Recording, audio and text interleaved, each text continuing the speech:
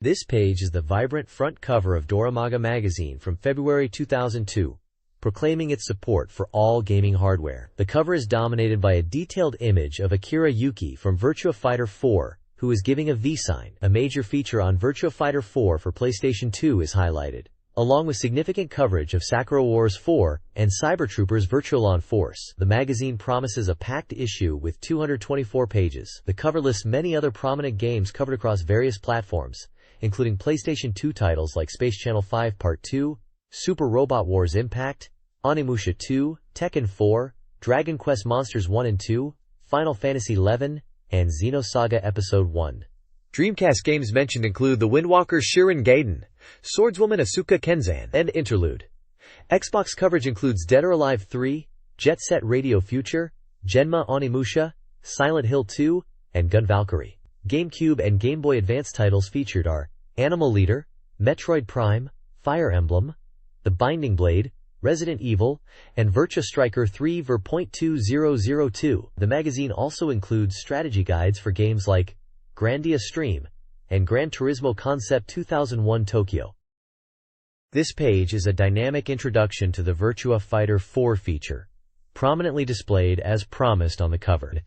It features a dramatic close-up of Akira Yuki in the foreground, engulfed in the heat of battle represented by surrounding flames. Behind him, vertical panels showcase many of the game's iconic fighters, including Sarah Bryant, Jackie Bryant, Shundai, Lao Chan, Wolf Hawkfield, Pai Chan, Kagemaru, and new combatants like Vanessa Lewis and Lion Rafale. The game's title, Virtua Fighter 4, shines brightly in the center. The Japanese text below reinforces the game's identity, stating, Virtua Fighter 4, while the text at the bottom serves as a call to action for PlayStation 2 players, urging them to become strong on PS2. This page sets the stage for a deep dive into the world of Virtua Fighter 4.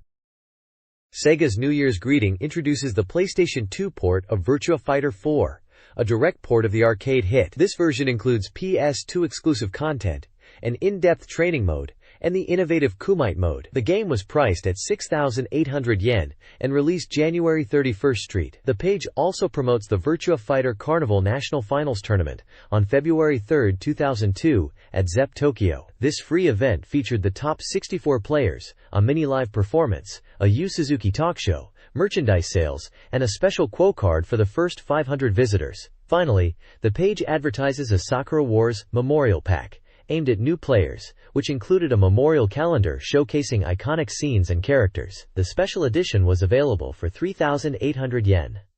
Sega's contact details are at the bottom of the page. This page announces the arrival of Shiren the Wanderer Gaiden, Sword Kara Wind on the Dreamcast, a highly replayable RPG in the popular Mystery Dungeon series. As an expert, I know this game is renowned for its challenging roguelike gameplay, where players navigate procedurally generated dungeons. The advertisement emphasizes that the game can be played 1,000 times, highlighting its depth and replayability, a core tenet of the series. The page also showcases the game's network features, which were a significant addition for its time on the Dreamcast. These include the Wanderer Rescue Team help system, allowing players to rescue each other from defeat online, and a National Wanderer ranking to check their progress against others. Players can also obtain rare weapons and items, likely tied into the network features. Screenshots display the classic top-down view gameplay, showing main characters like Asuka and Pochito in action within the dungeon environment, and an outdoor scene, typical of the series' art style. The game's UI, including HP and level, is visible. Finally, a high-score campaign is advertised, offering the top 1,000 participants a special in-game or physical item, proof of true Wanderer, engraved with their name and rank, providing extra incentive for dedicated players. The page also includes contact details for Sega and Dreamcast Direct. This page features the dramatic cover art for Mystery Dungeon Shiren the Wanderer Gaiden, Swordswoman Asuka appears. The game announced on the previous page. The artwork centers on Asuka, the titular female swordsman and fan-favorite character, depicted in a powerful pose against a vibrant, cloudy sky. Her faithful companion, Pochito, a creature resembling a weasel or ferret, is perched on her shoulder. As an expert in the Mystery Dungeon series and Dreamcast titles, I know this game is a highly regarded roguelike RPG, exclusive to the Dreamcast in Japan, offering deep and challenging dungeon-crawling gameplay. The cover confirms the scheduled release date of February 7, 2002, with a price of 6,800 yen. This page serves as an exciting visual confirmation and final detail announcement following the game's introduction. Dorimaga's February 8, 2002 issue, Volume 2, boasts extensive game coverage and features. A 30-page Virtua Fighter 4 guide for PS2 highlights the arcade's Verse C. Coverage also includes Cyber Troopers Virtual On Force and a New Year's special. The issue is organized by platform. The Xbox section previews releases like Dead or Alive 3. GameCube features Metroid Prime and Animal Crossing. A special report covers Dreamcast titles such as Sakura Wars 4 and Space Channel 5 Part 2, plus PS2 titles like Onimusha 2 and Xenosaga Episode 9. New releases covers PlayStation and PS2 games, including Armored Core 3 and Shin Megami Tensei titles. The issue offers diverse content for multiple platforms. This page serves as the table of contents and index for the magazine, featuring dynamic artwork of Akira Yuki from Virtua Fighter 4 on the cover. It outlines the issue's extensive content, starting with strategy guides covering a range of titles across platforms, including Grandia Stream and Gran Turismo Concept for PlayStation 2, Tokimeki Memorial 3, Sugunai for PS2, and Dreamcast titles like Missing Parts, The Tante Stories, and Prism Heart. A fascinating serialized feature investigates the Xbox from the perspective of an expert editor. The highlights section teases interviews with industry legends Yu Suzuki and Hironobu Sakaguchi, alongside a final Dorimaga Grand Prix. The magazine also lists new Dreamcast arrivals, such as Card of Destiny and Doki Doki Idol Star Seeker Remix. The comprehensive game index demonstrates the magazine's multi-platform coverage, listing titles for Dreamcast, PlayStation 2, Xbox, GameCube, Game Boy Advance, WonderSwan Color, PC, and even arcade. This includes games like Space Channel 5 Part 2, Onimusha 2, Xenosaga Episode N, Dead or Alive 3, Metroid Prime, Armored Core 3, and Virtua Fighter 4, underscoring the magazine's broad scope beyond just Dreamcast. The page rounds out with sections dedicated to news, data, fan contributions, comics, and columns, offering a complete look at the gaming landscape of the time. This page kicks off with Dorimaga topics, highlighting key news for Dreamcast fans. The big announcement is the revival of the Dreamcast Magazine Grand Prix. After stopping after the second event, Dorimaga is bringing it back to crown the final masterpiece on the system. The article reflects on the past, mentioning the second Grand Prix winner was Phantasy Star Online, chosen by reader votes. The upcoming competition will look at games released in the system's final years, including major titles like Sakura Wars 4 and Phantasy Star Online, Ver.2. Get ready to vote for the best.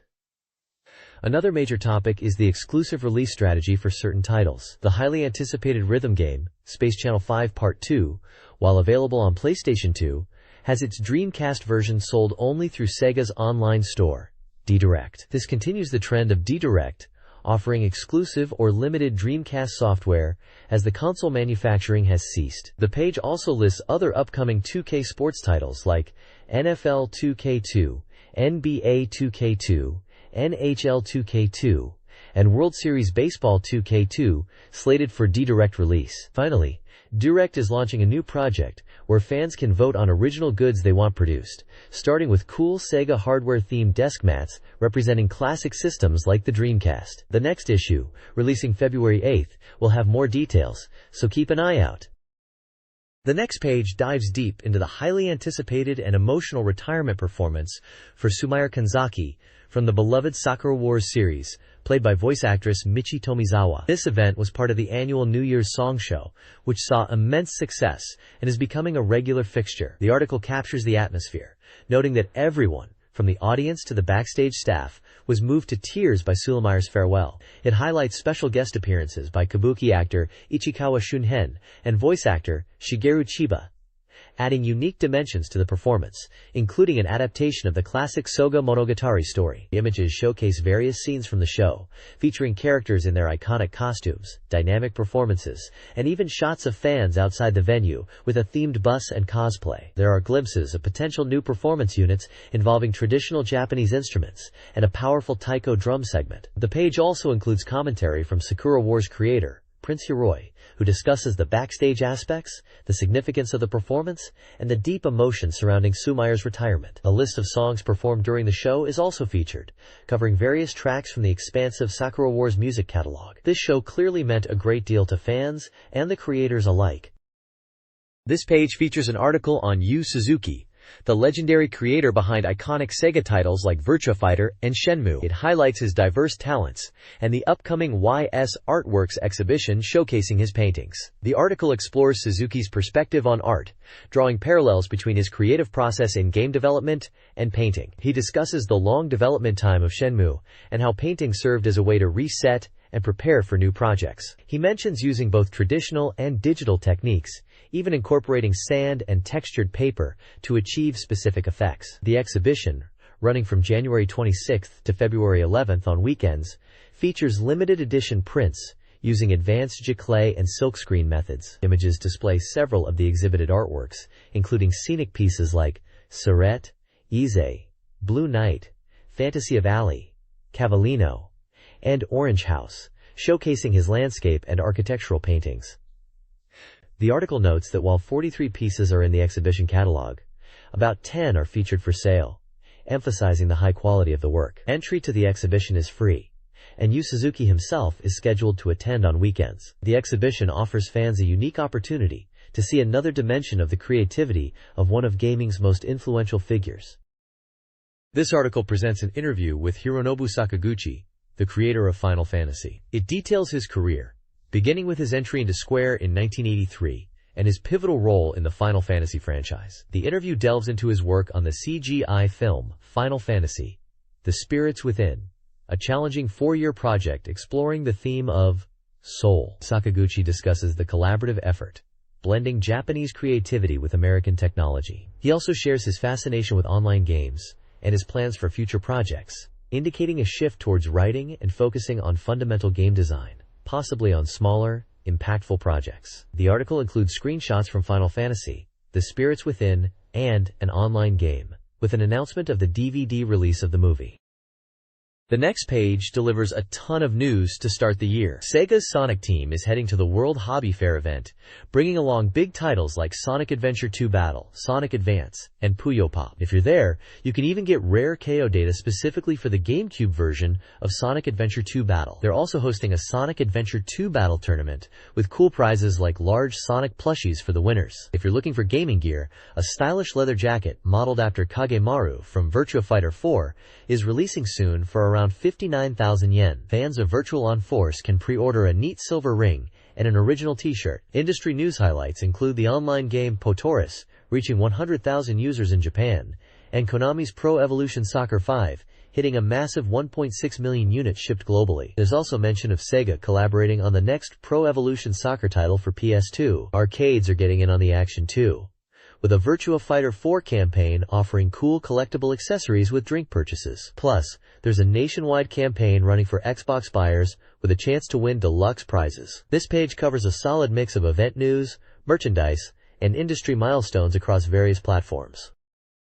This page is absolutely packed with event news to kick off the year, highlighting the busy scene for gamers and hobbyists. There's a preview of AOU 2002, the big arcade expo, where major players like Sega, Taito, Namco, Konami, Sammy, Atlas, and Banpresto are showing off their latest coin-op titles, despite the challenging market. For console players, there's a special trial event for the highly anticipated PS2 version of Virtua Fighter 4. Offering fans a chance to experience the game ahead of its release in what's promised to be an optimal environment. The page also covers several large-scale events tied to the automotive world, like the Tokyo Auto Salon and Osaka Auto Messe, which are setting up game corners featuring new race games, including Sega GT 2002 Tentative from Sega and Project Gotham Racing from Microsoft. Beyond that, there's mention of the World Hobby Fair, a massive event featuring demos and merchandise from various companies, alongside niche events like Game Comic Kit for Doujin enthusiasts, Wonder Festival for figure and garage kit fans, and the Tokyo Toy Festival. Capping it all off is the National Tournament Finals for Virtua Fighter 4,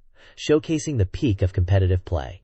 It's clear the start of the year is filled with opportunities to see and play new games and connect with fellow fans across various genres.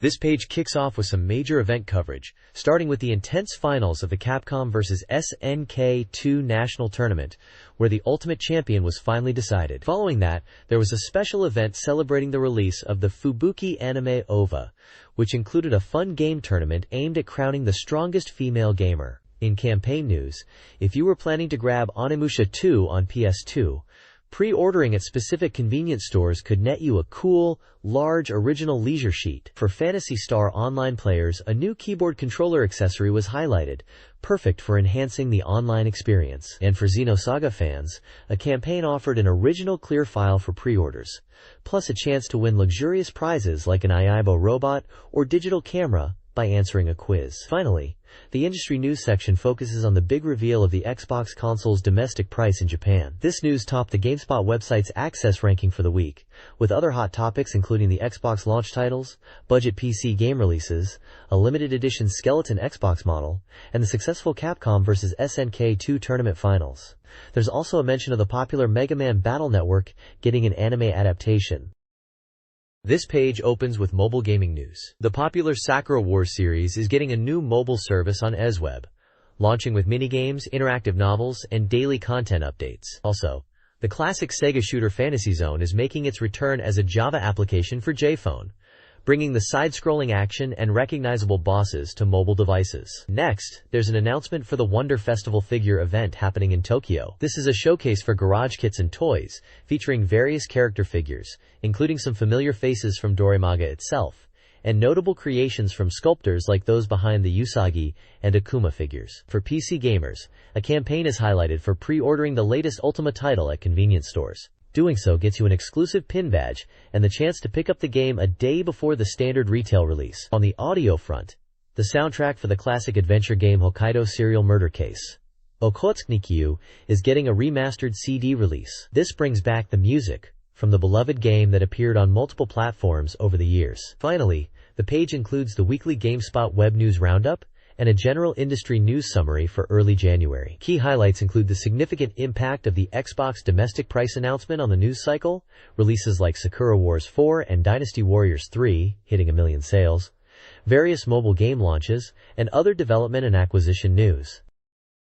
This page announces new characters and upcoming releases across different media. First up, Broccoli is launching a new initiative introducing the Gamer's Guardian Fairies, unique mascot characters for their network of 15 stores across Japan. Described as small, protective spirits, these characters are getting voice actors, and more details are promised soon. You can see some of these charming fairies pictured alongside the stores they represent. In music game news, the popular Beatmania series is hitting PS with Beatmania 2 DX 6th Style Plus Core Remix on January 31st. Combining content from both arcade versions, and even featuring a detective story remix track. What's really interesting is that someone dressed as legendary actor Yusaku Matsuda made a splash by visiting the editorial office, adding some unique flair to the game's promotion. There's also a reader giveaway featuring several cool items, a t-shirt celebrating the movie Brotherhood of the Wolf, a glow-in-the-dark Celebi list watch from the world of Pokemon to commemorate the video release, and tickets for the comedy film Rat Race. Details on how to enter are provided, with a deadline set for the end of January. Finally, we get a behind-the-scenes look at the TV commercial for Virtua Fighter 4 on PS2. The CM features a quirky, soba-hitting fighter concept, filmed in an actual ramen shop, showing the owner showcasing dynamic moves while preparing noodles. It looks like a fun and memorable ad. The latest bi-weekly sales data reveals a thriving gaming market, with strong hardware sales and several million selling software titles. Super Smash Bros. Melee, GameCube, leads the pack, followed by Yu-Gi-Oh!, Duel Monsters 6 Expert 2, GBA, and Gran Turismo Concept 2001 Tokyo, PS2. Other top sellers include Super Mario Advance 2 GBA, Mobile Suit Gundam, Federation vs. Xeon DX PS2, and various titles from popular series across PS2, GBA, and GameCube, like Momotaro Dentetsu and Mega Man Battle Network 2. Sega experienced notable success, with Sonic titles on GameCube and GBA, selling approximately 130,000 units each. Furthermore, the PS2 saw robust sales, exceeding 1.1 million units after a price reduction in December, indicating strong performance for Sega across multiple platforms. This page features the highly anticipated upcoming games based on reader votes, presenting the Anticipated Titles Top 30 ranking. Claiming the top spot is Sakura Wars 4, Fall in Love, Maidens on Dreamcast, highlighted with beautiful character art and noted as 70% complete, signaling its imminent release. Right behind it are two other Dreamcast titles, Shiren the Wanderer Gaiden, Female Swordsman Asuka Arrives, and the visual novel Mizuiro, both confirmed to be 100% complete and ready for launch. The page also spotlights a few other upcoming games, including the Dreamcast visual novel First Kiss Story 2 currently in development, and the GameCube action title Gotcha Force, which, despite ranking significantly lower at 110th, is also nearing completion. The core of the ranking lists titles from 4th to 30th place, revealing a strong lineup of anticipated games across various platforms, including PlayStation 2, Xbox, GameCube, and handheld systems. This diverse list features major franchises that gamers were eagerly awaiting, such as Super Robot Wars, Dead or Alive, Xenosaga, Soul Calibur, Final Fantasy XI, Tekken 4, Resident Evil, Mobile Suit Gundam, Federation vs. Xeon, Suikoden 2 Eyes, and many others, reflecting the excitement in the gaming world heading into a busy release period. Brief sections highlight Super Robot Wars' impact on PS2, ranked 4th, and Malice on Xbox, ranked 172nd, showcasing some key titles coming to different platforms. This page delves into what games readers most want to see ported to different platforms, showcasing the Transplant Wish title Top 5 for Dreamcast, GameCube, PlayStation 2, Xbox, and handheld systems. It highlights that PlayStation 2 is the most owned platform among readers, making it a popular target for ports. Notable titles wished for across various systems include popular Sega franchises like Sakura Wars, Shenmue, Nights into Dreams, Burning Rangers, and Virtua Fighter, alongside other fan favorites such as Grandia, Tokimeki Memorial 2, and games from the Dragon Quest, Shining Force, and King of Fighters series. The page also features the video game income ranking, indicating popular arcade titles, with Virtua Fighter 4 topping the list. Finally, it spotlights upcoming or updated arcade titles, including a new version of Cybertroopers Virtual On Force, MSBS.Ver.7.6, and an update to Virtua Fighter 4. Small sections briefly mention Sister Princess and Dragon Quest Monsters titles on other platforms. This page presents a multi-platform software release schedule, covering Dreamcast, Nintendo GameCube, Xbox, PC, PlayStation 2, and Game Boy Advance. The Dreamcast section provides details on the console hardware and notes the end of the @Barai online payment service on March 31, 2002. The release list covers January to June 2002, featuring upcoming titles like Sakura Wars entries, Space Channel 5 Part 2, and Milky Seasons. The accompanying screenshot appears to be from a fighting game character selection screen. Brief tables list upcoming games for Nintendo GameCube, including Virtua Striker 3 Ver.2002, Xbox, Jet Set Radio Future, Gun Valkyrie, and Sega GT 2002, PC, and Game Boy Advance. A major highlight is the section detailing Sega's strategy to supply games to other hardware platforms, specifically listing Sega titles planned for release on PlayStation 2. This includes significant franchises like Virtua Fighter 4, Space Channel 5 Part 2, Sakura Wars, and Sega sports titles, reflecting Sega's pivot following the Dreamcast's performance. The page also includes a general PlayStation 2 release schedule for early 2002. Featuring titles like Grandia Extreme and Final Fantasy X. A prominent box celebrates PlayStation 2's achievement of selling over 5 million units globally by the end of December 2001, a significant sales milestone for the console. The page includes images of the Dreamcast and PlayStation 2 consoles, alongside game screenshots. This page delves deep into the upcoming software lineup for PlayStation 1 and PlayStation 2, featuring an extensive list covering releases from early 2002 onwards, including many tentative dates. It showcases a wide variety of genres, from action and RPGs to sports and simulation, reflecting the massive library available on the platform. While too numerous to list individually, it highlights the sheer volume of titles players could look forward to. Beyond the game schedule, the page also calls out to the PlayStation community, actively recruiting PlayStation freaks to share their most passionate experiences and stories. Enthusiasts are encouraged to submit their personal episodes for a chance to be featured on the official website and potentially receive a special gift. This community focus, inviting fans to share their love for PlayStation, is a notable aspect of the page. Images of both the original PlayStation and the PlayStation 2 consoles are included, reinforcing the platform's presence.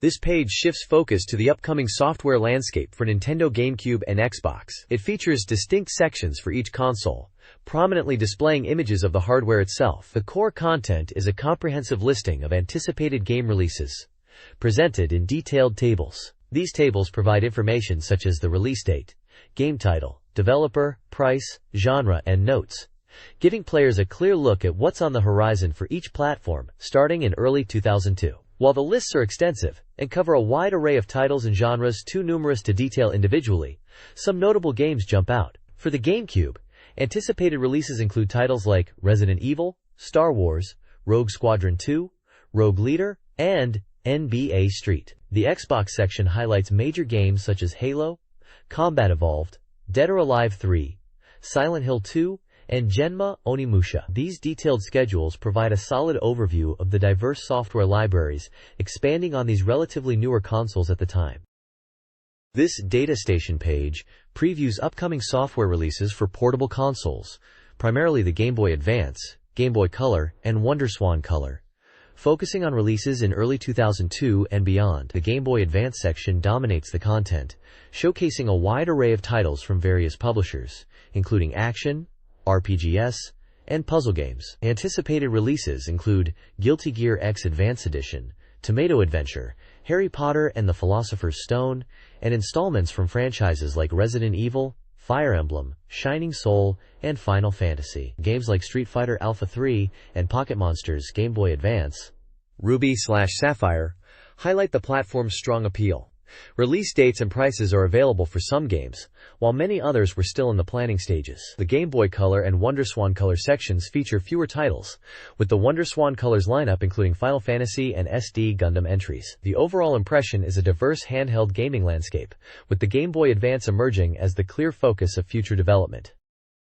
This page showcases the All Hardware Readers Race, a unique ranking system where readers vote on the games they've played, submitting scores out of 10 to determine the most enjoyable titles across all platforms. The accumulated average score for each game forms the ranking, updated weekly. Achieving a high score consistently can earn a game the title of Reader's Favorite, or even the esteemed Hall of Fame Masterpiece. The core of the page is the ranking itself, based on reader votes, highlighting the current favorites. While the full list spans many titles, the page spotlights a few notable entries. Ranked 8th is the PlayStation 2 title Bizon, Wizardry Alternative, praised for capturing the classic wizardry feel with modern graphics and sound, offering a challenging and engaging dungeon crawling experience. Coming in at 10th place is ICO for the PlayStation 2. Described less as a traditional game and more as an artistic work, ICO captivated readers with its stunning environment, unique atmosphere, and intuitive controls that draw players into its world. Further down the list, at 31st, we see Magical Vacation for the Game Boy Advance. Reviewers noted its beautiful graphics for the platform, and a surprisingly serious tone interspersed with comedic elements, along with strategic party customization. The ranking review section also observes that new titles are starting to appear even among the top-ranked Dreamcast games. This page continues the multi-platform all-hardware readers race ranking, showcasing reader opinions and scores for games across different consoles. The main feature is a large table listing many ranked titles, based on the average score submitted by readers. Highlighted entries with dedicated reviews include the GameCube title Animal Crossing, ranked 39th. Readers praised its clean graphics and refined gameplay compared to the original, appreciating Nintendo's player-focused service and the enjoyable aspects of collecting items, interacting with villagers, and raising fruit. Further down the list at 67th is the PlayStation 2 dating simulation game Tokimeki Memorial 3. Reviewers noted the initial strangeness of the graphics, but found the system and premise impressive, highlighting the depth of customization and interaction. Other games featured with brief summaries include Jikyu Powerful Pro Yakyu, 8 Kataiban, a baseball sim, and Dragon Quest V2. Fragments of the Forgotten Past on PlayStation, ranked 85th, which readers appreciated for its 3D battle scenes and overall charm despite some criticisms. The WonderSwan Color version of Final Fantasy II also makes an appearance, ranked 80th. Overall, the page provides a snapshot of reader preferences across various platforms, continuing the magazine's unique ranking format. This page details the Dreamcast entries in the Reader's Race ranking based on reader votes. A ranking table lists various Dreamcast games by average reader score. New entries are highlighted. Sakura Wars Online debuted at 26th, praised for its online mahjong and character interactions, earning a 7.0 from the magazine. Let's Make a J.League Pro Soccer Club 2 entered at 162nd, enjoyed for its challenging team management gameplay. 2 visual novels also debuted. 2121 at 180th. 8.4375 reader score, 6.33 magazine, and Rolling Around on Yoshi's Hill at 330th. 6.1818 reader score, 5.66 magazine. The Dreamcast ranking will continue despite the console's discontinuation, with Sakura Wars 3, Is the Flames Burning in Paris, holding the top overall spot. This page focuses on the Dreamcast title Prism Heart, featured prominently under the banner Dreamcast Software. If you buy this, you won't lose. This is a simulation game developed by Kid, where you play as a young man training to become a knight, involving both training and romance elements. It was released in November 2001. The game received a high average reader score of 8.913, although the magazine's own review score was lower at 6.66. Screenshots show the game's anime-style characters and menu interfaces. The review discusses the game's premise and elements, noting the addition of new heroines and the overall structure of the knight training simulation. Reader comments also touch upon the characters and training. The page also includes a section with useful info, mentioning a related desktop accessory. On the right side, the Reader's Race ranking continues, listing various Dreamcast titles and their current reader average scores and ranks, running from rank 48 downwards.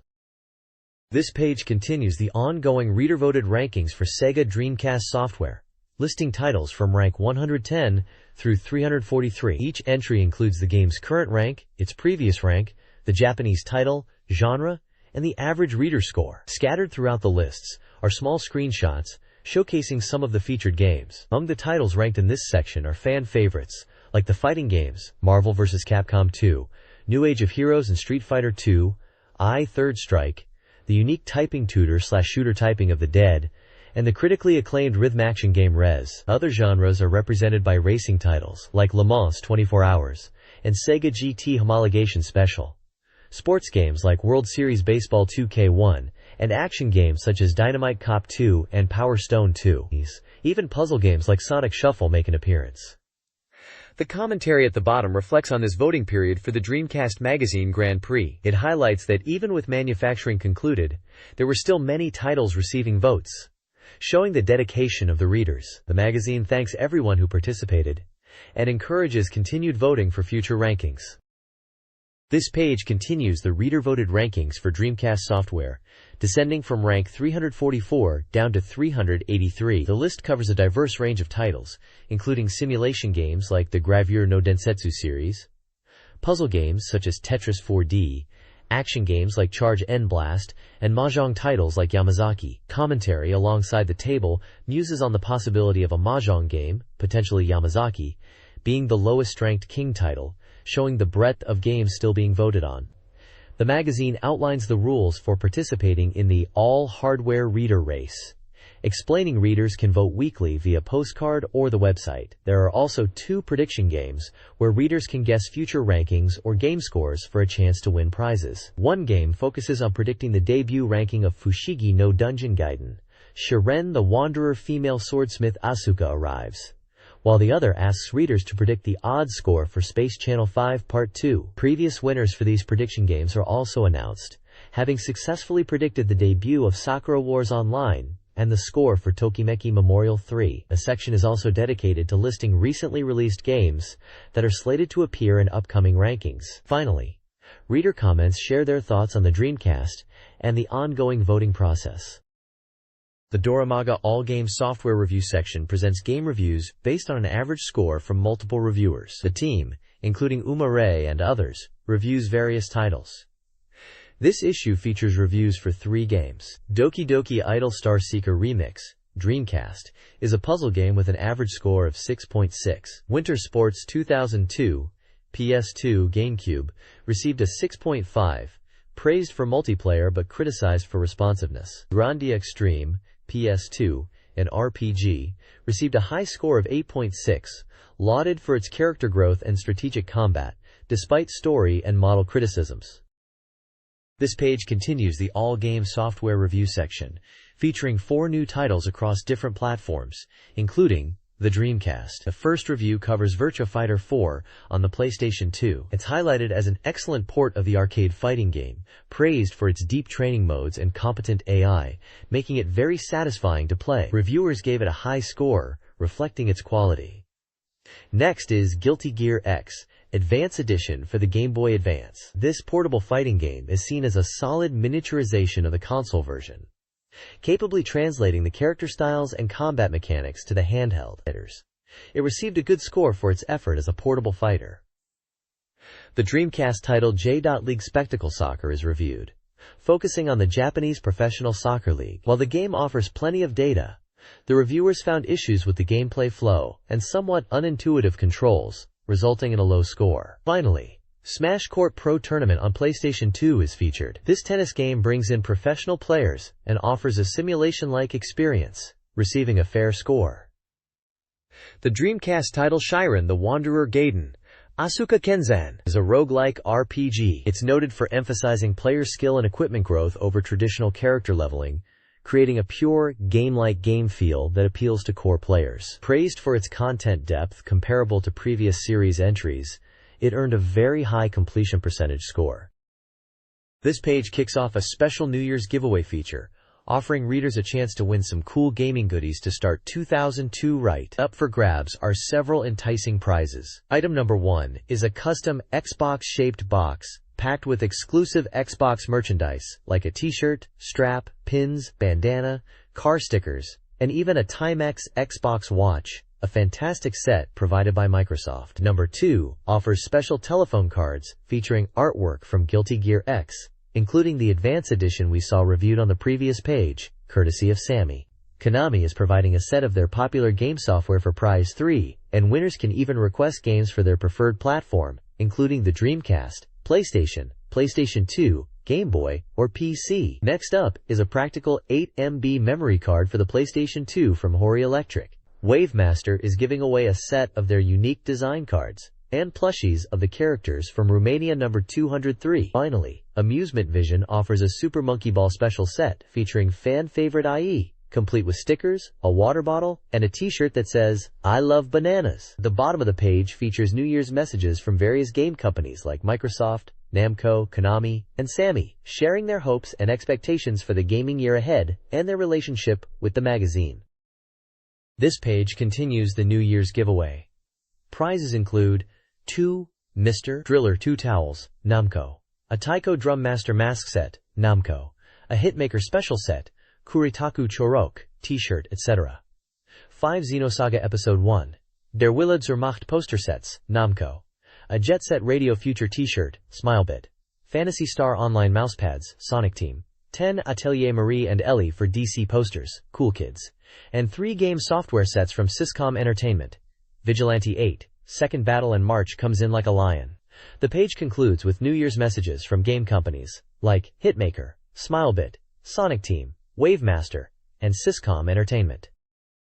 This page details an exciting giveaway collaboration between Dorimaga and Raspberry magazines, offering original telephone cards featuring awesome character art as an all-applicant service to commemorate the new year 2002 and Dorimaga's volume 350. You just had to send in your application by the February 28th deadline. The cards feature fantastic illustrations from various sources, showcasing the talent involved with these publications. You could get a card with Ilulu from the visual novel Utawe Rumono, or different seasonal versions of Komugi Nakahara from Soul Taker, drawn by Akio Watanabe himself. There's also one featuring Najika and Leela from the anime Najika Blitz Tactics. Beyond major titles, several cards showcase the distinctive art from the magazine's popular serialization columns, like Sachiko Kamimura's Game Tiger's Den and Tatsuneko's Game Review column. It's a really cool mix, giving readers a chance to collect art from their favorite series and artists featured right there in the magazine. Definitely a smart move to get fans engaged. This page continues the rundown of the exclusive telephone card designs available through the special reader service. Among the featured designs are illustrations from popular magazine serializations like Digi-X Log Channel and Aya Kadoy World, though one planned illustration is shown as a placeholder with now printing. The list also includes fantastic art from various games. You could get a card featuring Kasumi from Dead or Alive 3, or character art from the Dreamcast adventure game Interlude. There's a cool mech illustration from Cyber Troopers Virtual On Force, a popular arcade title, and characters from the Dreamcast roguelike mystery dungeon. Shirin the Wanderer Gaiden, Swordstress Asuka arrives. The card for Virtua Fighter 4 features a dynamic pose of Akira Yuki, noted as being from the cover of the current issue. Even Capcom's GBA hit Phoenix Wright. Ace Attorney is represented with an illustration of the Faye sisters. Finally, the excellent Falcom RPG 2, which was ported to Dreamcast, also has its own card design. Applying for these unique cards requires using a form from the magazine to select your desired design from the total list of 19 available. This page dives deep into the upcoming launch of the Xbox console in Japan. Under the banner of an Xbox investigation team, the main focus is the recently announced price point of 34,800 yen. The article discusses whether this price offers good value, considering the console's powerful hardware, built-in hard drive, and broadband capabilities compared to the PlayStation 2 and GameCube, which are noted as being cheaper. The page also highlights a special limited edition Xbox, priced slightly higher at 39,800 yen, available for pre-order with only 50,000 units. It features a unique skeletal design. A report follows from a visit to Microsoft, including an interview with Seamus Blackley, the Xbox technology officer. He discusses the challenges of pricing the hardware for the Japanese market and the reaction from PC gamers. Blackley emphasizes the Xbox's advantage with its hard drive and network capabilities, although notes that while titles like Final Fantasy Shaksha are leveraging network features, the true potential of online gaming for Xbox in Japan is still on the horizon, with plans for big online games in the summer. He also expresses his love for Japan and clarifies that Microsoft sees Xbox not just as selling machines and software, but as a business to bring happiness to more people through entertainment. Some upcoming game titles are listed, including Dead or Alive 3 and Project Gotham Racing, among others, highlighting the initial software lineup. The page concludes with a look at promotional display items prepared for stores. This page features an interview with Hirohito Aizawa, the editor-in-chief of the brand-new Famitsu Xbox magazine, who previously held the same role at Famitsu DC. He shares his insights on the upcoming Xbox launch in Japan, discussing the recently announced price point of 34,800 yen. He considers it a competitive price, especially when considering the powerful hardware. However, he notes that a key challenge is the lack of clear system-selling killer app titles at launch, although he is optimistic about the potential of upcoming games like Panzer Dragoon or Seda. Aizawa also touches on the price of peripherals, suggesting the built-in hard drive reduces the need for separate memory units, which is a plus. The page also includes the results of a reader survey on the Xbox price, showing that while many find the price reasonable or are waiting to see, a significant portion still considers it high. There's a timeline of upcoming events leading up to the February 22nd launch in Japan. Finally, a section reflects on the state of the Dreamcast, 1 year after the announcement of the production halt, posing the question of what has changed and what has been discovered. The first issue of Famitsu Xbox, featuring a bonus item, is highlighted as something to look forward to on January 30th. This page presents a major scoop from Dorimaga magazine, focusing on a significant update for the arcade game Virtua On Force. The headline proclaims the game is changing drastically with an impending version update. The page highlights the game's core details. It's a well-received versus action game developed by Sega/Hitmaker, supporting 1 to 4 players on the Hikaru custom arcade board. It also mentions compatibility with license cards, where one card corresponds to one machine. Featured prominently is the VR747H Temjin, shown in a large illustration and smaller scale drawings, emphasizing its updated design. The article discusses how the game is undergoing a version up, and showcases the new Temjin as a symbol of these changes. Various screenshots display the game's intense robot combat, highlighting the action and the new visual elements. The page concludes by teasing the next stage of the Virtual On series, indicating a new development is underway. This page provides an overview of the major updates included in Virtual On Force version 7.6, picking up on the hint from the previous page about the game evolving. The key points highlighted are 3 significant additions. First, a brand new Temjin model is rolling out. Players can now select this new Temjin from the machine selection screen, and even create a custom Von 4 card for it. The article notes that switching from the old Temjin type is handled through command authorization. Second, a large number of derivative Virtuaphoroids have been added. This means you'll encounter more varied opponents, including some rare units that previously might have only appeared as CPU opponents. The game roster has expanded significantly. Finally, new stages designed specifically for versus battles have been included. Some of these stages were previously only seen during location tests, bringing fresh arenas to the competitive scene. The page also specifically showcases the new Temjin 747 series, detailing the MBV 747A, Assault Close Combat type, the MBU 747F, Flight Improved Air Mobility type, and the MBU 747H, Heavy Equipment Rear Support type with reinforced firepower and defense. Screenshots feature these new Virtuoids in action. The detailed combat forms of these new machines are teased for the next page.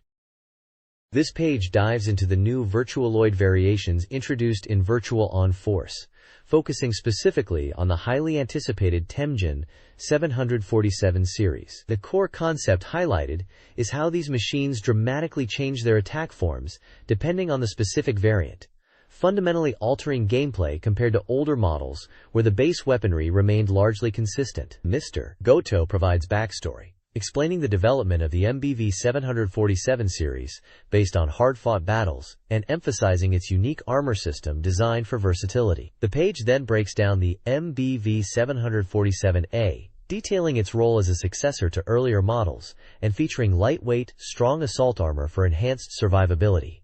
Its performance ratings are listed, indicating a strong emphasis on close to mid-range combat. Specific weapons like the Powerbomb Mk5A, used defensively, and the Sleipnir Mk6, Flit Saber and Neutral Launcher variants, are described with strategic tips and accompanying screenshots showing their effects in battle. Additionally, the page introduces the intriguing concept of commander-type machines. These are special, cosmetically altered versions awarded to top pilots, appearing visually distinct from their standard counterparts. While the text initially suggests basic performance remains the same, the focus on these rare variants, including examples like the APHARMDJ, Specin F13, and Angelin commander types, hints at potential hidden differences, or simply serves as a badge of honor for skilled players. The head unit is noted as a key identifier for these special machines. The Virtual On Force game introduces two new Temjin models, the MBV 747F and MBV 747H. The MBV 747F, inheriting the tactical role of the TRVVR, prioritizes close to mid-range combat with flexible armor for enhanced mobility. Its weapons include the Powerbomb Mk5E left, multi-charge anchor Mk2 center and right, and boasts a long double lock-on distance. The MBV 747H, a support unit, features hold armor for enhanced defense and long-range firepower. This model has reduced mobility and is best suited for supporting engagements. Its arsenal includes the Duster Bomb Mk4LW, KLS-24CW, shoulder launcher, and Cloud Slap Mk1RW, offering diverse offensive options. Screenshots showcase the Virtualoids and their weapon effects. This battlefield guidance for Virtual On Force details two stages: Renteria U-21 Martian Sanctuary and Renteria F-56 Flying Transporter. Each stage, playable in CPU and versus modes, features randomized start positions. Martian Sanctuary presents a central obstacle and elevation changes, favoring mobile units. Less mobile units are advised to use the central structure and elevation for cover and tactical advantage. Flying Transporter is flatter but divided by obstacles, encouraging cover-based combat and teamwork. The area near a key-shaped obstacle is suitable for 1v1 encounters, utilizing multi-directional movement to evade attacks. Both stages are accompanied by screenshots illustrating the terrain, start positions, and suggested combat scenarios. This page continues the battlefield guidance for Virtual On Force, detailing three more distinct stages: the Orbital Tube, Descent Platform, and Rusty Mine. The Orbital Tube stage is notable for having the game's largest elevation differences, requiring players to be acutely aware of terrain masking attacks from lower positions. It's part of a giant ring-shaped station orbiting a Jovian moon, strategically important as a bridgehead. Players should note the rectangular layout, which makes diagonal movements slow, and utilize the stage edges for tactical advantage in close and long-range combat. The descent platform stage features a saucer shape with a raised outer area and many slopes. While movement isn't severely hindered, attacks with poor vertical tracking are less effective from the outer edge. This stage is a contested facility containing orbital elevators vital for a military base on a Jovian moon, a scene of intense battles. Players can exploit the sloped obstacles near the edge for tactical dash attacks that conserve skill. Finally, the Rusty Mine stage is characterized by 5 large obstacles that divide the battlefield into 3 fragmented sections. Protecting yourself with these obstacles, while providing covering fire to allies, is key. This derelict underground mining base is contested due to the rumored recovery of highly active versus crystal. Players can use the gaps between obstacles to target enemies, especially when predicting their rescue dash destinations. This page focuses on Virtua Fighter 4, highlighting a perfect guidebook that's currently on sale.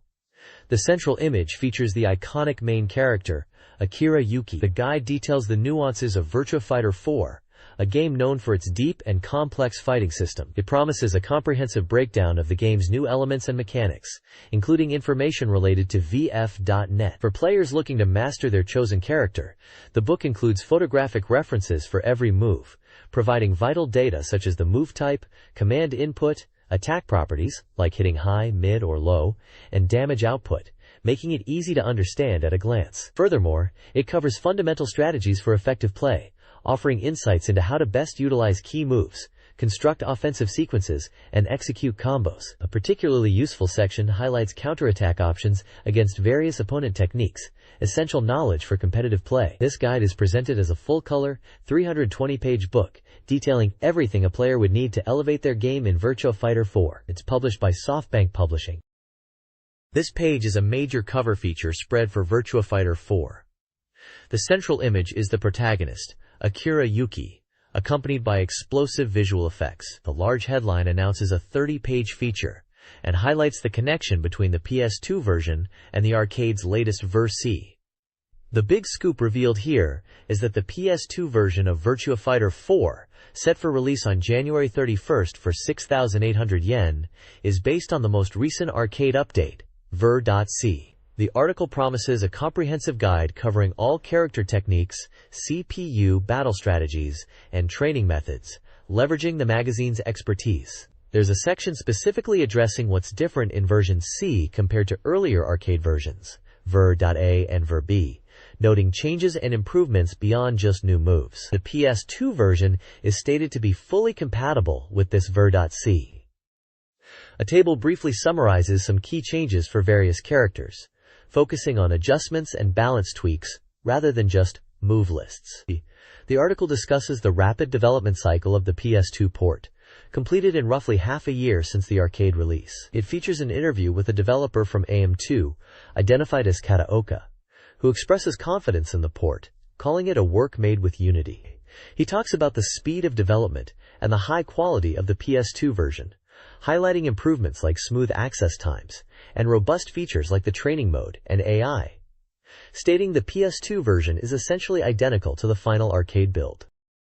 This page delves into the various modes available in the PS2 version of Virtua Fighter 4, offering players different ways to engage with the game. First up is the standard arcade mode, where you battle through CPU-controlled opponents, culminating in a fight against the final boss, Dural. This mode follows the arcade progression, allowing players to earn experience and increase their rank, especially when using a custom character. Next is the Versus mode, designed for head-to-head battles with friends. It's a pure player-versus-player experience, without CPU interference, perfect for competitive play.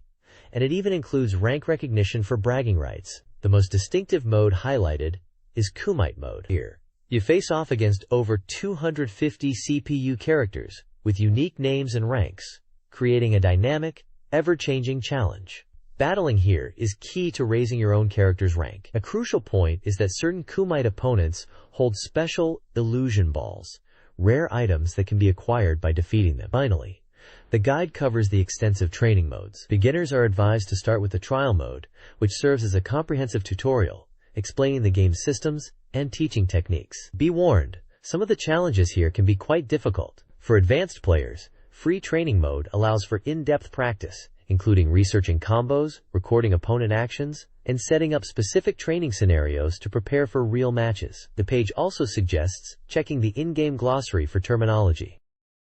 Virtua Fighter 4 on PS2 and VRC introduced a unique A.I training feature. Players could create and train their own A.I fighters using several methods. Sparring mode allowed instruction on specific moves and combos through repetition and timing adjustments. Replay analysis provided precise guidance, with the circle button marking good moves for the AI to learn and cross-marking bad ones to be discarded. Finally, during Kumite mode fights, simple commands, go and guard, refined the AI's strategic approach. These features allowed for in-depth training, shaping the A.I into a customized partner or opponent. This page focuses on Akira Yuki in Virtua Fighter 4 for the PlayStation 2, providing a comprehensive guide to playing as this powerful character. It details Akira's background, including his style, origin, and physical attributes, alongside screenshots of him in action and his home stage. The guide emphasizes Akira's strategic approach, particularly his mastery of guard-breaking techniques to open opponents up for powerful strikes. It breaks down specific key moves, like Rimontuhi, Haitabuhi, Mabushuku, and Junza Hankwa, explaining their utility and optimal use in combat. There are also tips on how to effectively use Akira to overcome CPU opponents in arcade and Kumite modes, focusing on applying pressure and utilizing throws. Leveraging the game's unique features, the page also offers guidance on training Akira's A.I, using the methods available, allowing players to customize their digital partner or opponent. Finally, a comprehensive table lists Akira's entire move set for the PS2 VRC, detailing the command inputs, hit properties, damage values, and notes for each technique, serving as a complete reference for players mastering his complex style. This page continues the deep dive into Akira Yuki in Virtua Fighter 4, specifically focusing on his characteristics and strategies in the PlayStation 2 VRC. The guide highlights significant changes to Akira in this version, noting damage adjustments and an overall power down, particularly pointing out increased vulnerability after guarding certain moves. However, it also mentions positive changes like longer hit stun on some moves, improving combo stability. The guide shifts focus to high-level versus mode strategy, emphasizing the use of Akira's core moves and mix-ups to pressure opponents. It details specific techniques like Rimonto-hi and its follow-ups, suggesting players use these to break through defenses or punish evasions. A key strategy discussed is confirming hit situations to execute precise and damaging combos, including examples of difficult but powerful air combos. Finally, the page provides comprehensive tables detailing Akira's entire move list for this version. These lists cover new moves, jump attacks, downed opponent attacks, back attacks, wall techniques, and get-up attacks, complete with command inputs, hit properties, damage values, and tactical notes. A small commentary box on the side stresses the difficulty of some of Akira's command inputs and the necessity of dedicated practice to master them for success in matches.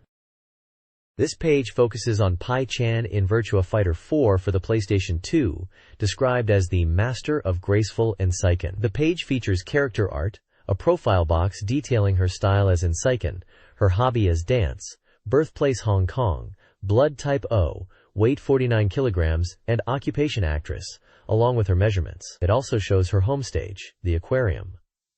The guide highlights Pain's strengths, noting her fast attacks and ability to overwhelm opponents. Her strategy often involves using quick strikes, baiting reactions, and utilizing evasive steps to create openings. She's presented as a character enjoyable for players of all skill levels due to her versatile tactics. Specific key moves like his Shuenkyaku, flying swallow leg, are highlighted as core attacks, emphasizing their utility for pressure and avoiding parries. Ensei Shu, swallow palm, is noted as a solid mid-level chain attack. Ensei Koshu, swallow tiger palm, is a useful crouching move for counter-hitting into air combos. Ensei Rukyaku, swallow whirlwind leg, is a low attack, effective for breaking guard. There are sections offering tips for success in arcade versus modes and how to raise Pain's AI. The arcade/versus tips suggest using fast moves to pressure and punish CPU reactions, particularly highlighting throws after causing hit stun. The AI section advises teaching the AI powerful chain combos and throws Finally, the page includes a detailed table listing Pei's complete moveset for the PS2 Ver.C, showing commands, hit properties, and damage values, though it notes some inputs require precise timing. This guide explores Pei-chan's gameplay in Virtua Fighter 4 Ver.C on PlayStation 2. Significant buffs enhance her offensive capabilities. Key changes include a bound effect on hit for downright arrow P plus K, and a new special high attack downright arrow P plus G from a crouching stance, which also functions as the throw escape command. In Versus mode, the focus is on utilizing Pei's speed to apply constant pressure. Strategic use of moves like downright arrow P and R down pointing arrow ESC combined with throws is key. Players are advised to mix up their offense and capitalize on opponent vulnerabilities. The guide emphasizes mastering combos for maximum damage. Pei's air game is highlighted, with down-pointing arrow EP as a primary combo starter. The new bound property of downright arrow EP plus K opens up new combo opportunities. Players should tailor combos to the opponent's weight and the new techniques. The guide includes screenshots and a detailed move list for Ver.C. This page shifts focus to the formidable Lao Chan in Virtua Fighter 4 Ver on PlayStation 2. Described as a practitioner of the legendary Tiger Swallow Fist style, Lafao is known for his powerful, relentless offense centered around heavy combo strings that can quickly overwhelm opponents. His fighting style is compared to a runaway train due to his rushdown capabilities. The guide highlights Lao's ability to initiate combos from mid-range and his surprisingly diverse mix-up game, including throws, making him an offense-focused character less reliant on defensive tactics. While his combos are strong and accessible even for beginners, executing some requires precise directional inputs, presenting a slight technical challenge. Key techniques discussed include the Phoenix Palm, noted as a core combo starter, and the spinning leg Eins, a low attack useful for breaking standing guards. The guide also provides tips for playing against the CPU in arcade mode and training the AI, emphasizing consistent mid-range pressure and utilizing La's core combo sequences. The latter half of the page features a detailed command list for La in the Ver.C update, outlining his moves, inputs, hit properties, and damage values, noting changes made in this version. This page delves further into Lao Chan's capabilities in Virtua Fighter 4 Ver.C on PlayStation 2. The guide highlights the adjustments made in this version, noting changes to move delays and guard recovery, indicating a balance pass on the character. It points out modifications like reduced damage on certain string endings and increased recovery on whiffed moves, suggesting a slightly more nuanced approach might be needed compared to previous versions. The core strategy for Lao is described as a clever mix of offense and pressure, utilizing key moves like the Twin Phoenix Palms to maintain advantageous situations. The guide emphasizes adapting to the opponent's reactions, suggesting different follow-ups depending on whether they guard or attempt to interrupt. Key tactics include specific setups, using delayed moves, and countering aggressive opponents. Lao's strength in aerial combos is also showcased, outlining basic launch sequences that inflict significant damage. The page provides a breakdown of various move types, including new additions, jump attacks, ground attacks, and wake-up attacks, detailing their inputs, properties, and damage values. A small section clarifies the input for a specific angled palm strike, noting it requires a slightly different execution from standing compared to other states. Overall, the page positions Lao as a powerful offensive character, whose effectiveness in Ver.sec relies on smart pressure and capitalizing on openings with his strong combos and varied tactics. This page shifts focus to the formidable Canadian wrestler, Wolf Hawkfield, in Virtua Fighter 4 Ver.C on PlayStation 2. As a character known for his powerful physique and devastating throws, the guide emphasizes his core strategy, using strikes to break down the opponent's guard, creating openings to land his high-damage grappling moves. It highlights specific strike sequences and even charged attacks designed to pressure guarding opponents. Beyond basic strategy, the guide offers tactical advice for success in arcade and Kumite modes, suggesting methods for controlling the flow of the fight against the computer. An interesting section delves into how to effectively train Wolf's AI opponent, focusing on reinforcing specific defensive reactions to improve practice. A comprehensive list of all Wolf's moves is presented, detailing their inputs, hit properties, damage, and any special notes for this specific version of the game. Similar to the detailed analysis of Lao Chan on the previous page, this serves as an in-depth character guide for mastering Wolf's pro wrestling style in Virtua Fighter 4. The next page continues, the in-depth guide for Wolf Hawkfield in Virtua Fighter 4 Ver.C on PlayStation 2. Building on the previous page's introduction, it highlights key changes and strategic nuances for Wolf in this specific version, such as adjustments to his F plus P plus K and D plus K moves, and how they affect gameplay.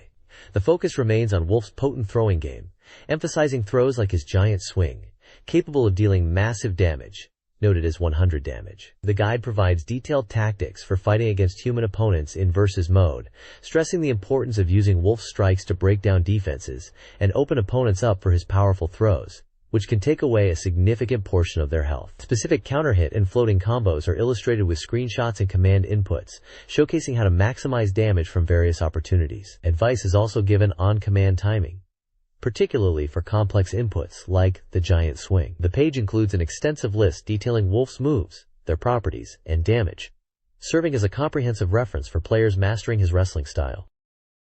This page dives into the mighty Jeffrey McWild in Virtua Fighter 4 on PlayStation 2, specifically covering the Vera.C iteration. Jeffrey, the legendary Pankration user, is highlighted as having the highest destructive power among the entire cast. His game plan revolves around overwhelming opponents with powerful strikes to force blocks, then opening them up with devastating throws. It's a relentless offensive style where, once he gets going, there's no stopping him. The guide offers tactical advice for facing both human players and the CPU. For arcade and versus mode, the emphasis is on using his powerful offense against the CPU, which can be exploited. Tactics involving delays and mid-range attacks like forward plus K plus G are suggested to disorient them. There's also a section on how to effectively train Jeffrey's AI, focusing on reinforcing his core strike game, particularly moves like KKP, and incorporating throws and down attacks. Finally, the page includes a comprehensive command list for Jeffrey in this PS2 version. This list details all his moves, their inputs, properties, high, mid, low, or throw, and damage values, including changes made in the Ver.C update. It serves as the essential reference for mastering Jeffrey's powerful arsenal, including his signature high-damage throws. This page focuses on the powerful Jeffrey McWild in the PlayStation 2 version of Virtua Fighter 4, specifically highlighting changes and strategies for the Ver.C update. It notes several key adjustments, such as his P plus K becoming a straight attack that causes collapse on normal hit, and the greater than PP sequence now being a string, with the second hit causing float, enabling follow-up combos. The input acceptance window for his P plus G throw after a guard is also extended, making it easier to land. The guide provides tactical advice for player versus player matches, emphasizing Jeffrey's core game plan of using powerful strikes to force opponents to guard, then capitalizing with his devastating throws like greater than plus G and plus G. It stresses the importance of mastering his high-damage air combos, which are a major part of his offensive pressure, especially for counter hits, and adapting them based on the opponent's weight class. Visual examples illustrate strategic sequences, like starting with a low attack into a vertical upper and finishing with an elbow stamp, or linking a near attack into a straight knuckle and head attack before a ground finish. A comprehensive command list is included, detailing Jeffrey's entire move set in Ver.C, showing inputs, properties, and damage values for everything from throws and standard attacks to jump attacks and ground attacks. It also highlights moves that were new or changed in the Ver.C update. A final note mentions that while most of Jeffrey's commands are straightforward, some timing-sensitive ones, like certain follow-ups, might require practice. This page dives into Kagemaru in the PlayStation 2 version of Virtua Fighter 4, describing him as a versatile ninja inheriting the Hagakure style.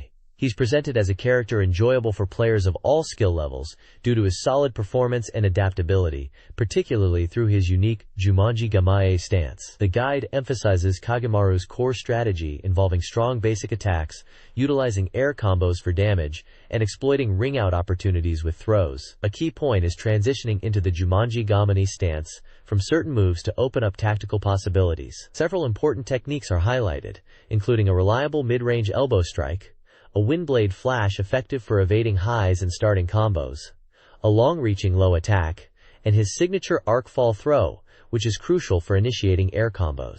For winning in arcade and versus modes, the page offers tactical advice. It suggests aiming for ring-outs on stages where possible, using throws like pay plus G, and adapting strategies on stages without ring-out potential by focusing on sequences that pressure the opponent's guard. There are also brief tips on training the AI to practice specific combos and throws. A detailed command list is included, providing inputs, properties, and damage values for all of Kagemaru's moves, noting updates specific to the ver.c version.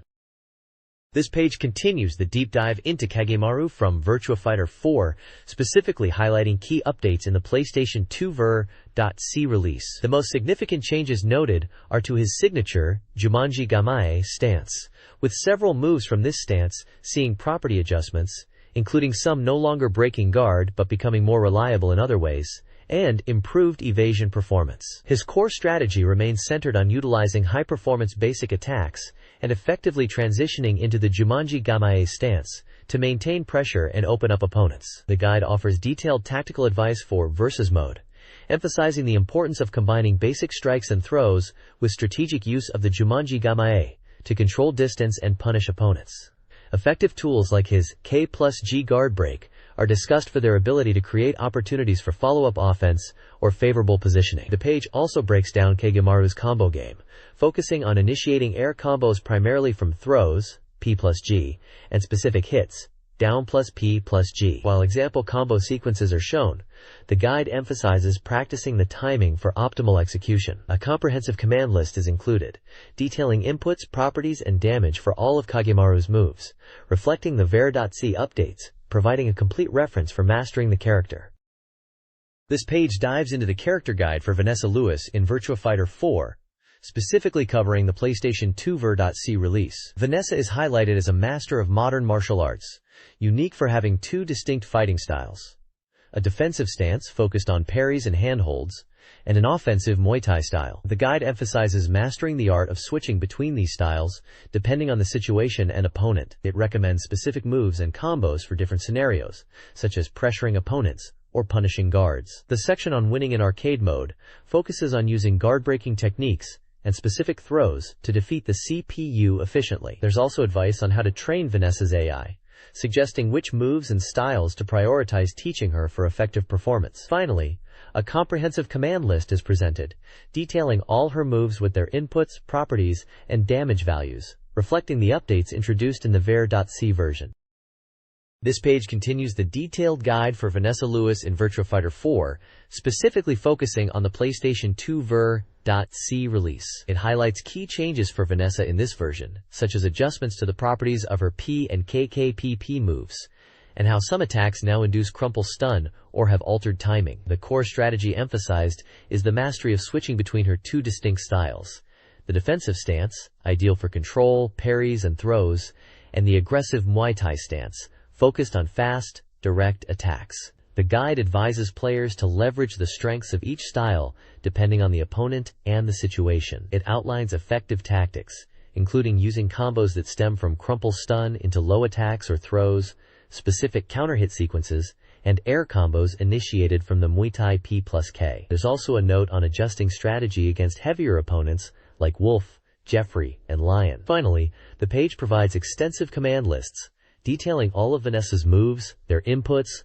properties, damage values, and any notes regarding changes or new additions in the ver.c update. This comprehensive data is essential for players looking to master her diverse toolkit. This page dives into a detailed guide for Sarah Bryant in Virtua Fighter 4, specifically for the PlayStation 2 ver.c version. It introduces Sarah as a kickboxer known for her speed and sharp foot techniques, highlighting her versatility and ability to overwhelm opponents, especially when utilizing her unique flamingo stance. The guide emphasizes mastering Sarah's potent foot techniques and effective combos. It breaks down recommended moves like elbow side chop, dragon smash cannon, round kick, and double rise kick, explaining their uses and properties. Strategies are also covered for winning in arcade and kumite modes, focusing on aggressive offense and specific pressure tactics. There's also advice on how to train Sarah's AI to be more effective, suggesting which moves to prioritize for teaching. Finally, the page includes a comprehensive command list for Sarah in ver.c, detailing all her moves, their inputs, attack properties, high, mid, low, throw, damage values, and specific notes, providing essential data for players looking to fully understand her extensive moveset. This guide analyzes Sarah Bryant in Virtua Fighter 4 Ver.C for PlayStation 2. It highlights key changes, particularly improvements to her flamingo stance, making transitions and attacks more advantageous, alongside increased rush power. Screenshots showcase specific move effectiveness. The guide then focuses on versus mode strategy. Sarah's strengths lie in her speed and combo potential, using jabs and crouching punches to initiate pressure and throws. Hit confirming into flamingo stance follow-ups after a counter or crouching hit is crucial. It also covers powerful counter-hit combos and specific routes like kick greater than punch greater than kick into flamingo mid plus kick. The guide includes extensive command lists for all moves, throws, techniques, and new flamingo stance commands, such as the Gatling kick beat throw, providing comprehensive data for players.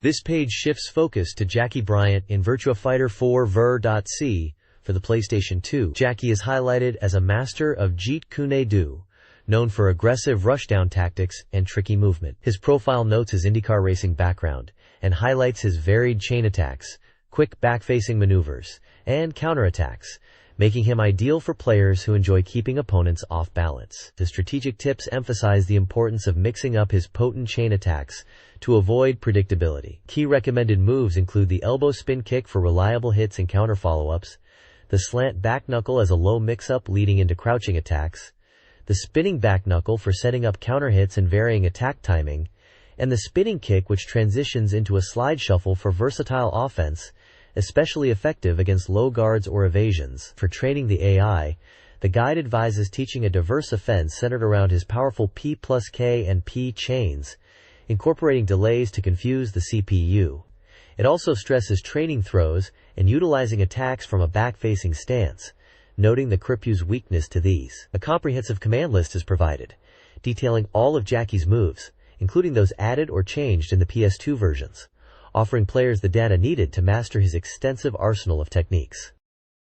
This guide focuses on Jackie Bryant's gameplay in Virtua Fighter 4 Ver.C. It details both nerfs and buffs, including reduced damage on some moves but improvements to his slide shuffle and the addition of a stun to his P plus K. The guide emphasizes versus mode strategy, highlighting the importance of mix-ups, utilizing chain attacks, and varying standing and crouching attacks to overwhelm opponents. Tactics include using down plus Ps, throws, and capitalizing on P plus K follow-ups, along with delaying attacks and transitioning into slide shuffle offense. The guide stresses the value of combos, with P plus K being a strong air combo starter and P plus K a reliable punisher. Combo examples are provided. A command list, covering both new and existing moves, aids players in mastering Jackie's techniques, noting straightforward commands and pre-inputting strategies for delayed execution.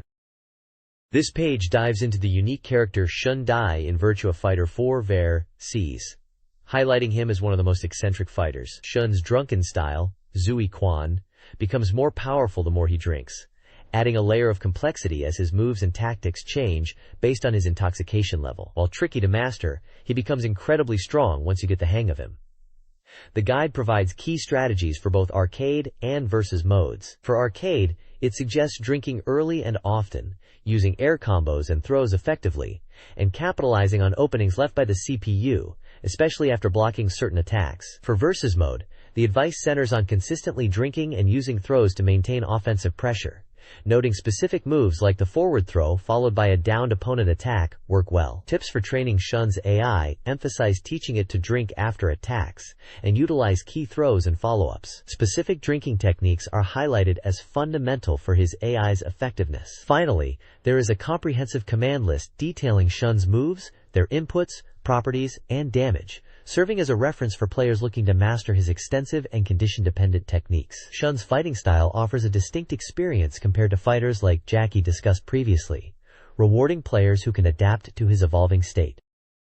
This page provides a deep dive into the character Shun Dai in Virtua Fighter 4, specifically focusing on his changes in the Ver.C update and strategies for playing him. The guide notes that Shun in Ver.6 saw overall weakening with reduced attack power and inconsistent guarding on some moves, but also points out specific areas that were strengthened, such as his back attack damage and a new mix-up option from his back kick.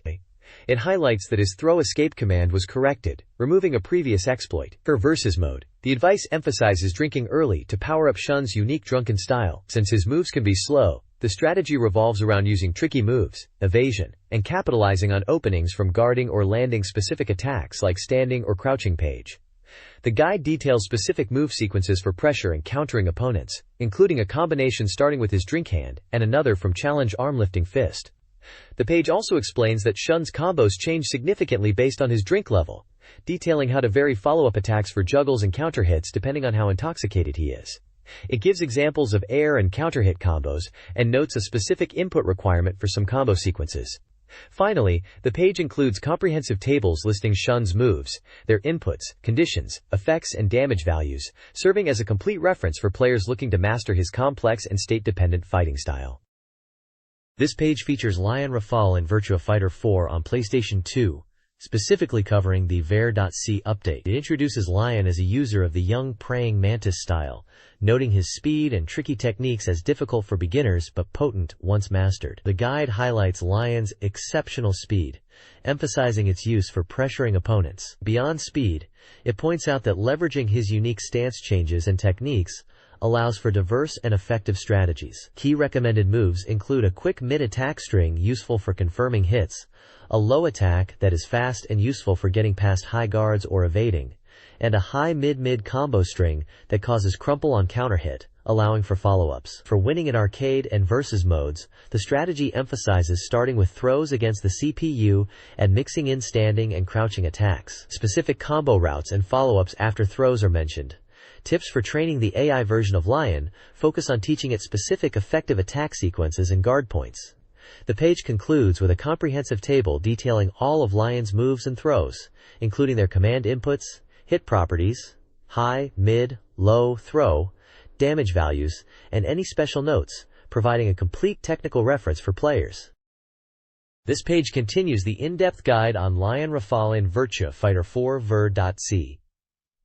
It immediately addresses specific changes made for the PS2 version and Ver.C update. Notable points include increased recovery time on some of Lion's key moves when blocked, making them more punishable, particularly the initial hit of his multi-hit spinning attack against certain guarded responses. On the positive side, throws derived from his catch throw have seen a significant damage increase, and his move, known as Bozhuang Shao, has been reclassified as a special high attack. The guide then transitions into strategies specifically for versus mode play. The core approach recommended is to overwhelm opponents with rapid, multi-hit attack strings, effectively mixing in throws and low attacks to break guards. Specific tactical sequences are detailed for applying pressure and exploiting openings. The section on combos highlights strategies for maximizing damage, focusing on executing bounce combos and capitalizing on counter-hit opportunities with powerful follow-ups. Several example combos are provided to illustrate these techniques,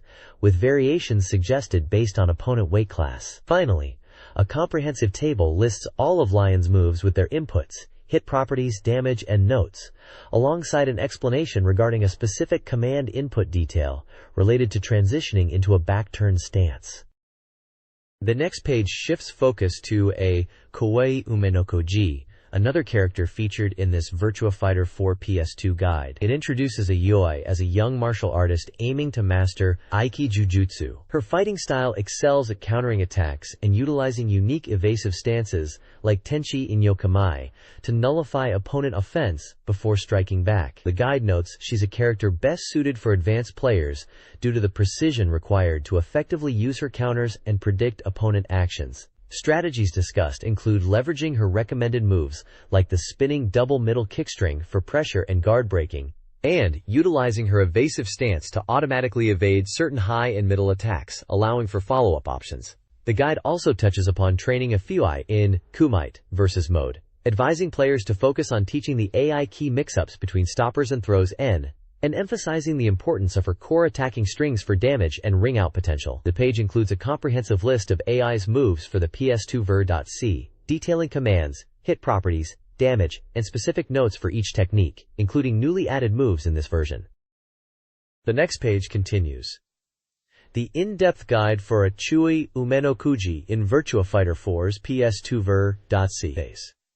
It highlights key changes in this version, noting that Akoi's primary counter is now more reliable after guarding, and a major mid-attack sequence has changed properties, which alters her strategic approach. The guide acknowledges that while some past tactics are less effective, these changes, particularly the improved counter and a more effective combo starter from certain hits, represent a welcomed normalization for the character. Screenshots illustrate these changes, showing her counterattack. The guide then transitions to versus mode strategy, offering detailed advice on how to effectively fight as a KOI. It emphasizes utilizing mix-ups between her stopping attacks and throws, and leveraging her counter to punish opponents. Tips include using her unique stances to nullify incoming attacks before striking back. Another section focuses on securing reliable combos, particularly starting from a successful counter hit, detailing follow-up options for significant damage, though noting potential limitations based on opponent weight class. Screenshots here show sequences of moves for tactical advice and combo examples. The page also includes a comprehensive, multi-column table, listing many of Akaboi's techniques, detailing inputs, properties, and damage. A final small tip mentions the ability to pre-input commands for her stance to improve execution.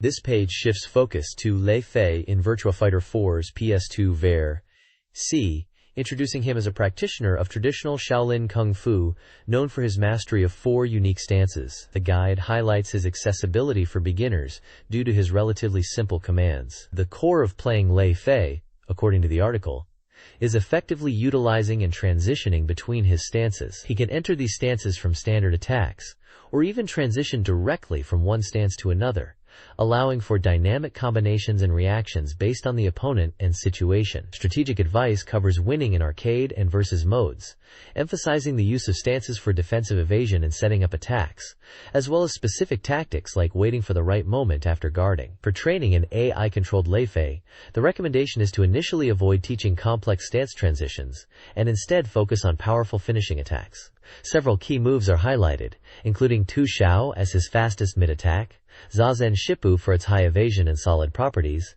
and a specific sequence from his Haishiki stance. Hao Hao Shao Haishiki Chu PP plus K, noted as a strong counter-hit starter. The page concludes with a comprehensive table listing Lei Fei's full moveset, detailing command inputs, attack properties, damage values, and various notes. This guide focuses on Lei Fei's gameplay in Virtua Fighter 4 ver.c for PS2, emphasizing competitive strategies. Major updates include crumple states on certain hits, expanding combo possibilities, and adjustments to stance transition speeds and move properties. The guide stresses the importance of mastering stance transitions for both offense and defense, utilizing them for mix-ups with throws and attacks to pressure opponents. It also details specific attacks to use from stances to capitalize on opportunities. For opponents with fast recovery, throws are recommended. Combo strategies are explored, highlighting follow-ups from launch and crumple attacks. Players are encouraged to learn optimal follow-ups based on hit effects. A key technique involves quickly executing stance-specific moves immediately after starting a stance transition for faster execution. The guide also contains a comprehensive move list with properties and damage values, including ver.c updates. The next page from Dorimaga dives into the world of Virtua Fighter 4, delivering the latest news directly from the arcade scene, focusing on rankings and item customization. The lead article reports on the shakeup in the individual player rankings, highlighting how Rushiken Kenji Lieutenant General Nagato has climbed to the top spot, overtaking the long-reigning champion, Kiyosao. The team rankings are also covered, with Tanashi Kurabu currently holding the lead. Screenshots show characters in action, including a match between Pain and Cage. A special section titled, Let's See Your Character, showcases customized characters, featuring Pain in this volume. Her ensemble includes an Empress's flower crown, lily bracelet, and crystal necklace, available via VF.net's Battle Arena, paired with her default color coordination. Finally, the page addresses a key concern with the rollout of Virtua Fighter 4 version C. The compatibility of existing player cards. It reassures players that while there might be questions about card usage across versions, items and battle records are largely expected to carry over, ensuring continuity for dedicated players. The page also teases a major strategy guide for the upcoming PS2 version in the next issue. This page kicks off with a vibrant illustration featuring characters embodying different game consoles gathered for a New Year's event, complete with a Dorimaga poster on the wall. The central message in a large speech bubble declares, "Everyone, it's showtime!" Below, the magazine staff extends New Year's greetings, explaining they took a break but are now back, ready to showcase the best titles from various hardware platforms. The page then presents lists of games featured for Dreamcast, PlayStation 2 and PlayStation, GameCube and Game Boy Advance, and Xbox, highlighting a diverse selection of anticipated and current releases for readers to explore. This page focuses on the highly anticipated Sakura Wars 4 for the Dreamcast. It leads with a stunning illustration of Sakura Shinguji and Erika Fontaine, emphasizing that the game is the final flower of the series on the platform, promising a moving finale that shouldn't be missed. Details for the game include a release date of March 21, 2002, priced at 8,800 yen for the limited edition and 6,800 yen for the standard version. It's a dramatic adventure game developed and published by Sega/Overworks, supporting one player across 2 good ROMs. A notable feature highlighted is the inclusion of a dramatic download disc from Sakura Wars 3, which contains additional scenarios previously available via internet download. This ensures fans without internet access can experience all the content. The page also announces a special Sakura Wars Complete box for 18,000 yen, which bundles Sakura Wars 1 through 4 for Dreamcast, featuring 10 discs with special picture labels. This is launching simultaneously with Sakura Wars 4, offering a comprehensive collection for fans. Character screenshots featuring Erika Fontaine and other characters like Lobelia Carlini are also shown, teasing some in-game moments and events. This page dives deeper into the highly anticipated Sakura Wars 4, highlighting the incredible event of all 13 Flower Division members, both from the imperial capital in Paris, uniting in Tokyo. This gathering promises a spectacular finale, a reversal from Sakura Wars 3 where the Tokyo team visited Paris. The artwork beautifully captures this reunion, with Ogami embracing Sakura, and a vibrant scene showing the combined teams enjoying themselves in Asakusa. The page emphasizes the arrival of the Paris Combat Review in the imperial capital, suggesting they'll continue their role protecting people, hinting at a romantic narrative unfolding. Various character portraits showcase familiar faces like Erika, Glycine, Lobelia, and Kokelikot, offering glimpses into their interactions and personalities in the new setting. Even the beloved characters Mel and Shi are confirmed to return, alongside the mighty Grandmere and its powerful revolver cannon, ready for action. Leading up to the game's release, special memorial packs for Sakura Wars 1, 2, and 3 were released,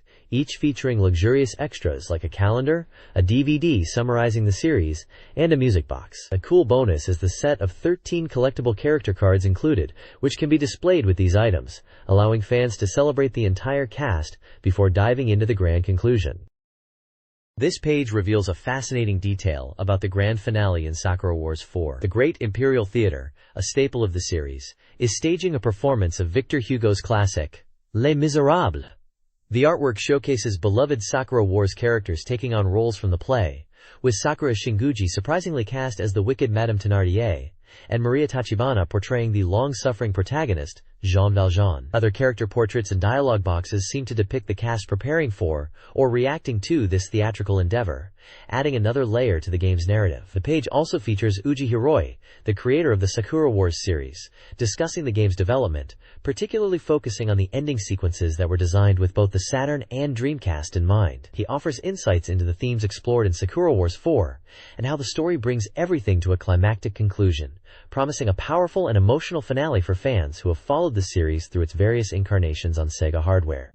It's clear this performance isn't just a side event, but likely a significant part of the game's story progression, tying into the overarching themes of love, duty, and the fates of the characters.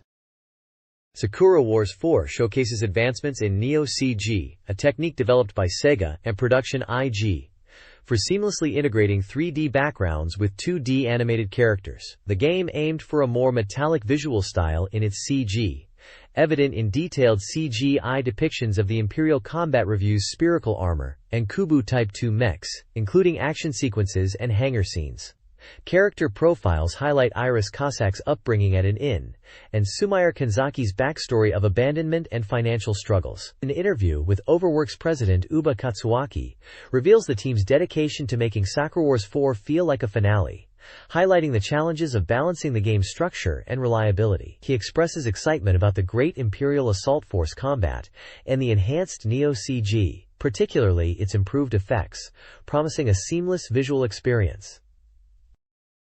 This page continues the look at Sakura Wars 4, highlighting the cooperation between the Imperial and Paris Flower divisions to defend the city in what's touted as the emotional Dreamcast finale, releasing in just 2 months. Screenshots showcase dynamic mech combat against various enemies, including a new type called Juki, described as unmanned combat weapons. There are also character interaction scenes, including one emphasizing relationships among the 13 division members, and another featuring Lamini with a notable action effect. A significant section details the importance of playing Sakura Wars 1 through 3 to fully appreciate the story and character interactions in 4. An interview with Yonadaka, identified as having his feelings halfway ahead, likely referencing a future PS2 version, discusses the emotional impact of the game, the chorus by 13 Girls, the refined image expression, and the bittersweet feeling of 4 being the last Sega title on the Dreamcast. He expresses hope that fans will play the previous titles before diving into the finale. The page also includes profiles for characters like Jean Jars, a police officer seeking to atone for a crime by chasing the actual culprit, and Can Thénardier, an inn owner with a villainous side, but also a surprising past connection to Marius' father, and who is portrayed as Sakura's husband in a play within the game. Sakura Wars 4's combat system is revamped with enhanced special abilities for easier play. Returning characters like Iris showcase familiar abilities like teleportation, while new abilities like Koklakot's jump improve mobility. Character profiles and their mechs are also featured, including Lenny Marius, Iris, with a refined appearance, and the new character Miliel Sujo. Cooperative and combined attacks are emphasized with flashy visuals. An interview with the battle development lead, Terada Koji, reveals a focus on direction and production. The game boasts a vast number of potential cooperative attack combinations, estimated at 182, promising deep gameplay.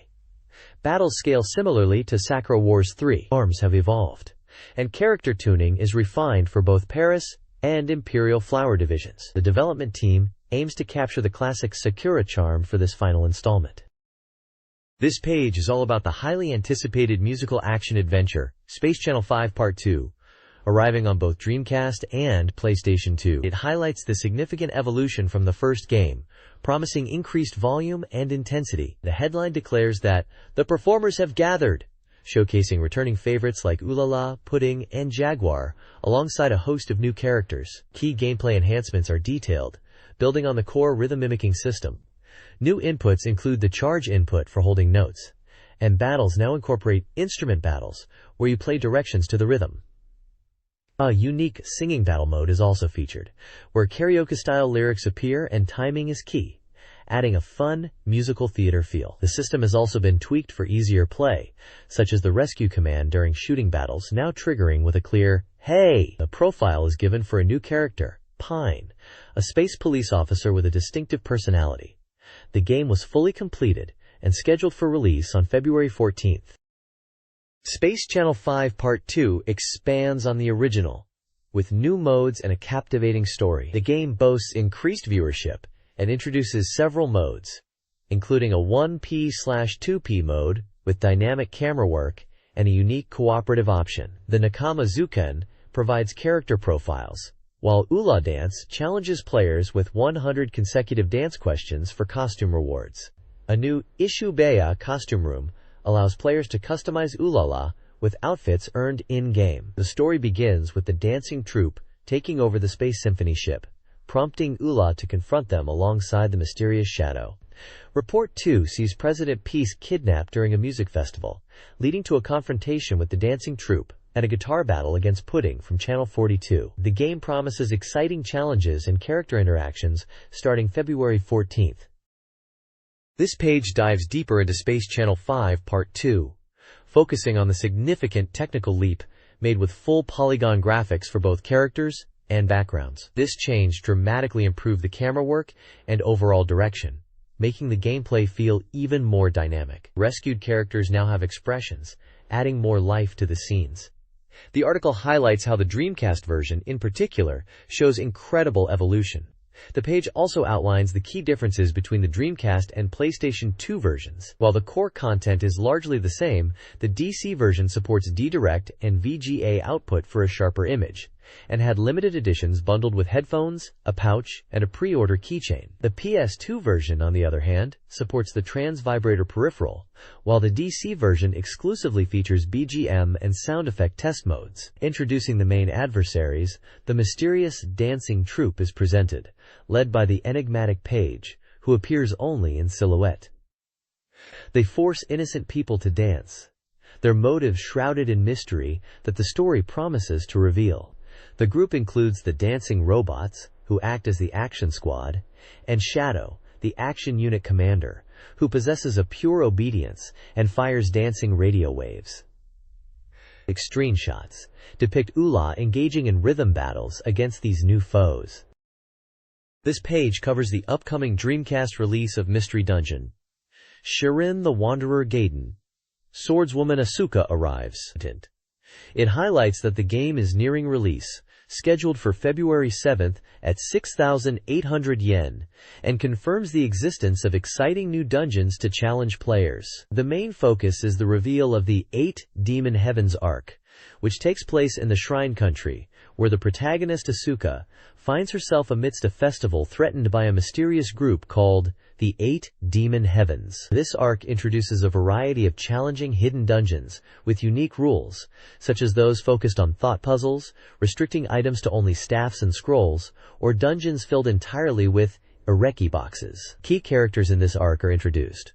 Koyori, the priestess organizing the festival; Riba, a rival Ireki box craftsman; Tenshin Hoshi, an old man who has gone missing; and Kichizo, the craftsman who specializes in Ireki boxes.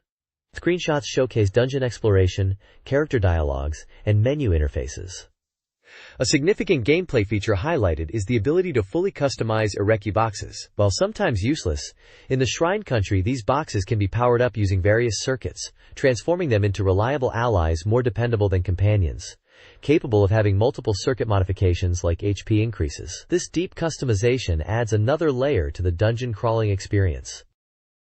This page provides a first look at First Kiss Story 2, a romance-adventure game heading to the Dreamcast courtesy of Broccoli. It's highlighted as the sequel to the original game released on the PCFX 4 years earlier, setting the stage for the story of a relationship that is just beginning to bloom between a man and a woman. The page features the game's 2 main characters, Kaito and Misa, with brief descriptions. Kaito is presented as the protagonist, a hot-blooded young man driven by a strong sense of justice who acts impulsively, and is noted for looking younger than his age. Misa is described as innocent and forward-thinking, said to possess an adult atmosphere distinct from other characters, and having some kind of connection to the protagonist. Core game details confirm it's a one-player adventure game for the Dreamcast, published by Broccoli. Information regarding the release date, price, and completion status is currently listed as undecided.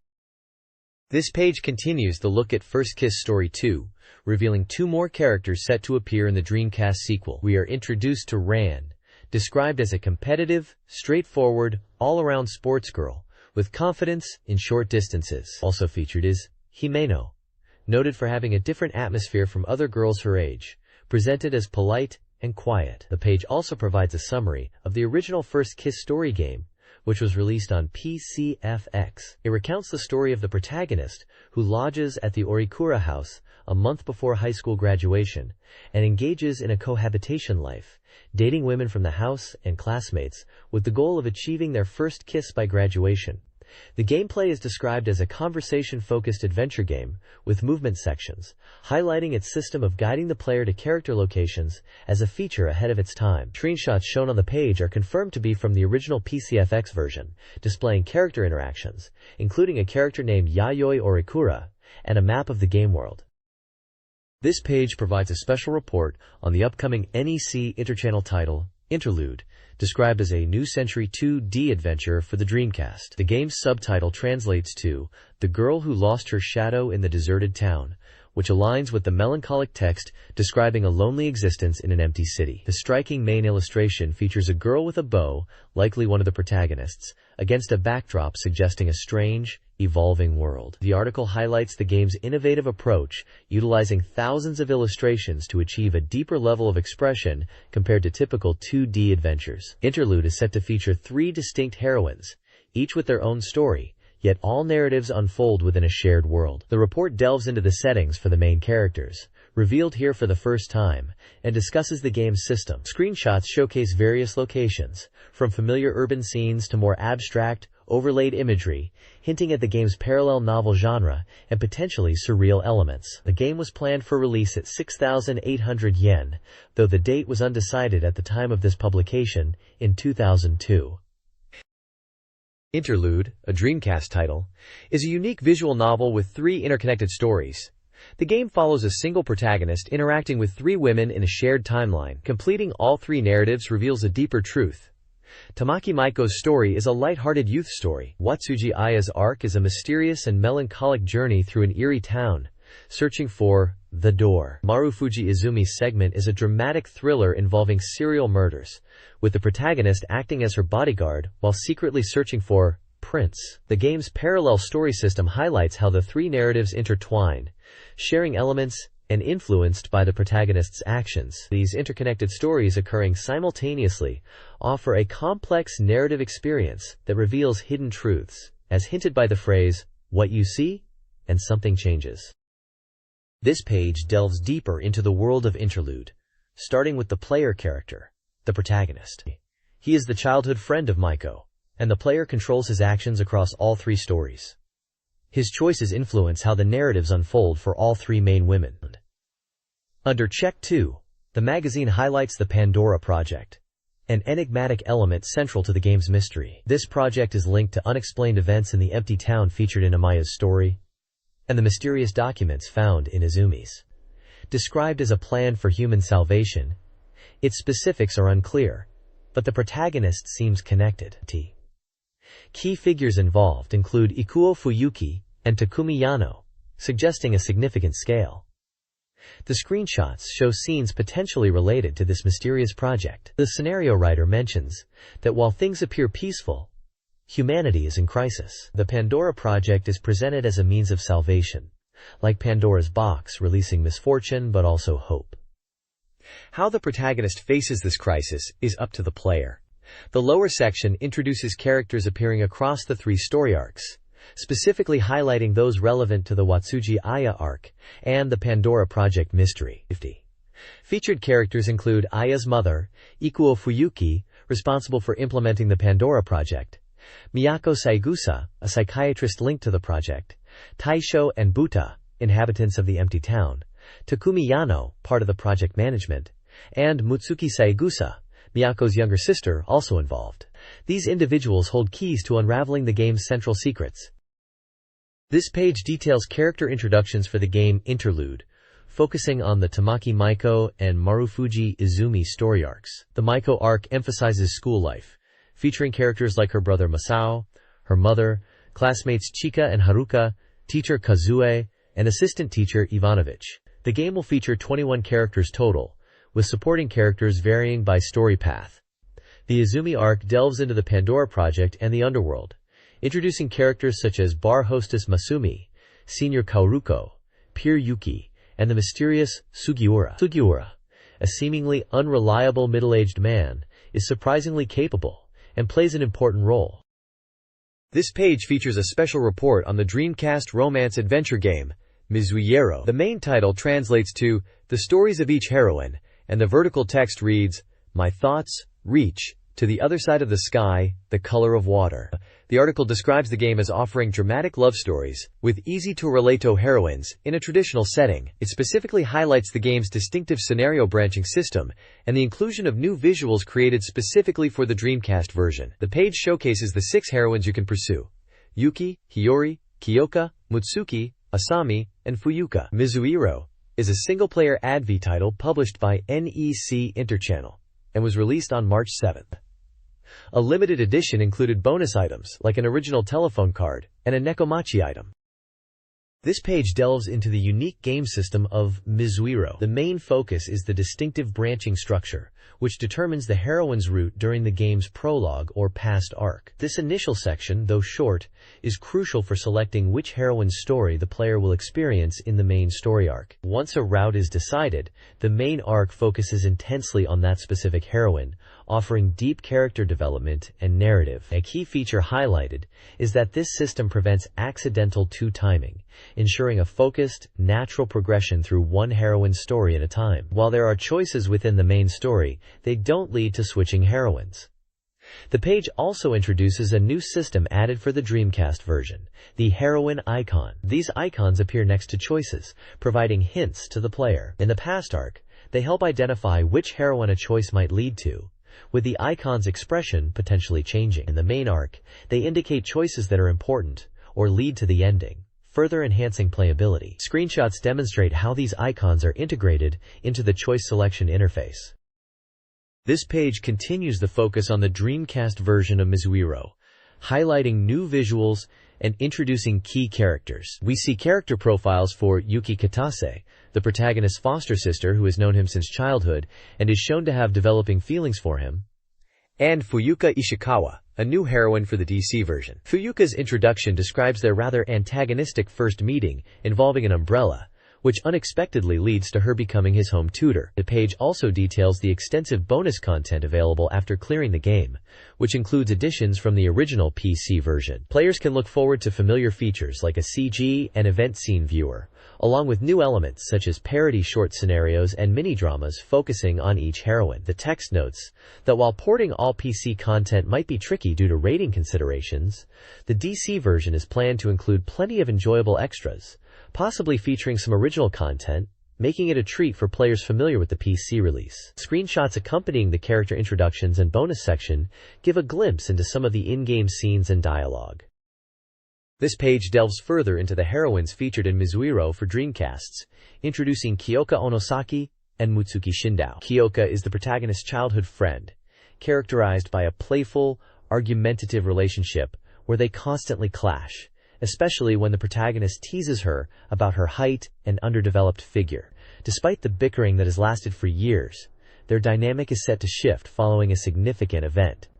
A screenshot shows Kyoka appearing annoyed, asking if the protagonist is thinking something rude. Mutsuki Shindu is also introduced, having met the protagonist during childhood, but only realizing their fated connection upon a later reunion. This meeting is facilitated by Yuki Katase, one of the heroines introduced on the previous page, who becomes friends with Mutsuki and invites her over. Their bond quickly deepens after this fated reunion.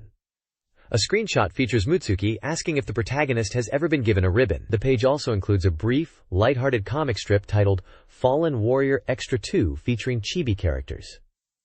Finally, details about the limited edition are revealed. It will come in large packaging, reminiscent of PC game releases, and includes the game, a special telephone card, and a unique item called Neko Mashigura DC Flavor, described as a Neko Can. This Neko Can is a traditional special item included in the first print of PC games by the developer, Neko Software, known for containing something that supposedly makes you dejected upon opening it.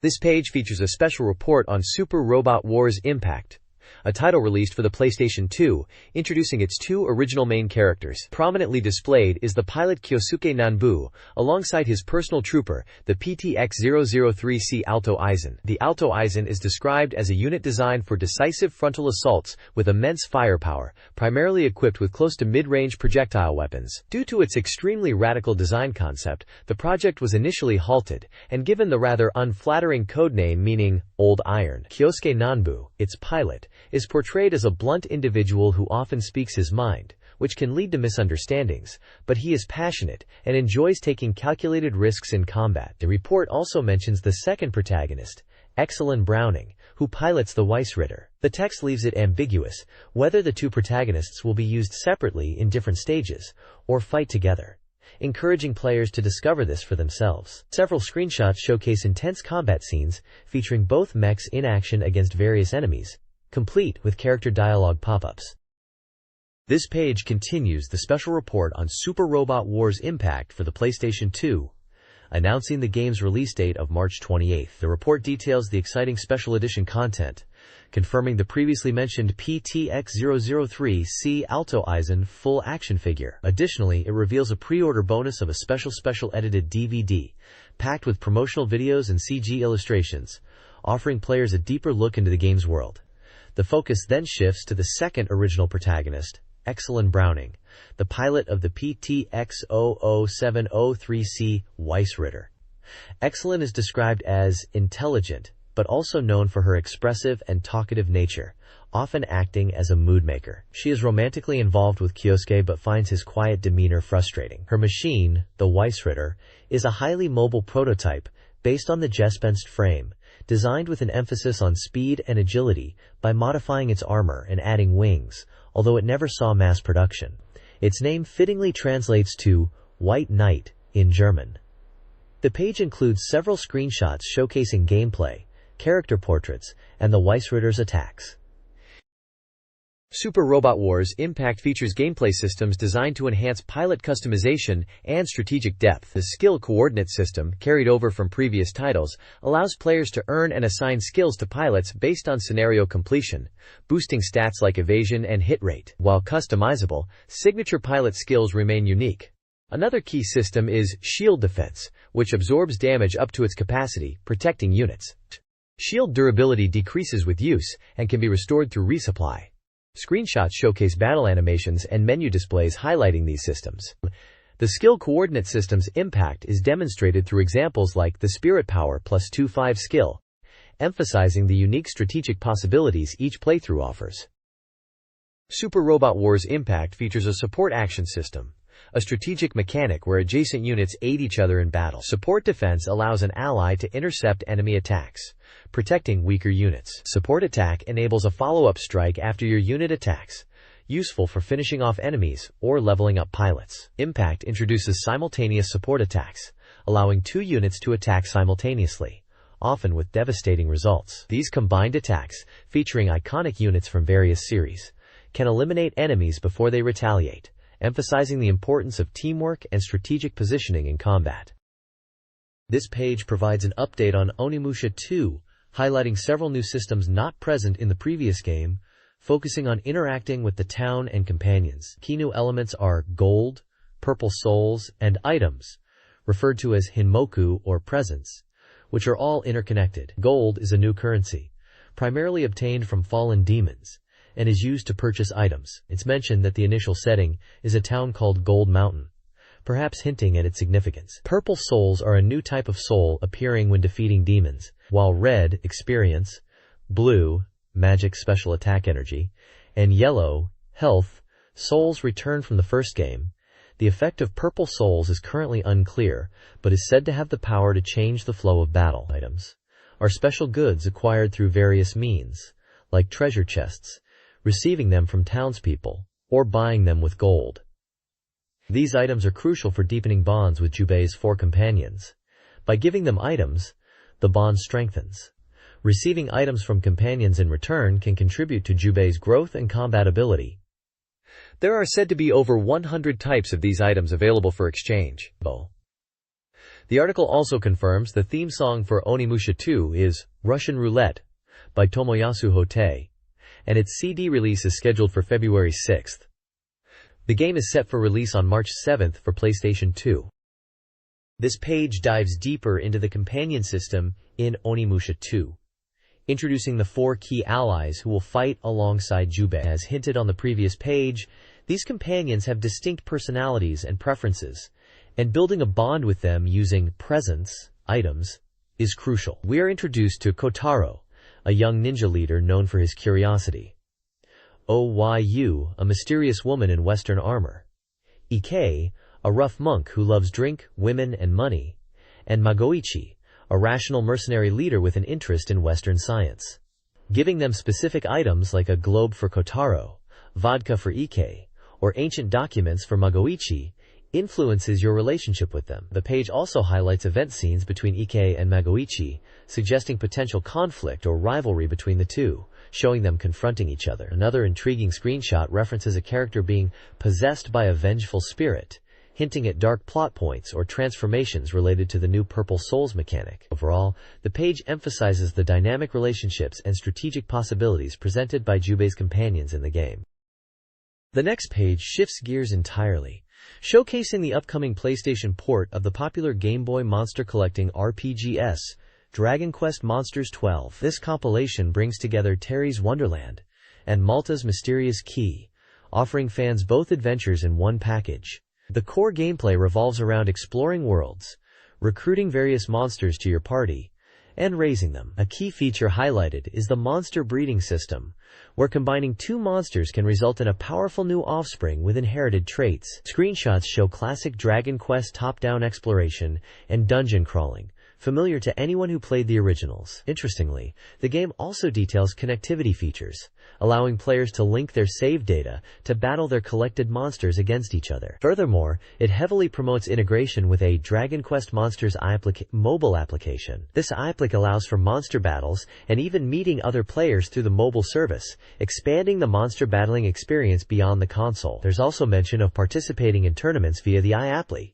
suggesting competitive play options. Overall, this page confirms the PS port of these beloved Game Boy titles, highlighting their monster collection and breeding mechanics, and revealing exciting new features like mobile connectivity for battling and meeting other players. Release details are included for those eager to jump back into the world of Dragon Quest Monsters.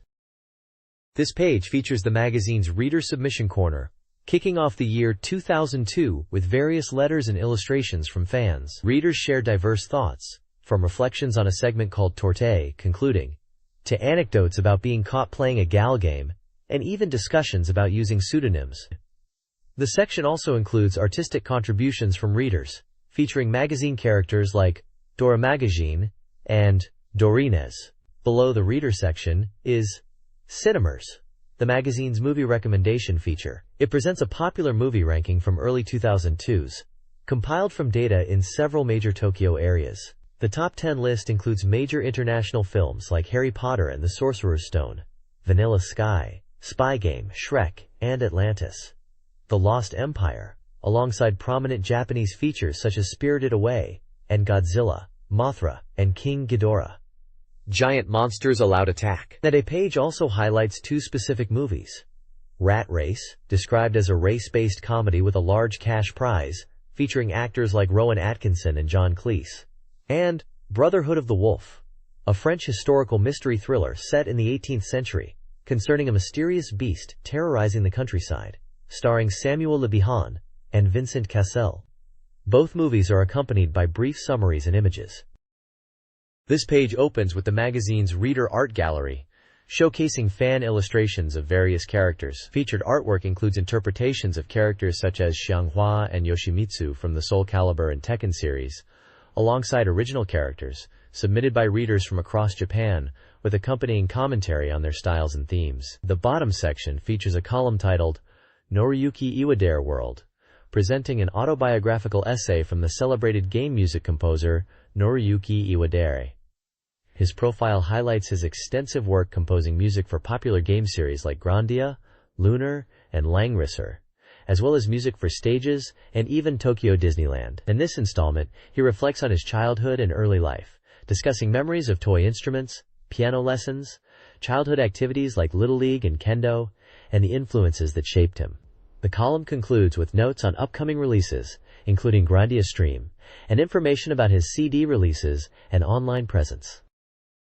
This page continues with more reader submissions, featuring striking illustrations of various characters. We see fan art depicting characters from games like Wild Arms, Advanced Third, and Final Fantasy Yevon, alongside characters that appear to be from Generation of Chaos and possibly others or original designs. The accompanying comments praise the artist's technical skill, composition, and ability to capture the essence and mood of their subjects, from innocent charm to intense atmosphere. A seasonal message in the middle asks if readers have completed their first drawing of the year.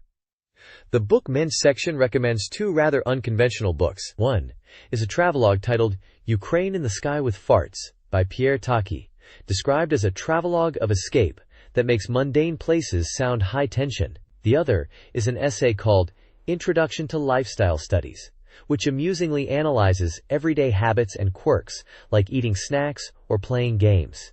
The segment highlights these books for their unique perspectives.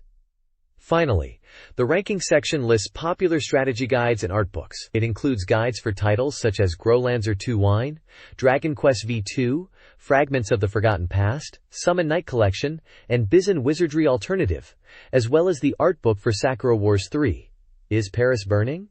And a guide for Sakatsuku on Dreamcast, showing what guides were popular among players across different consoles at the time.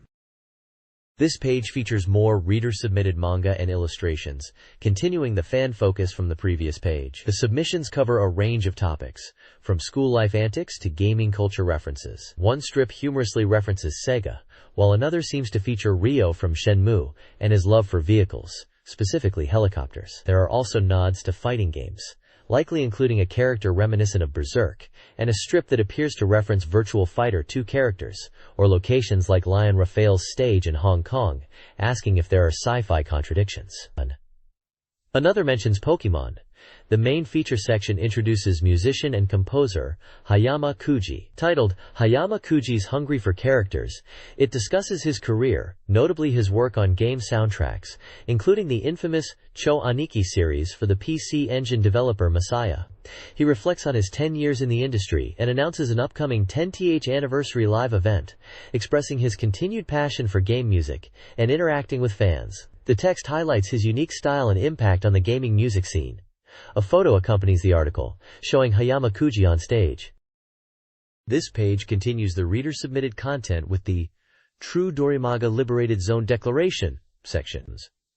Readers have sent in illustrations and comments covering a diverse range of topics. We see fan art referencing characters like Talim from the Soul Calibur series, possibly Elliot from Dead or Alive 3, and a nod to JoJo's Bizarre Adventure with Giorno Giovanna.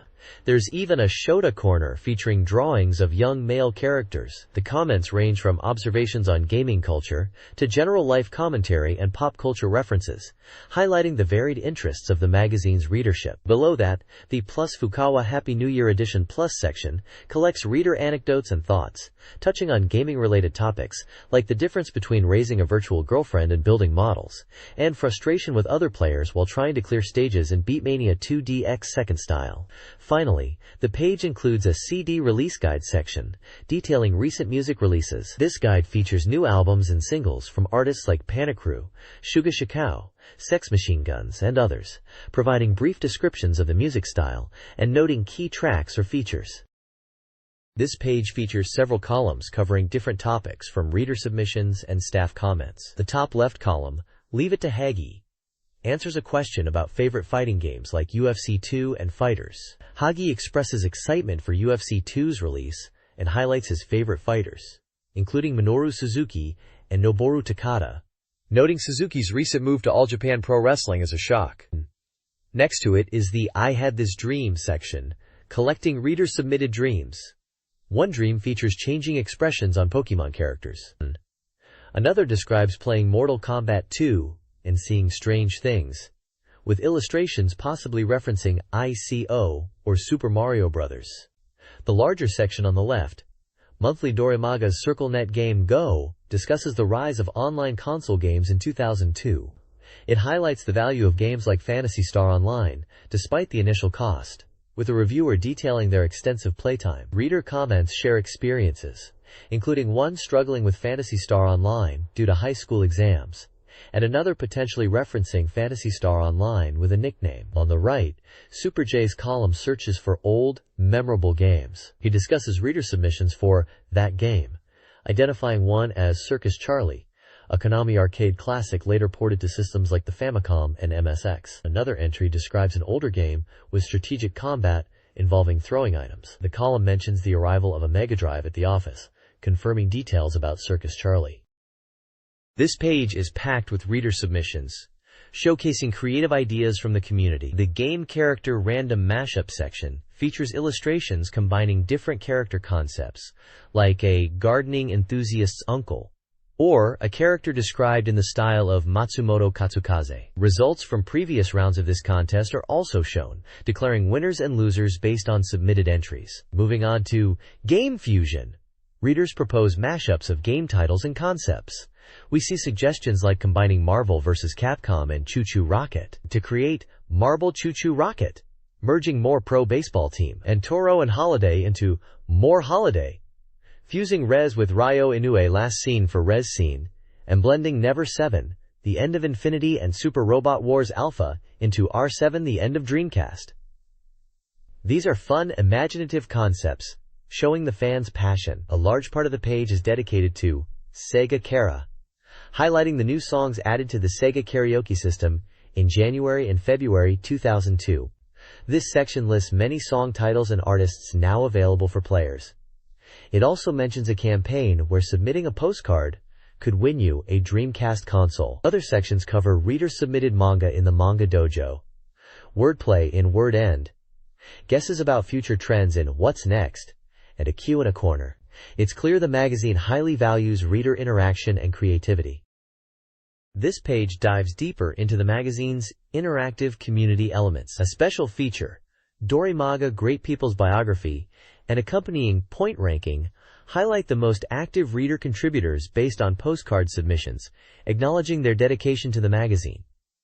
This system awards points redeemable for exclusive goods and even Dreamcast software titles, reinforcing the strong connection between the publication and its audience. The guide to each corner section outlines the various columns where readers can participate, ranging from illustration submissions and manga to opinion pieces, Q&A, and general chatter.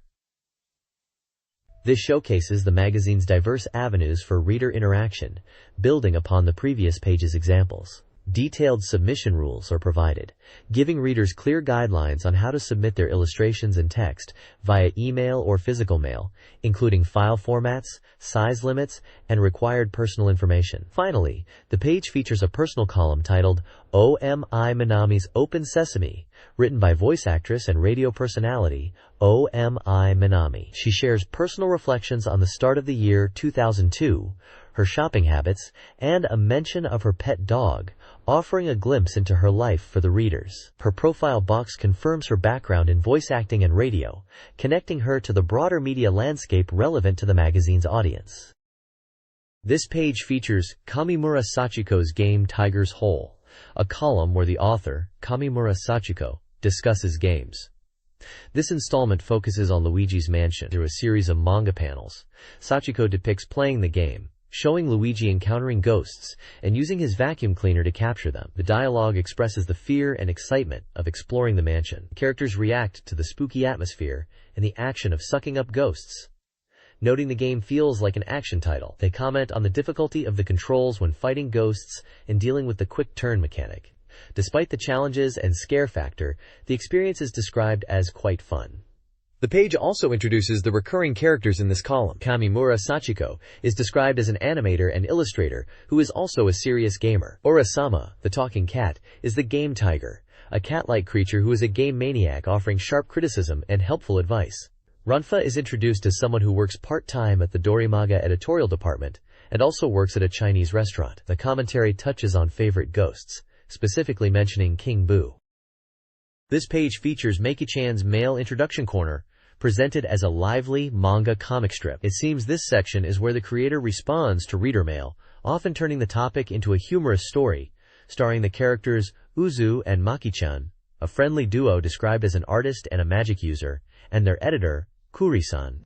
For this installment, the topic is Guru Guru Onsen 2, suggesting a previous comic also about hot springs. The story follows the characters as they react to mail mentioning hot springs and embark on a chaotic, comedically fast journey there. The editor character boasts about the speed of his new 8 Mbps ad-storal internet connection, jokingly claiming it makes travel instantaneous, resulting in a bewildered arrival at the destination. The strip is full of visual gags and exaggerated reactions, playing on the theme of reader mail and the characters' misadventures related to the topic.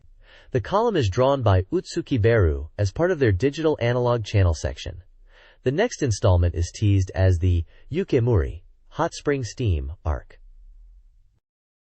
This page features Sega's Prize Paradise, showcasing the latest arcade crane game prizes. The section encourages readers to get through the exam season and winter by winning exciting items.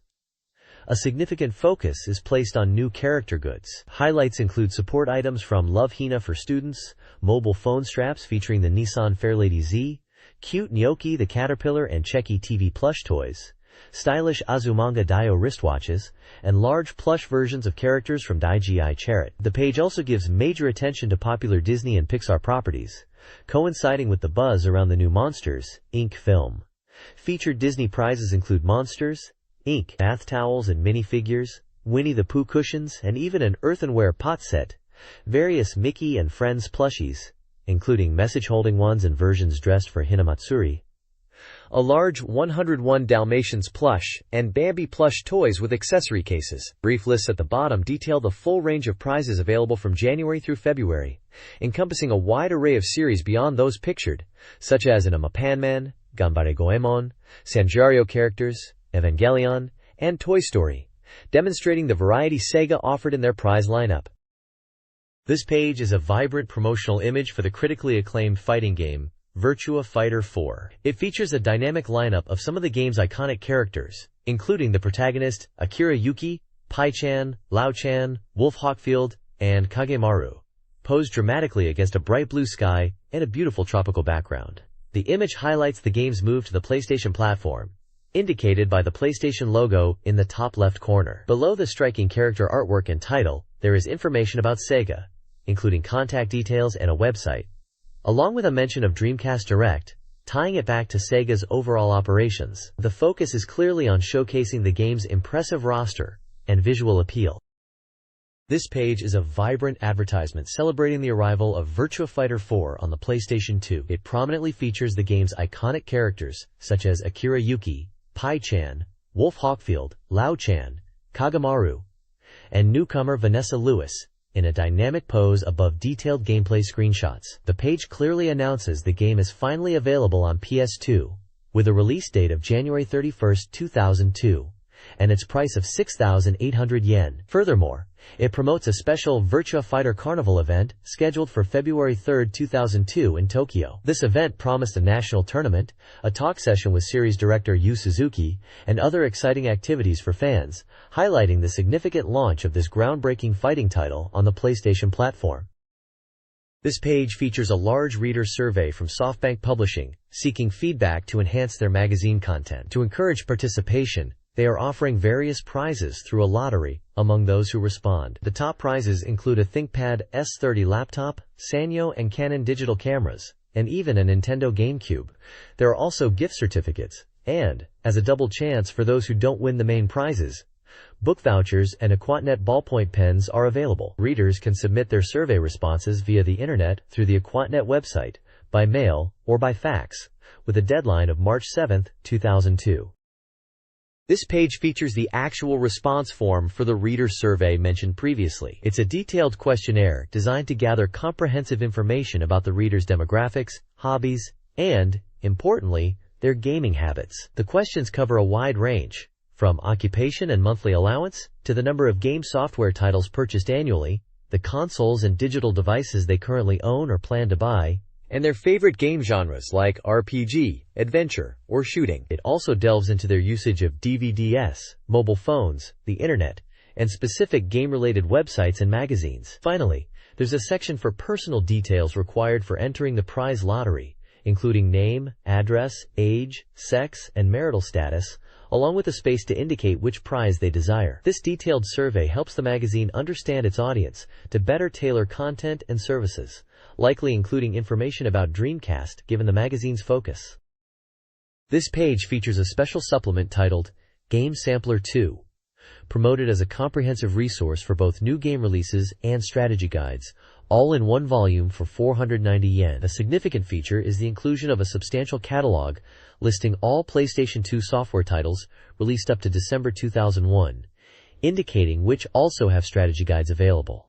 The supplement kicks off strategy guides for highly anticipated games such as Final Fantasy X, Xenosaga Episode Ins, and Wild Arms Advanced 3, highlighting a surge of RPGs you definitely shouldn't miss. It also starts guides for Gran Turismo, likely the Concept 2001 Tokyo version, Tokyo Majin Gakuen, and includes technical details for Virtua Fighter 4. Other titles covered include Tekken 4, Kingdom Hearts, Armored Core 3, Super Robot Wars Impact, Popola Croix, Onimusha 2, and more. The page also showcases SoftBank Publishing's lineup of strategy guides, listing available books for titles like Vampire Knight, Sakura Wars Online, ICO, Zero, Guilty Gear X Plus, and Phantasy Star Online Ultimate across various platforms including PS2, Dreamcast, and PC. A separate section promotes a series of high-quality papercraft models featuring mechs from the Virtual On series. This page features Fumio Kurokawa's column titled Still Black, where he discusses the state of the economy and industry, particularly the trend of manufacturing shifting overseas to China, impacting various sectors from clothing to agriculture. He touches upon restructuring as a response to these changes. Following the column is a section detailing the week's top game industry news headlines. The most striking news is that the PlayStation 2 was the most searched keyword on Yahoo in Japan for the entire year of 2001, underscoring the console's immense popularity, which aligns with the focus on PS2 titles seen on the previous page. Other headlines cover Takara entering the card game market, personnel changes at Nintendo with Mr. Miyagawa's resignation, strong business results for Bandai Visual and Broccoli, potential Gundam activity by Toshiba in Korea, and even news about the latest James Bond film. The page provides a snapshot of the broader economic climate influencing industries and specific updates from the gaming world.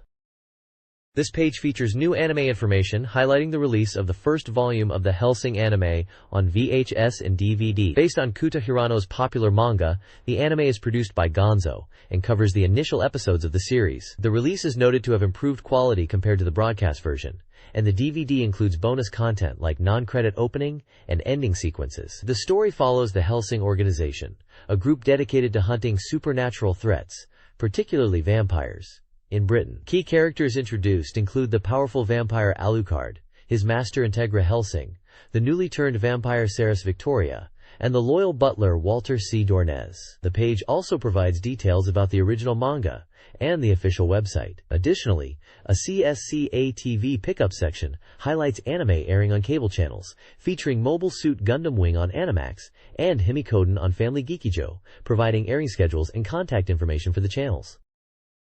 This page features a VC and DVD pickup section, highlighting new home video releases across various anime series and a movie. We see Volume 1 of Kokoro Library, a heartwarming anime about a young girl working in a library, and Volume 1 of Tenshi no Shippo, Angel Tales, a fantasy story. Volume 3 of Mahoromatic is featured, continuing the sci-fi action and comedy. Also showcased is Volume 9 of Noir, the dark action series following two female assassins, and Season 2 of Chichana Yukitsukai Sugar, A Little Snow Fairy Sugar, a charming fantasy comedy. The iconic Cowboy Bebop movie, Knockin' on Heaven's Door, is highlighted as a hard-boiled action film. For classic fans, the OVA series Haja Taizai Dangayo, Hyper Combat Unit, from the late 80s gets a mention.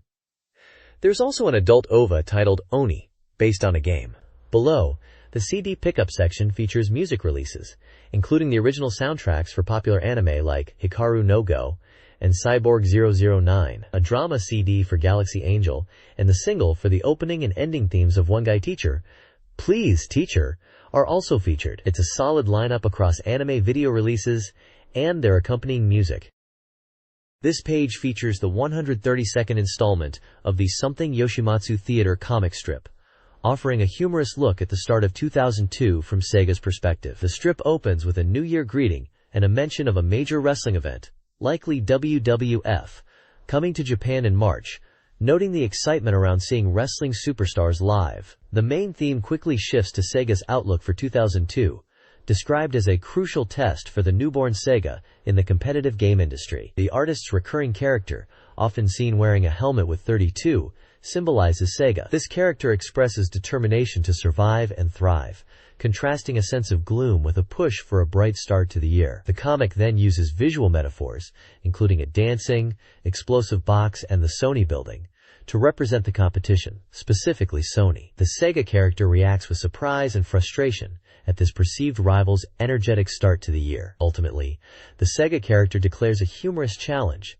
stating they will face the competition head-on with confidence, specifically naming iconic Sega games like Virtua Striker and Jet Set Radio as their weapons. It's a lighthearted but determined message about Sega's commitment, despite the challenges of the era. At the bottom, the artist Samushing Yoshimatsu is credited, along with mentions of his other works, including manga related to Sega games. This page features the 39th installment of the Comic Wonderland, offering insights from two contributors, Tokumitsu Yasuyuki and Natsuko. On the left, Tokumitsu comments on the Dreamcast experience. He's looking forward to getting used to the new systems in upcoming games. He notes that the kana input on Dream Passport is arranged horizontally. He expresses frustration with slow chat in games, but suggests using the limited edition keyboard for better input, acknowledging that perhaps he should have been using it all along. There's also a humorous panel, where a character complains about getting dirty. The right side, handled by Natsuko, includes a celebration message mentioning Speci 5 Part 2, which is clearly a reference to the highly anticipated Space, Channel 5 Part 2.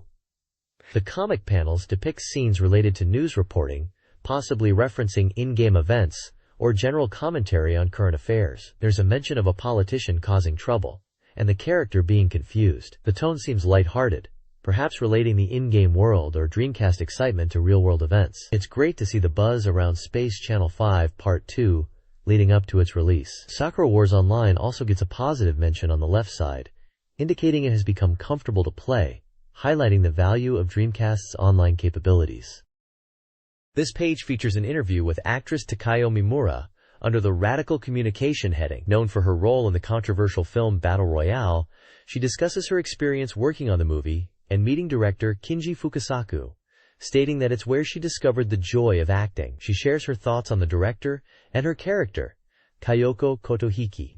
The interview also covers her challenging role in the daytime drama Mother's Confession, which tackles the difficult theme of family breakdown, focusing on her character's discovery of being conceived via artificial insemination by donor. She compares the feeling of enjoying acting to the rush of passing an exam or achieving a goal. The page includes a profile detailing her birth date, debut, and upcoming work, highlighting her current prominence at the age of 16 following Battle Royale. It's clear Battle Royale, while not a Dreamcast game itself, had a significant cultural impact, and its connection to a young, rising actress made this interview highly relevant to the magazine's audience. This document highlights key guidebooks and materials for fans of Dreamcast titles Sakura Wars 3, Is Paris Burning, and Sakura Wars Online. The Sakura Wars 3, Is Paris Burning original art and setting materials collection features concept art, character information, staff interviews, and a poster. The Sakura Wars Online Community Guide helps newcomers navigate the online game with tutorials and etiquette advice, featuring a reversible cover. Strategy guides for Sakura Wars 3, in 2 volumes, provide detailed gameplay breakdowns and fold-out charts. All books are from SoftBank Publishing, with links to their website and a site for game information. This page is a reader survey or questionnaire designed to gather feedback and demographic information from the magazine's audience. It provides clear instructions on how to fill out the accompanying postcard, emphasizing the use of black ink and proper number formatting in the designated answer boxes, even showing examples for single and double-digit answers. The survey covers various aspects, starting with basic demographics like gender, age, and occupation. It then asks about media habits, specifically which gaming information sources the reader uses.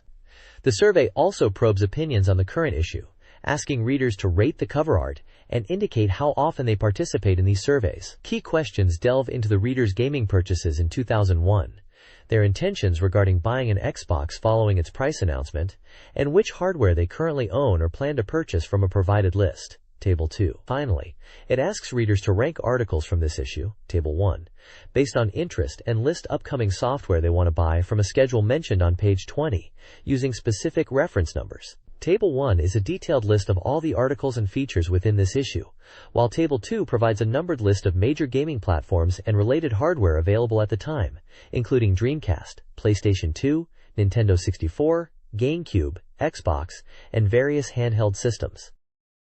This page features the 17th installment of the bi-weekly column by manga artist Izumi Takemoto. The main illustration depicts the artist character holding a paint can and brush. The column discusses the artist's process, specifically their attempt to organize color manuscripts. They are surprised to find they have accumulated over 20 volumes of clear files, each holding 40 sheets, totaling over 800 sheets drawn over 20 years.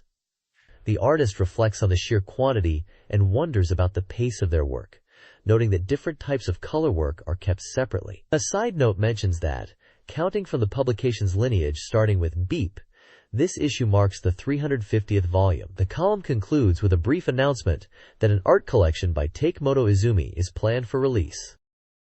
This page features a deep dive into the PlayStation 2 version of Tekken 4, highlighting a brand new original mode called Tekken Force Assault, provisional name. The mode is described as an action game, where the player, controlling one character, fights against waves of multiple enemies, specifically the Mishima Zaibatsu's private army, the Tekken Force. This differs from the main game's one-on-one fighting, and offers a one versus many experience, promising a different kind of fun. Screenshots show Kazuya Mishima, the main character featured prominently, in action in the new mode, fighting multiple soldiers in indoor and outdoor environments. There's also a cinematic image, likely from the game's opening, depicting a confrontation. Developer comments explain that this mode was created based on player requests, inspired by the arcade game's opening movie, which featured a character fighting many foes. They discuss the challenge of balancing the number of enemies on screen while ensuring the player character remains the focus. The article notes that the PS2 version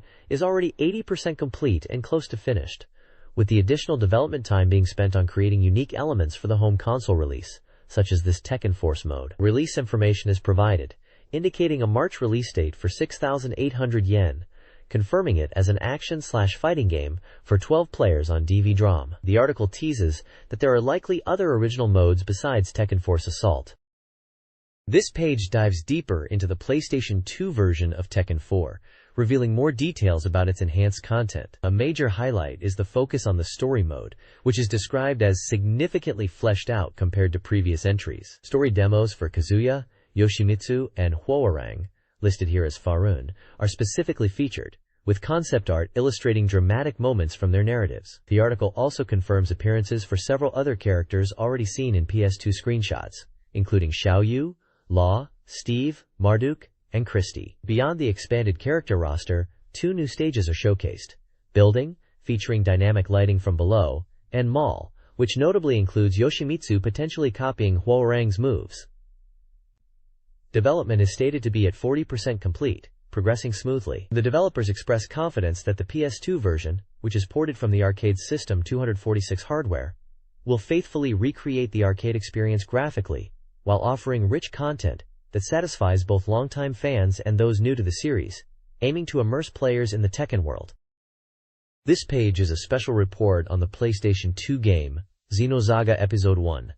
Der Wille zur Macht. It focuses on the conflict between humanity and the mysterious Gnosis, highlighting the key weapons used against them: the humanoid combat mechs known as AGWS or Aegis.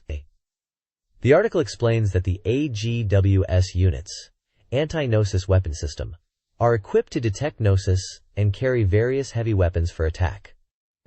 2 different series of these mechs are showcased. The AG series are the standard military units, widely deployed and designed for versatility, with interchangeable parts allowing adaptation to different battlefields. Specific examples like AG-01, AG-02, Virgil's custom unit, AG-04, melee type, and AG-05, heavy weapon type, are shown.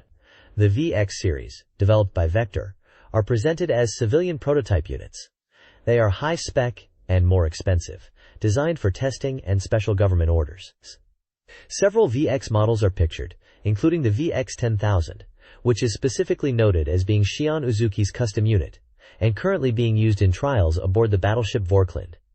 Speaking of the Vorkland, it's introduced as the first dedicated anti-Gnosis battleship. Developed by Vector and belonging to the Star Cluster Federation Marine Corps, it's about 1,000 meters long and is currently undergoing public trials, with screenshots showing the bridge interior and characters likely involved in these trials. The game itself is described as an RPG, set in a unique sci-fi world, with a release date of February 28th and priced at 7,800 yen on 2 discs.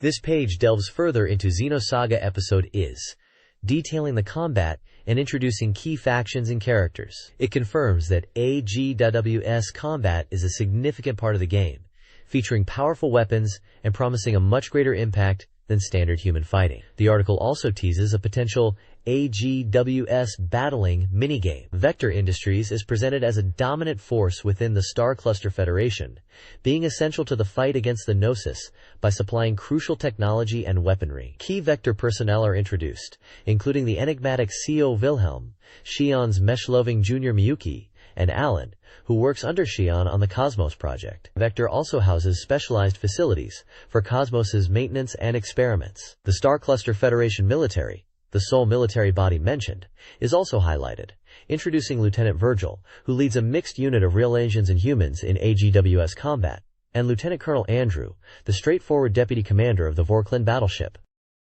This page focuses on the enigmatic adversaries in Xenosaga episode Is, known as the Gnosis. These mysterious entities are described as humanity's natural enemy, hostile but little understood, not even definitively identified as biological life. They take on incredibly diverse forms, often appearing like creatures from fantasy, insects, or even marine life, a design choice highlighted by Gnosis designer Tsuyoshi Terada, who was inspired by the deep sea. A key, terrifying ability of the Gnosis is their capacity to fuse with matter, leading to rapid evolution into new and monstrous species. Several screenshots demonstrate different Gnosis forms, their interactions with the environment, and combat against AGWS units. Some Gnosis are so large they can span tens of thousands of kilometers, acting as physical obstacles within the game world. The page also announces a special maxi single release featuring music from Xenosaga episode Ein. Sound producer Yasunori Mitsuda comments on the game's score, explaining that unlike previous projects where music often filled gaps, the high quality of Xenosaga's visuals allowed for a more deliberate and impactful musical approach, including many live performances to match the depth of the scenario. This page focuses on the latest installment in Namco's tennis series, Smash Court Pro Tournament, on the PlayStation 2. The headline proclaims it is the highly anticipated latest work in the Smash Court series. The article highlights the game's key feature, the inclusion of 8 world-class male and female professional tennis players appearing under their real names. The game promises a realistic tennis experience, evolving from the previous entry's more arcade-like feel. Featured players include Pete Sampras and Andre Agassi on the men's side, and Martina Hingis and Lindsay Davenport for the women, among others. Portraits and brief descriptions of several players are shown, detailing their playing styles and nationalities: USA, Russia, Switzerland, Australia. The page outlines the game modes, mentioning the main arcade mode, where players aim to conquer the 4 major tournaments, Grand Slams, to reach the top, playable in singles or doubles. There's also a pro tournament mode, where players progress through a tournament ladder, earning bonus points that can be exchanged for various items. An exhibition mode allows players to customize matches with preferred conditions. The article hints at 2 additional game modes, currently shrouded in mystery, one of which is related to Online Ranking's password system, aiming for a February 7th entry via the Namco Wonder page. Screenshots show gameplay perspectives, menus, and the character portraits, emphasizing the realistic look of the licensed players. Final Fantasy Shags Online's Beta 2 version on PlayStation 2 introduced players to the world of Vana'diel. Character creation is the initial step, allowing players to choose a race: Hume, Elvadian, Tarutaru, Mithra, Galka, gender, face, and body size. Hair color customization was absent in the beta. Players then select a job, dictating their combat style. 6 initial jobs were available: Warrior, Monk, White Mage, Black Mage, Red Mage, and Thief.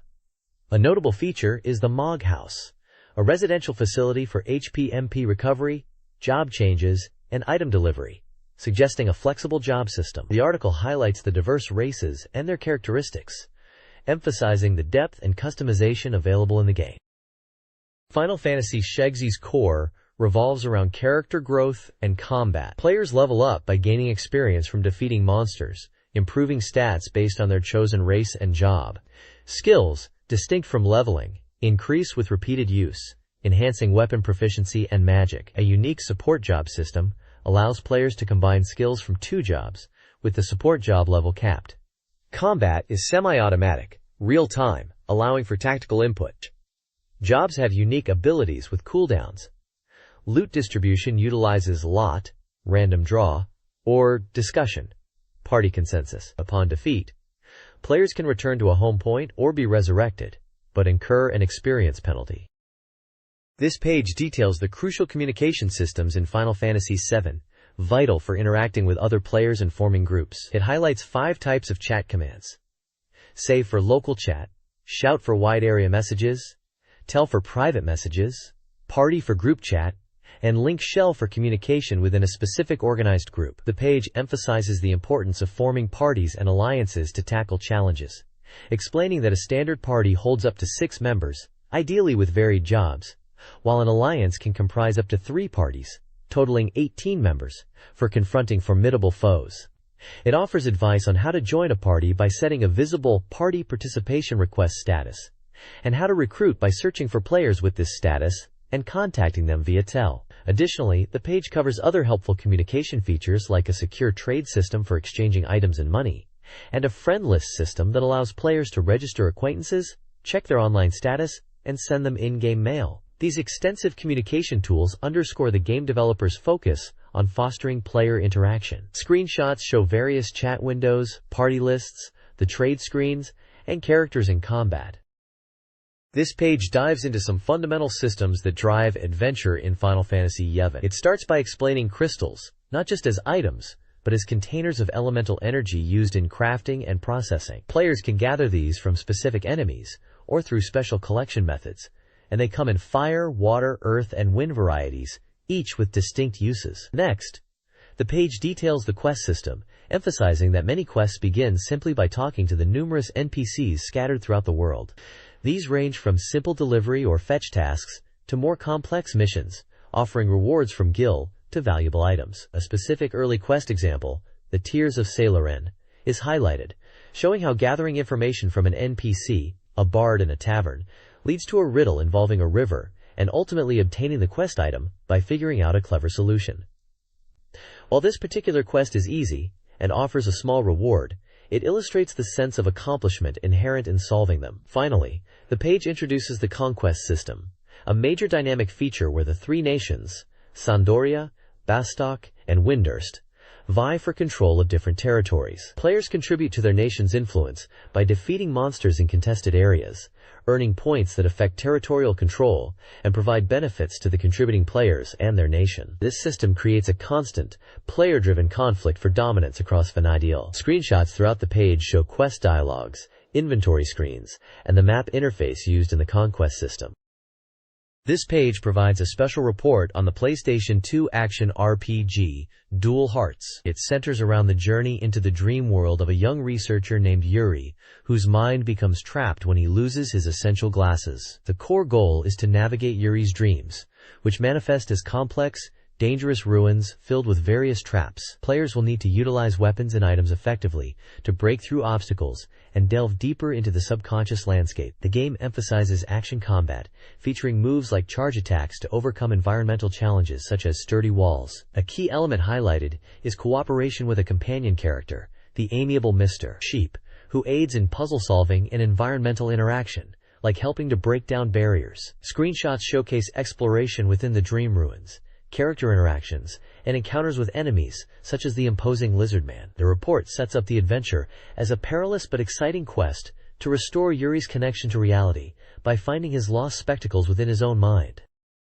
This page delves deeper into the world of Dual Hearts, introducing over 15 characters who inhabit Zono Island, each possessing their own unique dream world. The page showcases a host of characters encountered throughout the story, emphasizing that dreams are not limited to humans. Featured characters include the protagonist Yuri, alongside others like Toma, Philby, Nancy, Chiffon, Gregor, Fanny, Emma, Lillian, Papa, Hannah, Spence, Meg, and the enigmatic Dream Doctor. The adorable creature named Baku is also prominently displayed, highlighted for its ability to help locate sleeping individuals. The page provides glimpses of various locations on Zono Island, such as Dream Hill, described as a small hill near the ruins, Zono Village, a small settlement home to the Dream Doctor and Spence's family, Zono Beach, noted for its beautiful sea and sand, and Zono Forest, a deep forest connecting Dream Hill, Zono Beach, and Zono Village, containing a large sacred tree. A key interactive element discussed is the ability to visit the Dream Doctor in Zono Village. By giving him gold essences,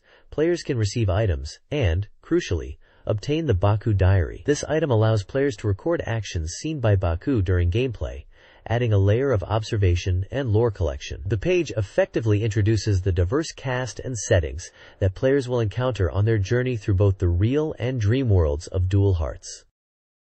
Romance of the Three Kingdoms version 2i, a strategic simulation game for PlayStation 2, allows players to experience the Three Kingdoms period. Players can immerse themselves in the life of a single officer, managing war, diplomacy, and domestic affairs. The game boasts over 700 officers and incorporates relationship building and marriage mechanics. Story mode offers historically accurate scenarios from 184 AD to 234 AD, with various eras and forces to choose from, including hypothetical scenarios. A dynamic event system presents over 100 event types, enhancing the historical context. Players can also collect items to boost officer abilities and review past events. The page also includes a timeline of significant historical events, with screenshots, and provides essential game information. This page introduces Romance of the Three Kingdoms version 2i on PlayStation 2, highlighting its original hypothetical scenario where players can create their own protagonist and shape history. You start by creating a custom officer, setting attributes and relationships, then travel the land recruiting legendary figures like Sima Yi, Cao Cao, Zhang Liao, Zhao Yu, Taishi Qi, Zhao Yun, and Guan Yu, many of whom are pictured alongside a new player character image. The goal is to gather talent from across China to form a new nation, and ultimately unify the mainland. Gameplay involves developing cities through administration and engaging in detailed battles, where using special battle tactics is key to boosting attack or causing status effects like confusion or fear. The page also provides a timeline featuring significant historical events included in the game's scenarios, such as the 3 visits to Zhuge by Liu Bei, Cao Cao's passing, the First Northern Expedition, and the Battle of Wuzhang Plains. It looks like a deep dive into the player's journey from a nobody to a ruler in this classic strategy series. This page features Samurai, an action-adventure game for PlayStation 2 developed by Acquire and Spike, the teams behind games like Tenchu and Fire Pro Wrestling. It highlights the game's focus on depicting the life of a lone samurai and how player choices dynamically shape the story through a multi-scenario system. The core gameplay revolves around the samurai's actions and decisions influencing the fate of Rokotsu Pass. The page shows examples of these branching paths, like choosing to help the villagers at the inn, or siding with the powerful Kurosu family, leading to vastly different outcomes and turbulent choices. A significant aspect emphasized is the sword, which is described as the samurai's life. The game features numerous sword types and combat styles, with specific techniques and abilities linked to the weapon equipped. Mastering sword combat and its various techniques is key to progression, leading to a satisfying sense of training and stoic pleasure. The page includes screenshots showing combat encounters, character interactions, and glimpses of the environment, alongside some details about sword customization and stats. The game was scheduled for release on February 7th. Racing Construction Maker. Make, build, run, or dead heat. For PlayStation 2 offers players the ability to create their own racing games, moving beyond simple racing. The game features a comprehensive suite of editors. The course editor designs tracks, while the car editor allows for in-depth vehicle customization. The race editor sets the rules for races. Additional editors provide further depth, including a CPU editor for AI control, a sequence editor for incorporating narrative elements, a texture editor for detailed car painting, and a parts editor for creating and selling custom engine components. The game allows immediate play once basic settings are complete, but encourages players to use all editors for a complete experience. The game also includes pre-made tracks from the magazine Dorimaga and its sister magazines. The software aims to be a comprehensive tool for aspiring game designers.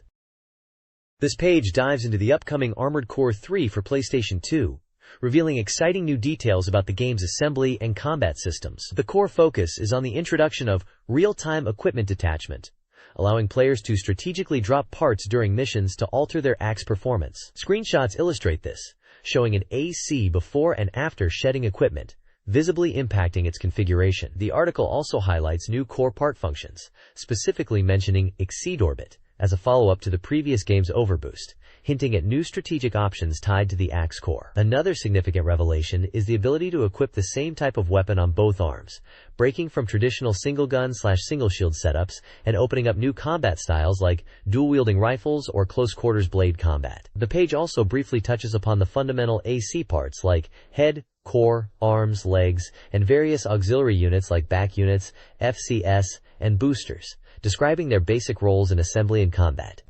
Overall, the reveal points towards a more dynamic and strategically deep AC experience. This page features two exciting new releases for the PlayStation 2. First up is Akira Sicko, a digital pinball game based on the legendary Akira franchise. It brings the world of Akira to pinball, with stages set in Neo-Tokyo, the laboratory, and a room, incorporating footage from the iconic movie. A unique gimmick highlighted is the split upper and lower fields, which change layout and gameplay as you progress. Screenshots showcase the pinball tables themed around key moments, and characters like Kaneda, Tetsuo, and Akira. It looks like a fan must-have, blending the futuristic chaos of Akira with classic pinball action. This title is set to release on February 21st for 4,980 yen. Also featured is Bass Strike, ABAS, approved bass fishing simulation. The game aims for an authentic American fishing experience with detailed graphics and realistic gameplay. A distinctive feature is the split-screen view, showing both the surface and underwater perspective during fights with the fish, providing a dynamic visual. Players can explore large American lakes modeled after real locations, even racing boats across them. Being B.AS approved means it's designed to simulate the sport accurately, perfect for fans looking for a serious fishing sim experience, including the thrill of the Bass Masters Classic. Bass Strike launches on February 14th, priced at 6,800 yen. 3 simulation and tabletop games are coming to PlayStation 2. Chikugi. Stable 2 is a horse racing simulation where players manage stables, train horses, and participate in races with real-world data and commentary. Issei Meijin Vitsushin. Shogi Kurabu is a shogi game with a strong AI and online connectivity. Players can compete against others on a major Japanese online shogi platform, watch live matches, and chats. Cyber Mahjong Tanpusu Hen brings the online mahjong service Tanpusu to PS2. Players can join a community of over 100,000 users, play various rule sets, and track their results. A free trial is offered. This page previews 2 Shin Megami Tensei games for the PlayStation. First is Shin Megami Tensei 2, a port of the Super Famicom classic, set in post-apocalyptic Tokyo. Players control Aleph, a warrior in a world dominated by a messiah cult. The game emphasizes player choice within a narrative exploring order versus chaos. Combat uses a turn-based system where players command demonic allies, and the signature demon fusion system is present. Next is Shin Megami Tensei Devil Children, a compilation of the Black Book and Red Book Game Boy titles. The RPG follows Satuna and Heel, children who use the Devilizer to summon demons. This PlayStation version updates the graphics, offering the handheld experience on consoles. The core gameplay involves 2-on-2 combat, where demons can be recruited. The original versions featured different protagonists and scenarios, now combined into a single package. This page previews the simulation RPG Hanjuku Hero, Sekai yo Hanjuku Nare, for the Wonder Swan color. This is a port of the classic Super Famicom title, updated for the handheld. While known for its comedic gag elements, the game features a solid simulation system, where you command generals to conquer territories and unite the world. Gameplay involves monthly commands, allowing you to build defenses, dispatch generals, and engage in strategic battles. A unique feature is the summoning of egg monsters, battle allies whose strength can vary wildly, sometimes becoming the weakest character type. The game adds new egg monsters compared to the original. A major highlight is the guest appearances from Square characters. Generals from the Final Fantasy series make cameos, and specific characters like Firion from Final Fantasy II and Kain from Final Fantasy IV appear in battle sequences. Even the composer Koichi Sugiyama has a special event cameo. Despite the humor, the simulation aspects are presented as a serious challenge. After clearing the game, a bonus mode allows checking character stats. The game was set to be released on February 14th. This page is a special report focusing on Metroid Prime for the GameCube. The main feature discusses the significant shift for the series, moving to a first-person perspective, described as a subjective viewpoint, where you become Samus Aran. Screenshots showcase the new first-person gameplay, the iconic Morph Ball mode, and Samus in action. The article expresses excitement about this intentional system developed by Retro Studios. The page also includes a look back at the Metroid series as a pioneer of the maze exploration action game genre, highlighting the original Famicom Disk System release and the beloved Super Metroid. It notes how the series blended action and exploration elements, setting a precedent. A sidebar provides details for Metroid Prime, listed as tentative, confirming it's a one-player action game published by Nintendo for the GameCube, with the release date and other specifics still undecided at the time. Other upcoming games are also listed with page references, including Animal Crossing, GC, Fire Emblem, The Binding Blade, GBA, Resident Evil, GC, and Virtua Striker 3.2002 GC, alongside various Game Boy Advance titles like Goemon, New Age Shutsudu, and Shining Soul. This page provides a special report on the quirky GameCube title known in Japan as Animal Leader, or Cubivore, Survival of the Fittest in the West. It tells the story of a colorless pig in a world where vibrant wilds and color are disappearing, consumed by invading colorless creatures. The player, a weak, colorless pig, aspires to become strong and bring color back to the world by adhering to the principle of weak eats strong, literally consuming other creatures to gain their wilds, power, and color, with the ultimate goal of becoming the king of 100 beasts. The screenshots showcase the game's distinctive visual style, featuring blocky, geometric animals and environments. The report notes the game's unique genre, dubbed a hunting game, and highlights the talented staff behind it. Notably, Gaben Ito, known for the scenario of Parappa the Rapper, and Hajime Tachibana, a musician, contributed to the game's development, which helps explain its peculiar charm. It's mentioned that the project was originally intended for the Nintendo 64, before shifting to the GameCube. This action game is published by Nintendo and offers a truly original experience, centered around evolving your blocky creature by devouring others. This page continues the report on Cubivore, Survival of the Fittest. It details the unique gameplay loop, where the player, a blocky creature, must hunt and battle others, tearing off and consuming their Niku, or meat. Eating Niku causes the creature to undergo hentai, or transformation, gaining new abilities and improving attacks based on the color and type of Niku consumed. This is how your weak pig evolves into a powerful beast, aiming for the title of King of 100 Beasts. The page also introduces boss encounters, presenting a hierarchy of leaders culminating in the ultimate Cubivore. Defeating these bosses yields special Namaniku, raw meat, with distinct patterns. Eating this pattern Namaniku grants specific power-ups, like increased defense from a bone pattern Namabone, or enhanced speed from a cat's paw patterned Namaniku Q, and acts as a key to progress. Finally, the page explains the intriguing reproduction system. After consuming Namaniku, you can mate to have children. These children inherit traits and strength from the parent, and eating more Niku allows the child to be born with more Niku pieces, potentially making them stronger. Your legacy and the goal of restoring color to the world are passed down through generations of these blocky creatures. The distinctive visual style, including creatures resembling GameCube blocks, is also noted. This page features a major report on Fire Emblem, The Binding Blade, the latest entry in the acclaimed simulation RPG series, making its debut on the Game Boy Advance. This title continues the legacy established on the Famicom and Super Famicom, bringing the signature tactical gameplay and compelling character focus to Nintendo's portable system. The game is set on the continent of Alibe, engulfed in conflict as the Baron Kingdom invades surrounding territories. The story centers around Roy, the young lord of House Fire in the Lycia Alliance, who is thrust into command when his father falls ill.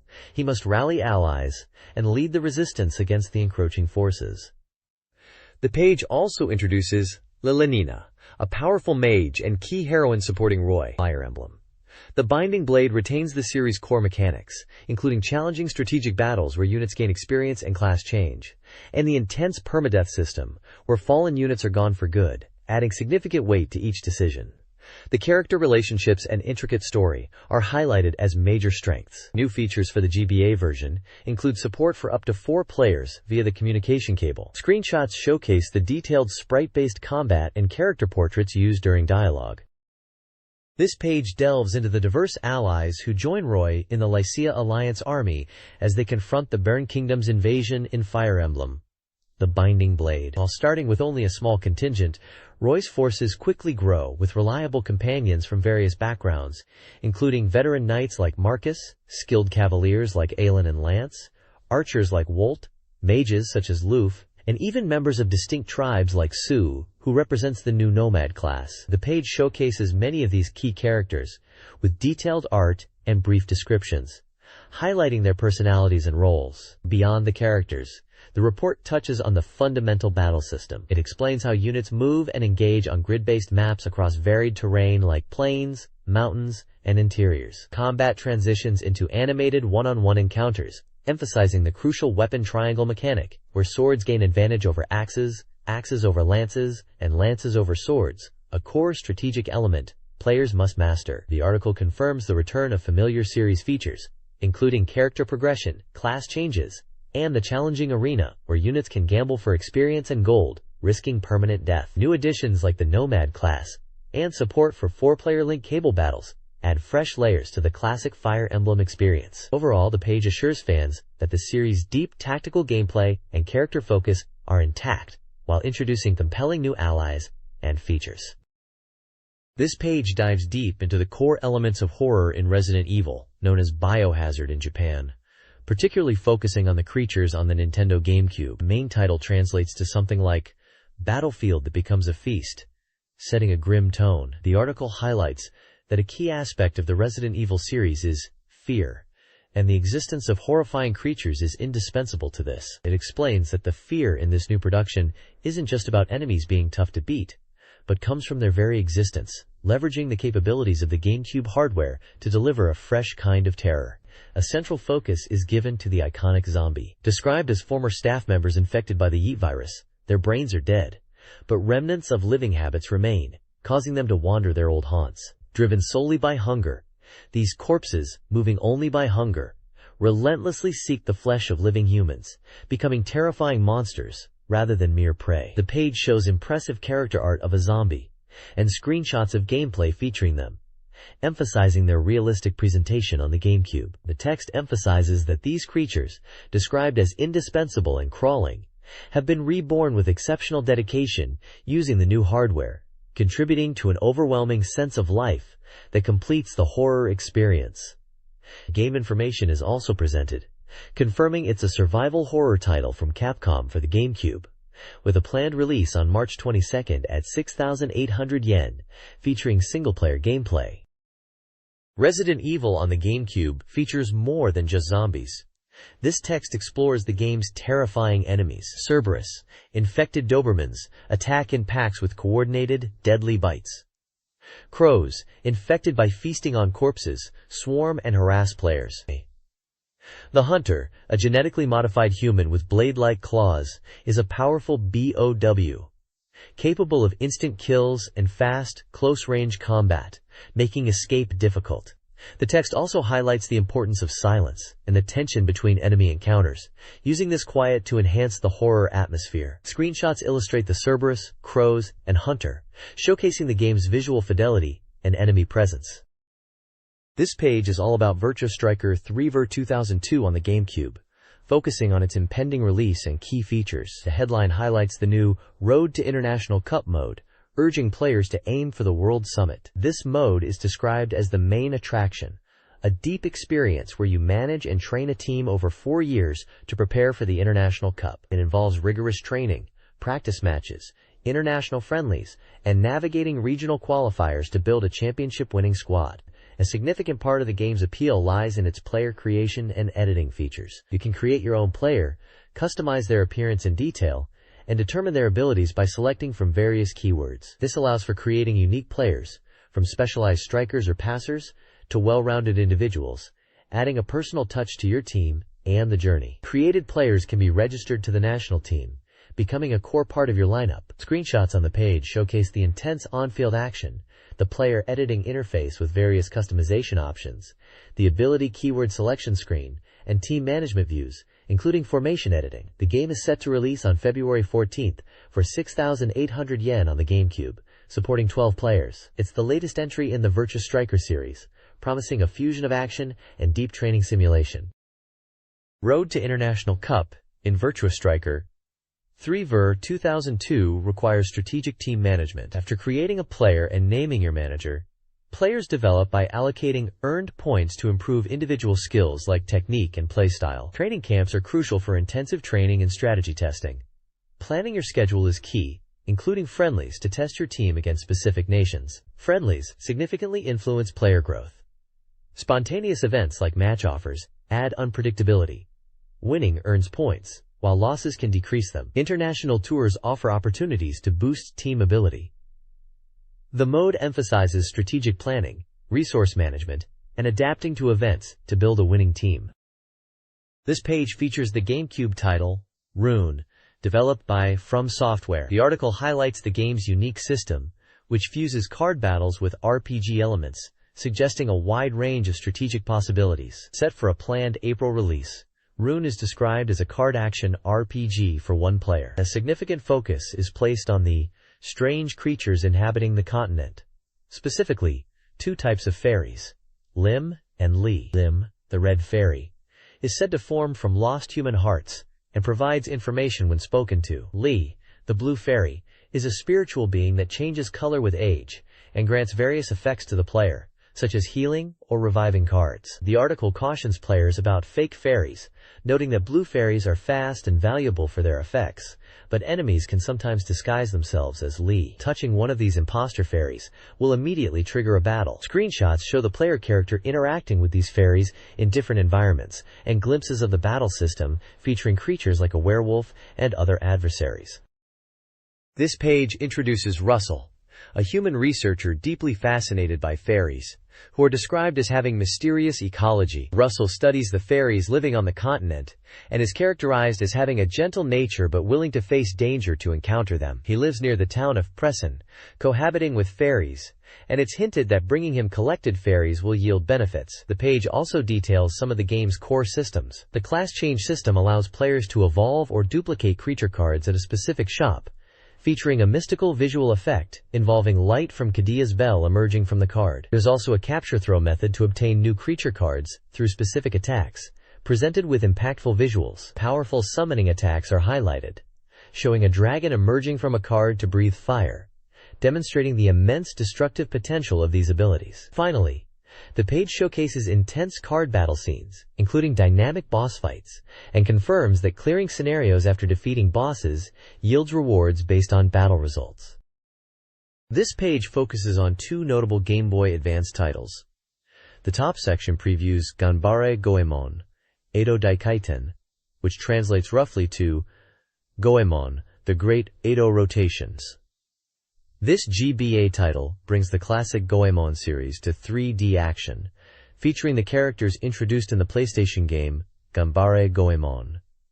Shin Sedai Shumei Goemon, the succession of the new generation. You see character art for the new Goemon, Ebisumaru, Yui, and Sasuke Mark II, along with various screenshots showcasing the 3D gameplay and unique rotation stages where the environment itself spins. The bottom section covers Shining Soul, a communication RPG for the GBA. It highlights the game's key feature: simultaneous 4-player cooperative play using the communication cable. The page features character art, possibly one of the playable classes, and screenshots showing party members interacting and exploring. Details are given on systems like item appraisals, where you take unidentified items found in the world to a specific facility in town, and a status display function that seems to allow characters to express their current state or thoughts during gameplay, such as being in a pinch or asking for recovery. This page features two different Game Boy Advance titles. The top section previews Black Bura Bura, a monster training RPG where you collect and raise various monster companions to take on the Demon King. The game emphasizes building affection with your monsters through interactions and offering them their favorite items, noting that some monsters can be quite difficult to please. Beyond dungeon crawling, you can engage in activities in town such as shopping, gardening, and even breeding monsters to create new generations. It's described as a somewhat challenging or spicy RPG experience. The bottom section showcases Mega Man Zero, a high-octane action game for the GBA that marks the 15th anniversary of the Mega Man series. Starring Zero from the Mega Man X series, this title takes place 100 years in the future, where Zero, recently revived, becomes an irregular hunter fighting against the oppressive regime of Neo Arcadia to protect the labeled irregulars, persecuted reploids. The page highlights Zero's powerful Z-Saber attacks and the fast-paced platforming action. You'll also see the new character Zero, who accompanies Zero on his mission. The focus is on Zero's combat prowess and the challenges presented by Neo Arcadia. This page showcases two titles from the popular female-oriented Angelique series, making their debut on the Game Boy Advance.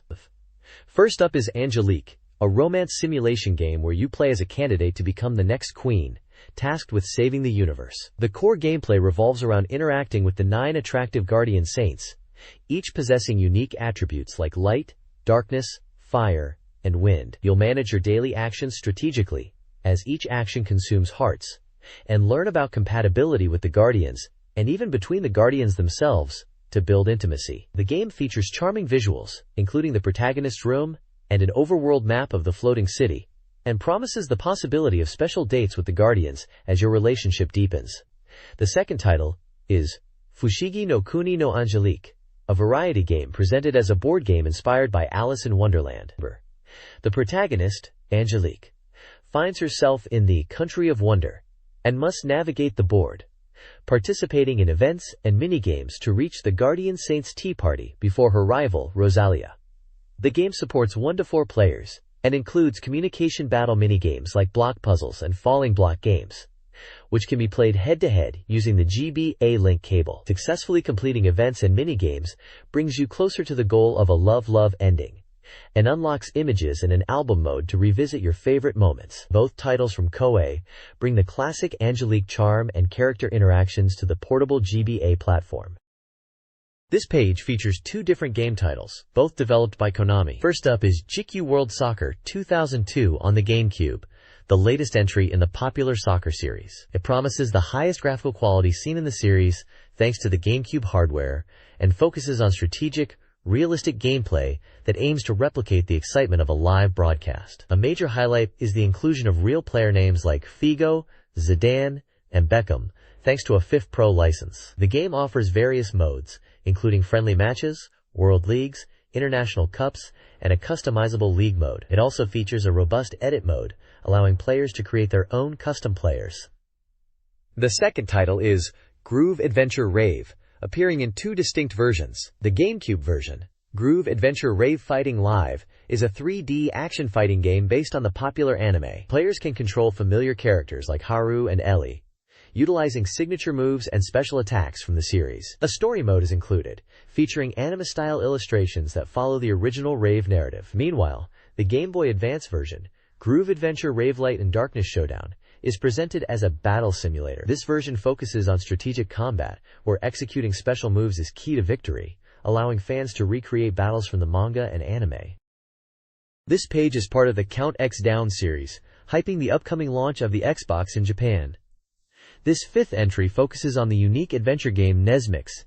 Have a nice day. The page features an interview with Microsoft's product manager, Maiko Hata, and lead program manager, Yoshikatsu Kanemaru, discussing the game. They highlight Nesmix's distinctive charm, particularly its fluffy mouse characters, like the main character Apollo, and the detailed world visuals, made possible by the Xbox hardware. The game isn't just a simple action title but an immersive experience, where players embody Apollo, exploring the environment and interacting with friends to uncover a larger story. Kanemaru notes the gameplay encourages curiosity and interaction, like giving commands to other mice, feeling somewhat reminiscent of classic adventure games. Hata adds that enjoying the process of exploring the mouse world is a core element. A screenshot shows several expressive mice characters, emphasizing the game's graphical detail, especially the fur texture mentioned in the caption. The page also lists several other upcoming Xbox titles for the February 8, 2002 lineup, including major releases like Dead or Alive 3, Jet Set Radio Future, Genma Onimusha, Silent Hill 2, Restless Dreams, Gun Valkyrie, and various sports titles, showcasing the diverse range of games coming to the console beyond just hardcore action. This page highlights the final countdown to the Xbox launch in Japan on February 22, 2002, and focuses on the upcoming action-adventure game, Nesmix. Have a nice day. The article features an interview with the Microsoft team, delving into Nesmix's rich story, well-crafted scenario, and the charming mouse characters with detailed visuals, like realistic fur textures. Gameplay involves forming parties with friends, with events and outcomes influenced by party composition and player actions, promising high replayability. Strategic command giving to companions adds depth and challenge. The game, developed by Media.Vision and published by Microsoft, will be released on launch day for 6,800 yen. Screenshots showcase the mouse characters and conflict scenes, with a giveaway for a Nesmix strap. This page dives into the world of Dead or Alive 3 on the Xbox, specifically highlighting a brand new costume for the fan-favorite character, Kasumi. The main visual showcases Kasumi in a fresh take on the classic sailor uniform, which the text describes as distinct from previous versions. It features a white top base for a cleaner image, and the skirt is noted as being longer than in past games, with many pleats, aiming for a more traditional, refined schoolgirl aesthetic. A comment from the character designer, Mr. Nakakura, explains the design choice was to create a slightly nostalgic feeling and avoid a modern look. He emphasizes the care taken in the texture of the costume, particularly the pleats. The page confirms Dead or Alive 3 is an action fighting game for the Xbox, scheduled for release on February 22 for 6,800 yen, positioning it as a key title for the console's Japanese launch. Additionally, it's announced that Li Feng's 8C costume from Dead or Alive 2 will be revived in Dua 3. The next page focuses on another character from Dead or Alive 3, Hitomi, showcasing her new costume for the Japanese version. It features Hitomi in a sporty, active outfit consisting of a hooded stadium jacket, a red plaid miniskirt, and thick stockings, creating a lively, youthful look. The text notes that Hitomi fans will be pleased that her costume options now include skirts. Character designer Nakakura comments that Hitomi was previously seen as someone who didn't wear skirts, so this design aimed to break that image and create a stylish, modern look suitable for walking around town. The jacket is a Sukajan style, and a notable detail is a mark resembling a hawk on the back, plus the inclusion of a hood. A small leather-like pouch on her waist is highlighted as a key point, apparently moving realistically with her actions. The page also touches on other Dead or Alive 3 related news. It announces the results of a survey about reviving costumes from past games, revealing that Li Feng's 8C costume from Dead or Alive 2 received the most votes and will be included in Dua 3. There's also a section announcing that a demo version of Dead or Alive 3 will be available for in-store trial play starting in late January, allowing players to experience the game firsthand before release. A small note mentions Dua 3 received accolades at the US GameSpot Awards for Best Graphics and Technical Achievement. This page continues the coverage of Dead or Alive 3 for Xbox, showcasing additional costumes for two more characters, Bayman and Ion. Bayman is featured in a diving suit costume, which originally appeared in the first Dead or Alive game. The text highlights the detailed rendering of the equipment on the suit thanks to the Xbox's graphical power, describing it as a perfect fit for Bayman's assassin style, especially on water stages. Team Ninja's character designer Nakakura discusses the improved polygon and texture detail, and mentions a planned scene involving a periscope that they couldn't fully implement. Ion receives a stylish blazer-style uniform, which was a costume in the PlayStation version of the original Dead or Alive. The article notes it presents a fashionable, classical image, differentiating her from Kasumi's portrayal. Details like the skirt length give it a modern touch. Nakakura comments that Ayane has always been presented as more stylish and urban compared to Kasumi, and this uniform, moving away from a previous Kogol-like style, is a more orthodox design, with careful attention paid to details like her iconic ribbon. This page delves deeper into Dead or Alive 3, just 1 month before its release. A major interview with the producer discusses the game's vision on the powerful Xbox hardware, highlighting its evolution from Dead or Alive 2. The focus is on refining the system for accessibility while adding depth, improving visuals for characters and costumes, and balancing the experience for both newcomers and fighting game veterans. It features a dynamic screenshot of a fight. Further down, the magazine opens up a fan submission corner, showcasing community excitement with fan art of characters like Ayan and Hayate, alongside photos of impressive character cosplay. They're actively soliciting more submissions from fans for art, cosplay, and even questions for the development team, Team Ninja. In other news, the Dead or Alive 3 original soundtrack is announced for simultaneous release with the game. It's detailed as a substantial 2-disc set packed with 40 tracks, including character themes and previously unreleased music, with cover art shown. Finally, the producer's diary entry touches upon the game's catchphrase, "Towards the fighting person," and draws a parallel between the game's impactful opening and ending sequences and the film Armageddon, revealing a personal inspiration. Jet Set Radio Future on Xbox features a robust multiplayer experience for up to 4 players, offering 5 distinct rule sets. The page highlights 3 specific modes: Dash, a fast-paced race with item-based interference; Death Ball, a unique mode involving ball possession and goal-based laps; and Flag Battle, a capture-the-flag style competitions. The multiplayer experience is emphasized by a smooth split-screen performance. Items like bombs and invincibility add strategic depth to the gameplay. Screenshots showcase characters such as Yo-Yo and Gum. Developed by Smilebit, the game launched in February 2002, with a clear focus on delivering exciting multiplayer action.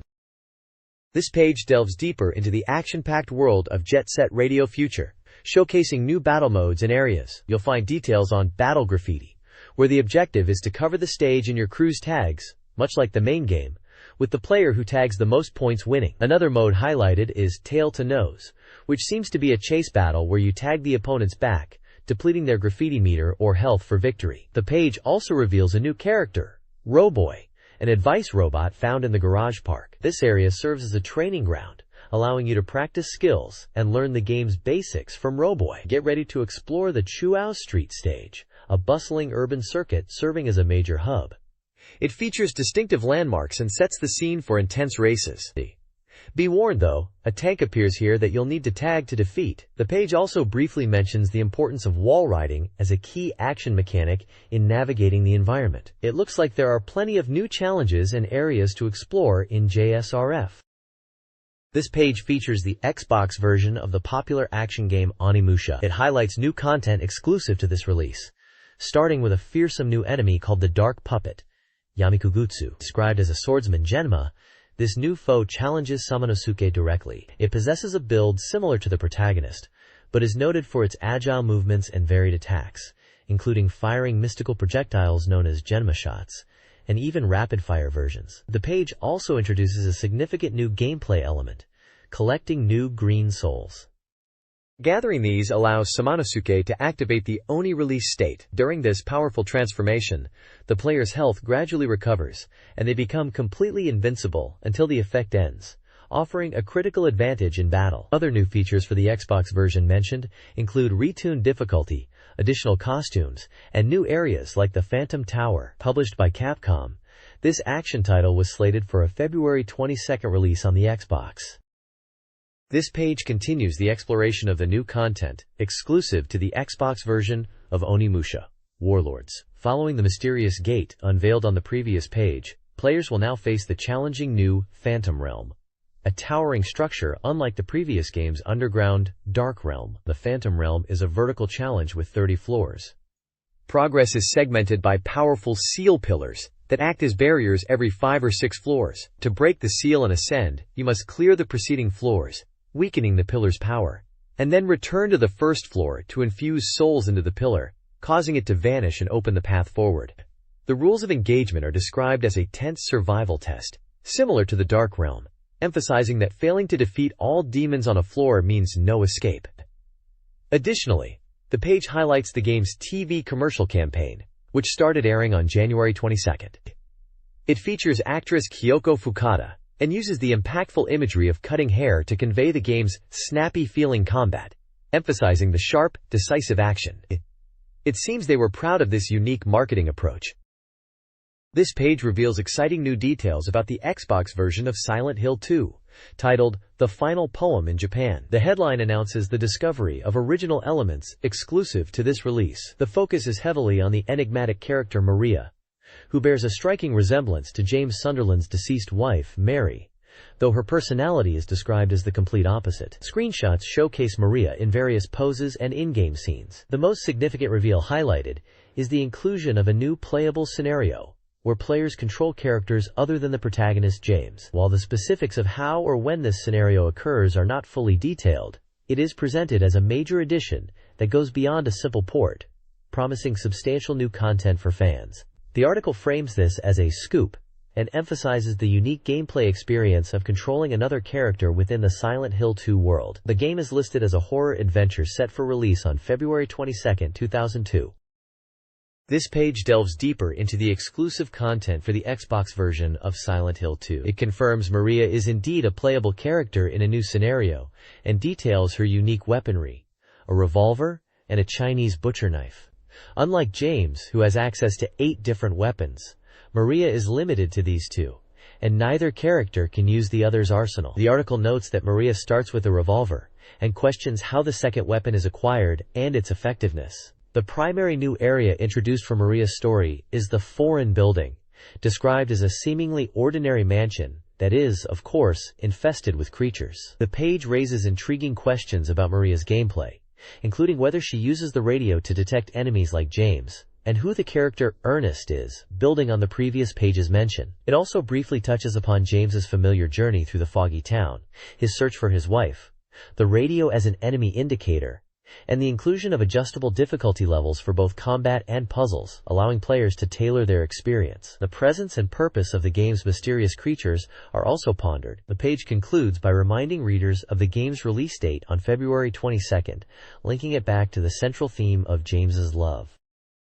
This page dives into the high-octane action of Gun Valkyrie, an Xbox exclusive from Smilebit. This 3D action shooter throws you into 360-degree combat against swarms of strange creatures on the colonized planet Teal. The game emphasizes free, omnidirectional movement and exhilarating boost actions, allowing players to navigate and attack from any angle, a feat enabled by mastering the dual analog stick controls for both movement and aiming. You can choose to play as one of 2 distinct characters, Kelly Olenmai, a highly mobile agent with a heat blaster, or Sabaruta Mishima, a powerful samurai recommended for advanced players, wielding a devastating flintlock cannon. As members of the Gun Valkyrie organization, your mission is to clear the planet of its monstrous inhabitants and uncover the mystery behind the vanished colonists and the enigmatic drive, Hebel. The article highlights the impressive graphics powered by the Xbox, showcasing the detail in both environments and enemy design. The game was scheduled for release on March 21st. This page gives us a look at Doubles.teal, The Second Clash, an Xbox title hitting stores on February 22nd. Described as a luxurious, foolish car game that fully utilizes the Xbox's power, it features over-the-top action sequences reminiscent of TV news reports. The article previews the game's main scenarios and abundant missions, complete with replay footage. The game boasts 2 distinct scenario modes. The first is the police arc, following a female police duo taking on, beyond the call of duty, missions against villains. This mode features car chases, rescuing VIPs, and even some missions unrelated to police work. The second is the poor spy arc, where a pair of down-on-their-luck spies dream of striking it rich in the city. This mode involves things like stealing from cash transport vehicles and operating as spies, offering a completely different feel from the police missions. Clearing missions in the scenario modes unlocks further stages. Screenshots show chaotic car chases, explosions, and action sequences, giving a sense of the game's frantic pace. There's also a notice about a chance to get a trial version of the game sent out before the release date to 100 applicants. This page dives into Metal Dungeon, an intense SF dungeon RPG for the Xbox. Set in a world where science and magic coexist, players step up as cyborg warriors tasked with battling formidable monsters and ultimately defeating the ultimate weapon, the Demon God. Creating your party is a key part of the experience, offering extensive customization with over 20 character types and numerous options for appearance and build, promising thousands of unique combinations. Exploration involves navigating dangerous dungeons filled with diverse enemies. Combat is highlighted as particularly impressive, especially the encounters with powerful guardian monsters guarding each area. These battles feature dynamic camera work and effects. The monster designs are also a notable point, often being grotesque blends of machinery and creatures, though some are more bizarrely unique. Magic is a crucial element, accessed through spell chips found during exploration. These chips allow cyborgs to utilize various magical abilities, including attack, support, healing, and movement spells, adding a layer of strategic depth to the intense battles. This page features the Xbox port of the intense arcade shooter, Castle of Shikigami. The article highlights the game's popular elements, such as its charismatic characters, challenging enemy patterns, and deep gameplay that appeals to both newcomers and veteran players. A major focus is on the exclusive new features added for the Xbox release. The first new element is a gallery mode, allowing players to view character illustrations, game graphics, and setting materials. More images unlock as you play, including special original illustrations. The second element is the bonus for the first print limited edition, a deluxe character setting book filled with line art and design materials, including full character poses and expressions, described as essential for fans. A special picture label, DVD, is also included with this edition. The third new edition is a cool original anime opening sequence that effectively showcases the charm of each character. The page includes screenshots from this new animated introduction. Finally, a charming bonus story details how Alpha Systems president traveled to Tokyo from Kyushu to visit Kanda Myojin Shrine, praying for the game's success, captured in a photo with the development and publishing staff. This port promises to be a must-have for fans.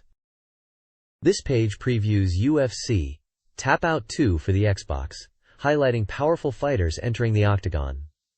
The game promises an intense mixed martial arts experience. A major focus is on real-life fighters like Mark Kerr, known as Titan, described as a dominant American wrestler.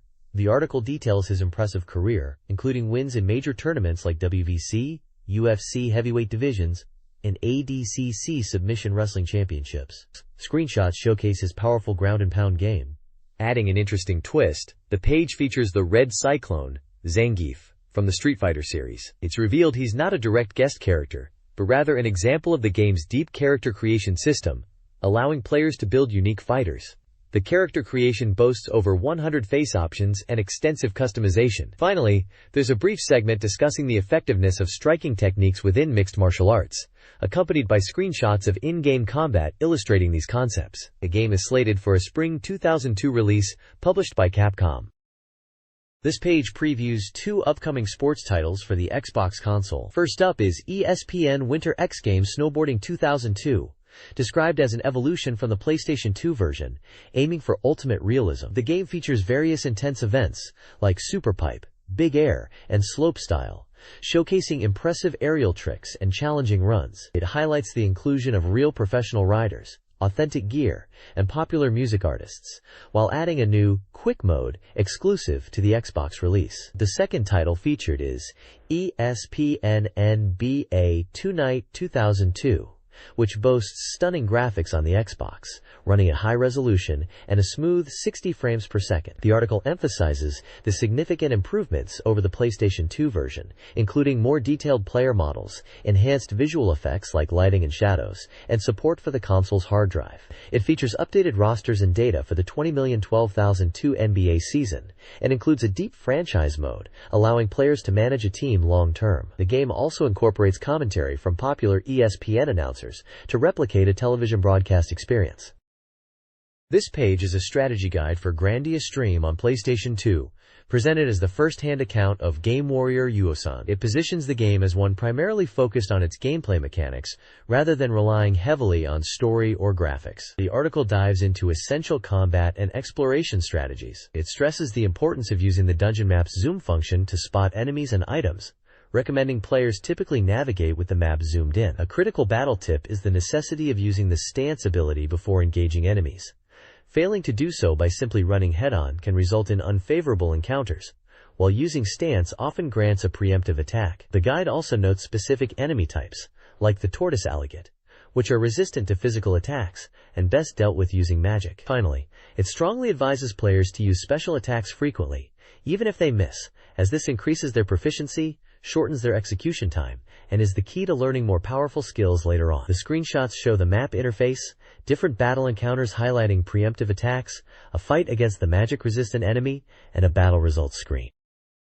This Grandia Stream strategy guide focuses on advanced combat and area-specific challenges. It emphasizes the excellent victory bonus, rewarding players for damage-free battles, achievable through tactical precision. Key strategies include monitoring the IP gauge to predict and interrupt enemy actions, especially those preparing powerful moves, with critical hits. Employing area of effect special attacks early in battles is also advised for swift victories. The guide highlights specific environmental challenges like the floating stone area, recommending clearing ground enemies before crossing and finding items by destroying mushrooms. It also addresses the boss battle against the Duram Taurus, warning of its tornado horn attack and suggesting interrupting it with a critical hit, or using combos to buy time if interception fails. The guide is supplemented with screenshots illustrating these combat tactics and challenges.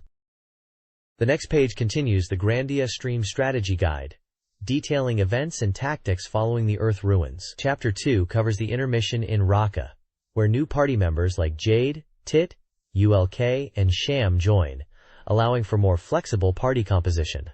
A key early strategy highlighted is acquiring Tit's item get skill to steal items from enemies, which is crucial for managing finances in the early game. Chapter 3 moves on to the Flame Ruins, described as a good area to practice skills like item get. The guide also provides advice on mana egg synthesis, recommending caution early on due to limited materials. It specifically suggests combining aqua and wind eggs to get the mist egg, which can yield the powerful healing spell, Mycorrhiza.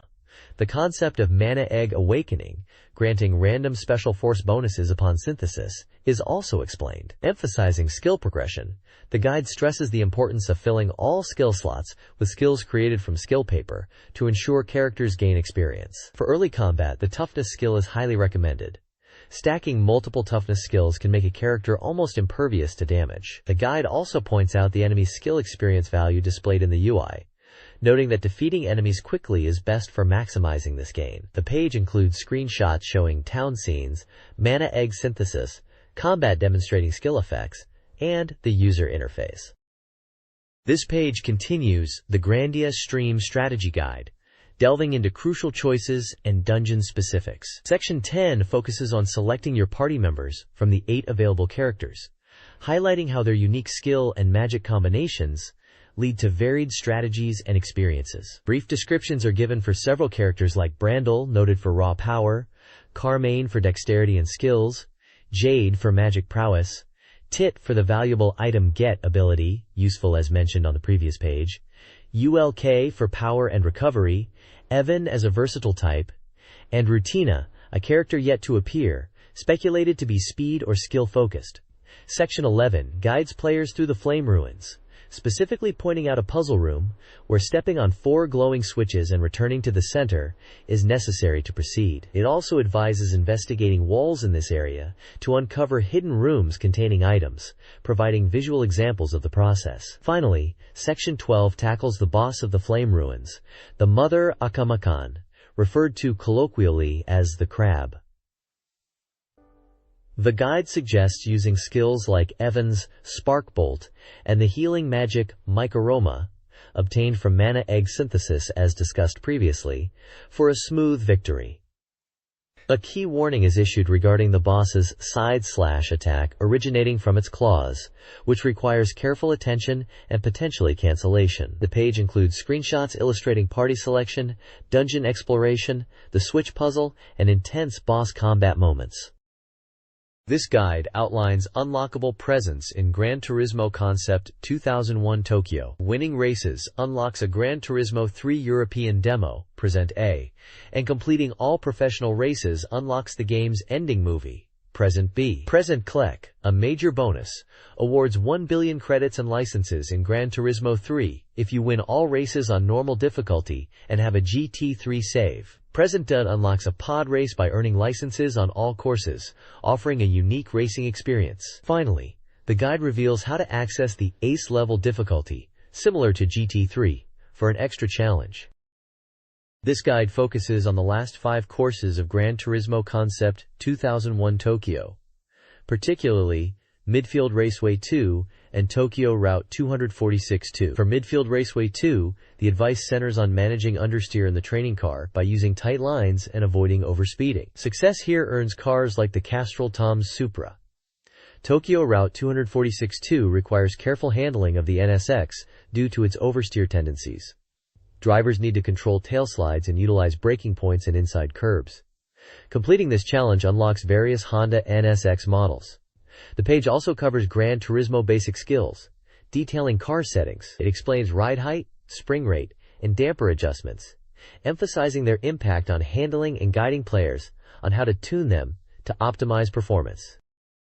This page of the Gran Turismo Concept 2001 Tokyo Strategy Guide focuses on Swiss Alps 2 and Tahiti Maze 2 tracks. Swiss Alps 2 emphasizes maintaining speed through corners, highlighting key braking points and line choices. Tahiti Maze 2 is more challenging, with uphill sections requiring bravery and downhill requiring precise control to manage drifts. The guide offers specific advice for each track section, emphasizing grip versus drift strategies depending on the corner. It also lists gift cards obtainable by completing these courses, providing clear goals for players. Finally, the guide expands on car settings, explaining brake balance, downforce, gear ratio, and tire choices. Practical tips are given on tuning these settings to counter understeer/oversteer, optimize acceleration, and improve grip, essential for mastering the game's physics. This page of the Gran Turismo Concept 2001 Tokyo Strategy Guide highlights that the biggest appeal of this installment is its excellent drifting mechanics. It provides a guide for the Autumn Ring 2 track, emphasizing clean lines and minimizing sliding, though notes that controlled drifting can be effective if you're skilled. Key corners on Autumn Ring 2 are analyzed with specific advice on braking and entry/exit points. A detailed section explains the braking drift technique, outlining the 4 key steps from initiating the tail slide using braking and steering, to countersteering, maintaining the slide, and finally stabilizing the car to exit the corner cleanly. The guide also lists the cars you can earn by completing the course licenses and races, including concept versions like the Nissan MM and GT-R LM edition. It recommends specific cars like the Mazda RX-7 and Honda S2000 as being particularly good for drifting. For beginners, the guide strongly advises turning off driver assists like ASM and TCS to truly understand how car settings impact performance. It also suggests starting car tuning by adjusting the gear ratio, noting its significant effect on lap times, especially for lower power cars. Finally, there is a brief mention of the official Gran Turismo Concept 2001 Tokyo Guidebook, which covers car data, settings, and course strategies. This page provides a detailed strategy guide for dating Yukiko Makihara, Heroine 01, in Tokimeki Memorial 3. Yakusoko no ano, Basho de on PlayStation 2 is described as a straightforward and gentle classmate. The guide details her personality, mentioning a younger brother who got into gaming through her and her supportive nature. A unique element highlighted is the condition for meeting her at the legendary slope. It's determined by the minute hand of the PS2's internal clock divided by 6. The chart shows which girl appears based on the remainder. The guide offers in-depth dating advice, listing her favorite and least favorite date spots like shopping districts and arcades versus concert halls and specific movie genres. It also suggests preferred clothing styles, emphasizing simple, comfortable outfits like shirts, cotton pants, and sneakers. Conversation topics she enjoys include literature, sports, cooking, and gaming, while she dislikes science, advanced art, excavation, and rock music. Key event pickups are detailed, including the Grandma at the Confectionery Shop event, which occurs after reaching a certain affection level and having one date, leading to further events at the shop. Another notable event is the Hidden Glasses Girl, a winter event where she loses her contacts and is seen wearing glasses. Finally, the Christmas Hamster Showdown event involves gifting a specific hamster on Christmas Eve. The page also includes small notes from the developers about the character and events. Chitose Aizawa, Heroine 02, is a cheerful, energetic girl from Tokimeki Memorial 3 who speaks in a Kansai dialect and dislikes serious topics and animals due to a cat allergy. To pursue her, focus on improving your literature/liberal arts stat, as good grades will attract her attention. Talking to her in English and getting an introduction from Makihara solidifies the connection. For dates, Chitose enjoys game centers, shrines, and parks, particularly during fireworks festivals. She prefers simple, plain clothing. Conversations should focus on literature, the broadcasting club, idols, and rock music, with increasing interest in English as your literature stat improves. Key events include her interest in studying abroad and studying at your house. Securing her phone number quickly is vital for dating success. This page introduces Rika Kawai, Heroine 03, described as a science girl with unusual tastes in Tokimeki Memorial 3. To meet Rika, you primarily need to increase your science stat. As it levels up, she will begin photographing you, leading to encounters. Joining the science club early is also recommended for meeting her. The page details her date preferences. For locations, she enjoys shrines on rainy days and Hilltop Park, especially during the fireworks festival. Her clothing preference leans towards a salaryman-style fashion, favoring glasses and specific combinations of shirts, pants, and shoes, with a note that pattern 1 is good for first dates and shoes should be leather. For conversation topics, she shows interest in science, the science club, student council, and games, while being uninterested in arts, sports, and music topics. Engaging her with deep knowledge about games is key. Key events highlighted include her showing you her Furitaku robot when her affection is high, the appearance of an imposter protagonist based on you, and a Game Center event in the summer where she gets close while playing games. Finally, there's a section on maximizing the school trip in the second year. The destination is usually random unless you are in the student council. It mentions knowing the compatibility between characters and trip destinations is helpful, and advises getting close to your chosen heroine before the trip in October of the second year.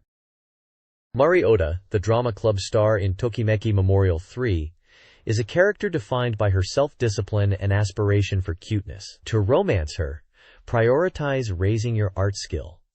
Joining the drama club is also highly beneficial. On dates, Mari favors shrines, especially in the rain, and the Hilltop Park fireworks. Avoid the tree-lined path and fight venues. Dress her in formal, yet sometimes casual, attire, with dark pants and leather or sneakers. Converse about arts, literature, drama, and classical music. Key events include helping Mari overcome slumps, leading to affection boosts, and confessions. Another event involves helping her after an ankle injury. General advice: polish your art, join the drama club, offer consultations, and talk to her often. Encourage her during slumps. Finally, pay attention to items created through hobby commands. They provide stamina recovery.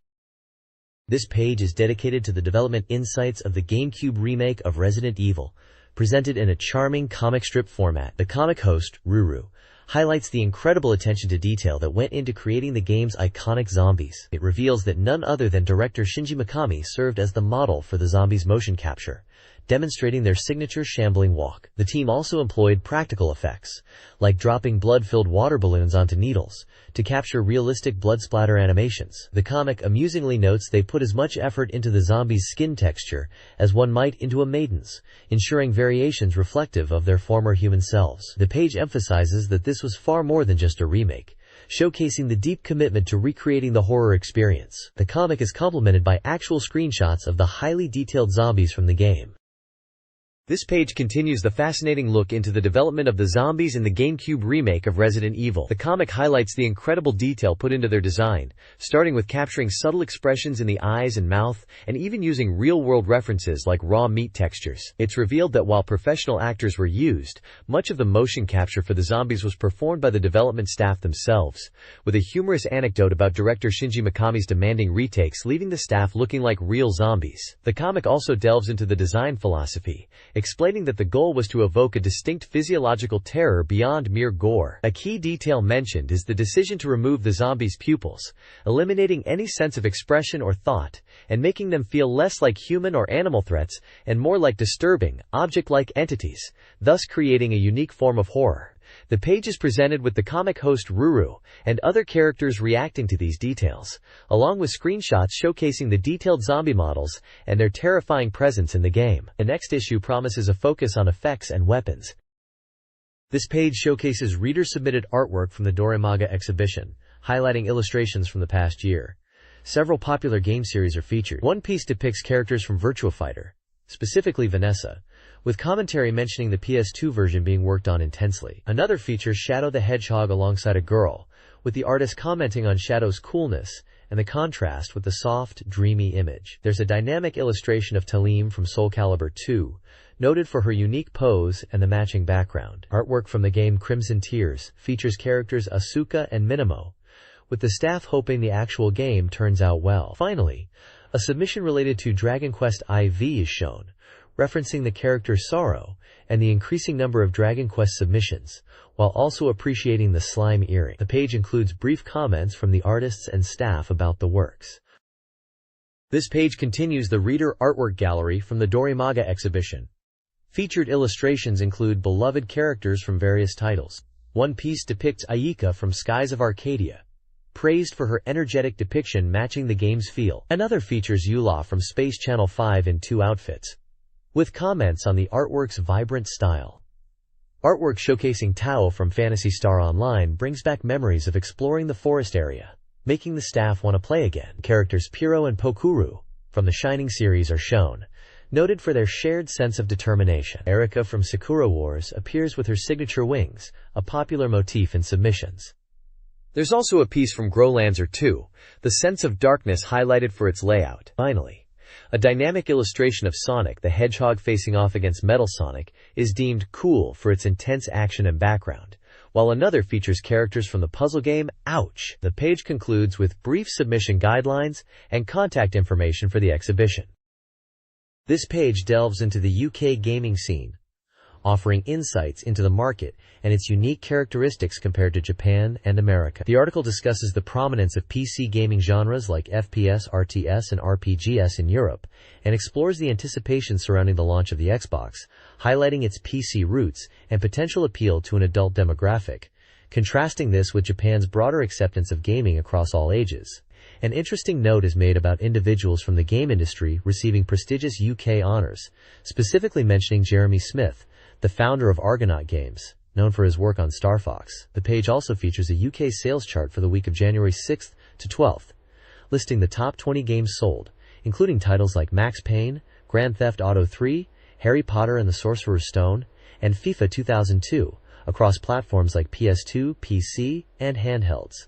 In the In and Out section, Jak and Daxter, the Precursor legacy is highlighted as a quality action-adventure from the team behind Crash Bandicoot, receiving a high score.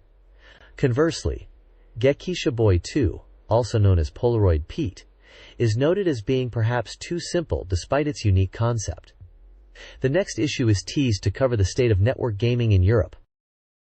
This page is the Dorimaga PC Information Bureau section, featuring a light-hearted discussion between staff members about the stressful exam season for students and the prospect of getting a new PC for university. The contents list previews like Falling Cherry Blossoms, the latest game from the studio behind 2121, and a look at Daisen Ryaku V2, described as the 7th installment in the long-running strategy series. The page also includes a multi-week strategy guide for Zwei, and a PC advice column addressing basic questions like, what is an OS? An illustration by Makita Yoshiharu shows 2 anime-style girls, one holding a pencil to her mouth, and the other holding a small electronic device.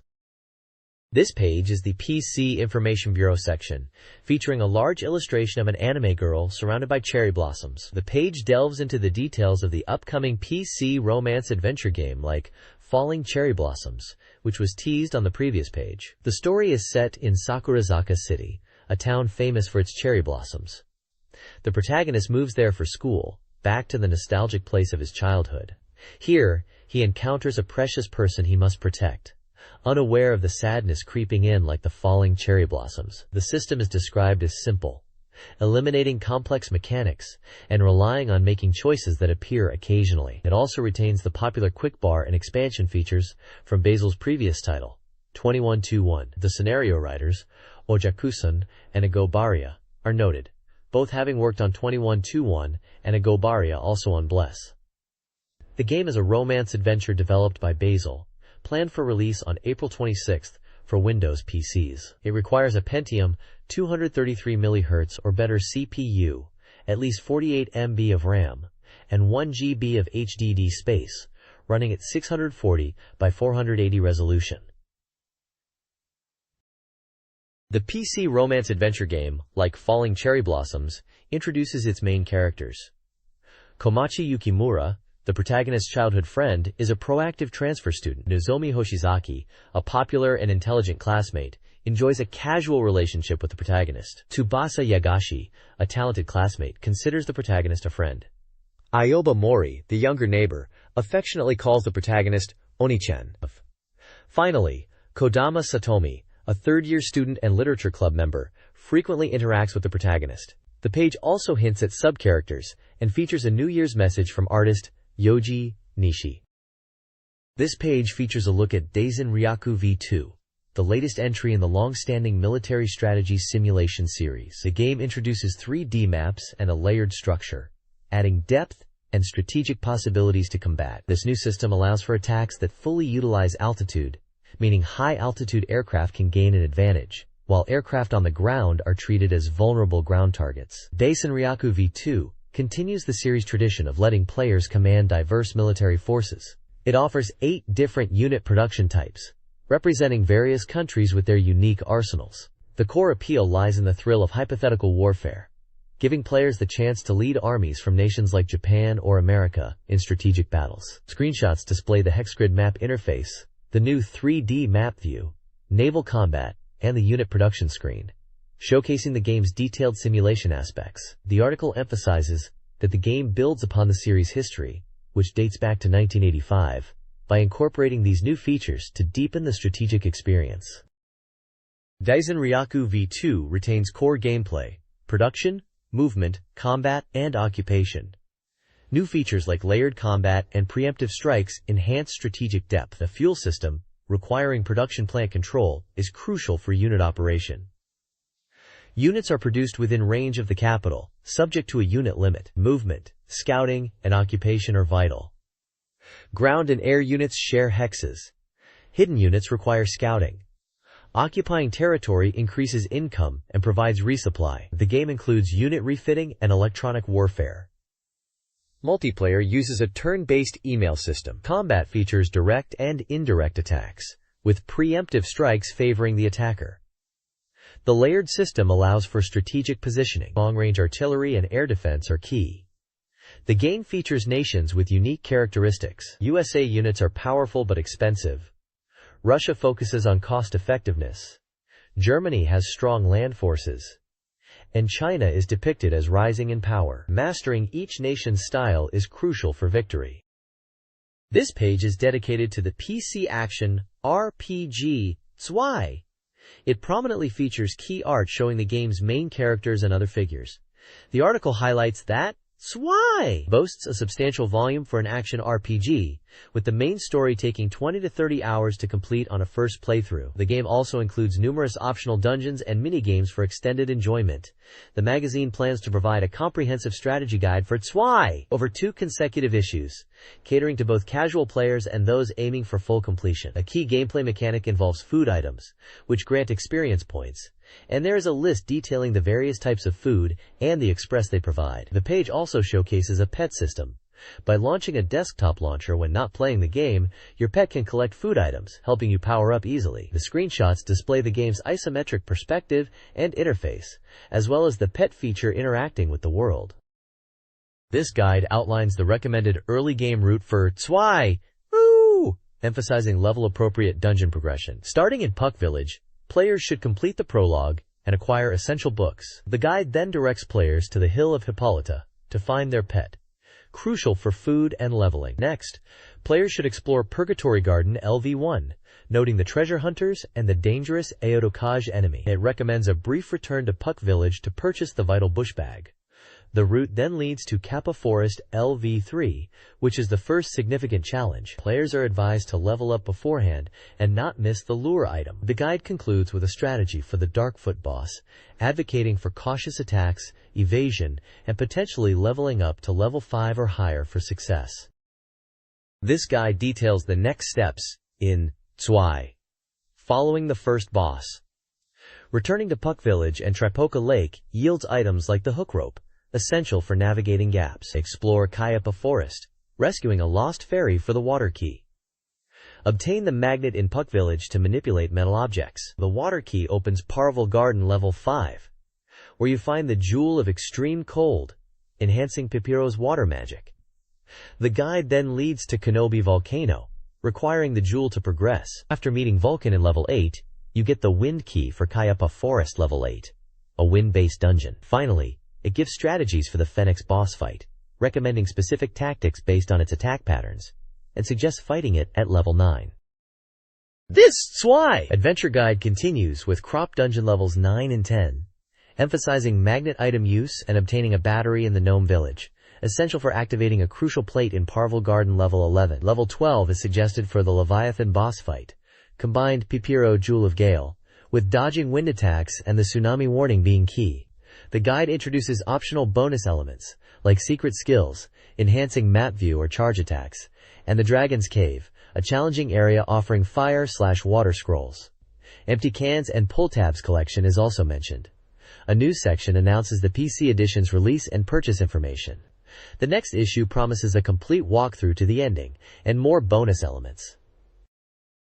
This page is the second installment of the PC Customer Support Center, aimed at explaining PC fundamentals simply for beginners. Today's topic is the operating system, or OS, focusing on the recently prominent Windows XP. The OS is described as the fundamental software that makes a PC run, allowing applications like games and word processors to function on top of it. It clarifies that different OS types exist, and software designed for one typically won't run on another. This is highlighted by the example of a game working on 1% but not another.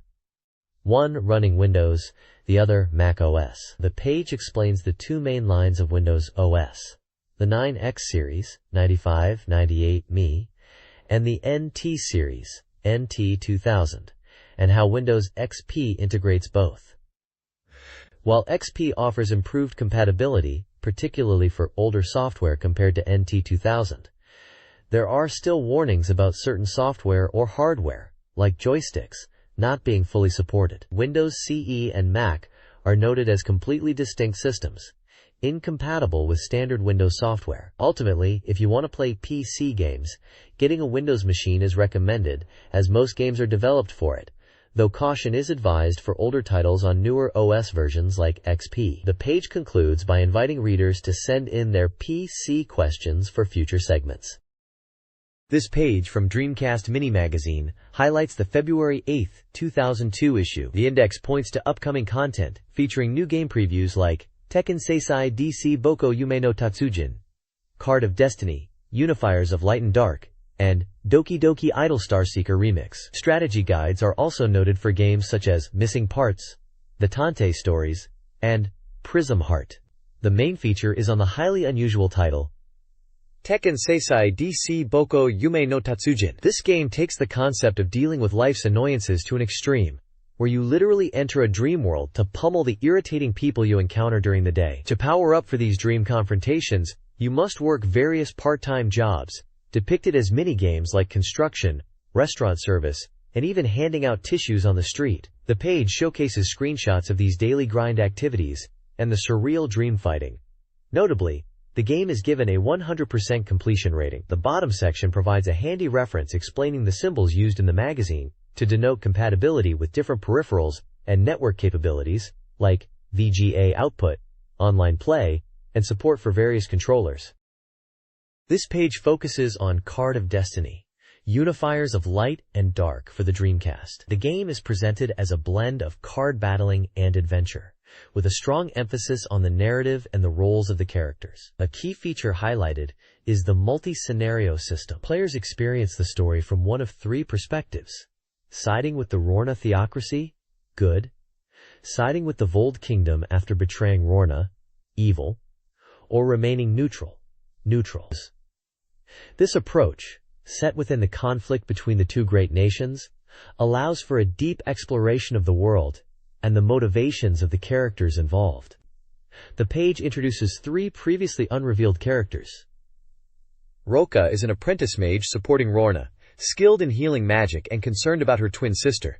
Lawrence Vister is an arrogant, self-proclaimed ace swordsman from the night entrance exam, easily distracted by attractive women. Natasha is a magic swordsman loyal to the Vold Kingdom, enjoying battle but sometimes showing hesitation. These characters can become either allies or foes depending on the player's chosen path in the multi-scenario system, adding complexity to the relationships and story. The game is planned for release on March 28th. The content emphasizes how the different character perspectives will enrich the overall narrative.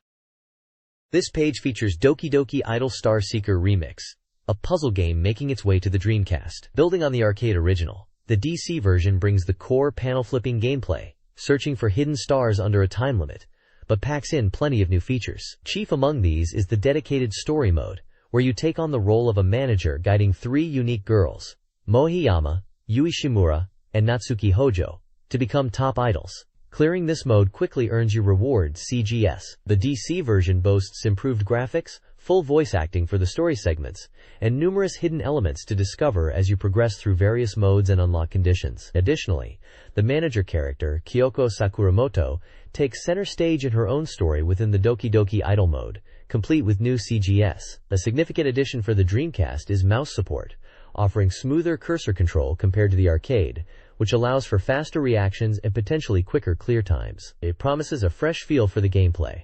The game is set to release on January 31st.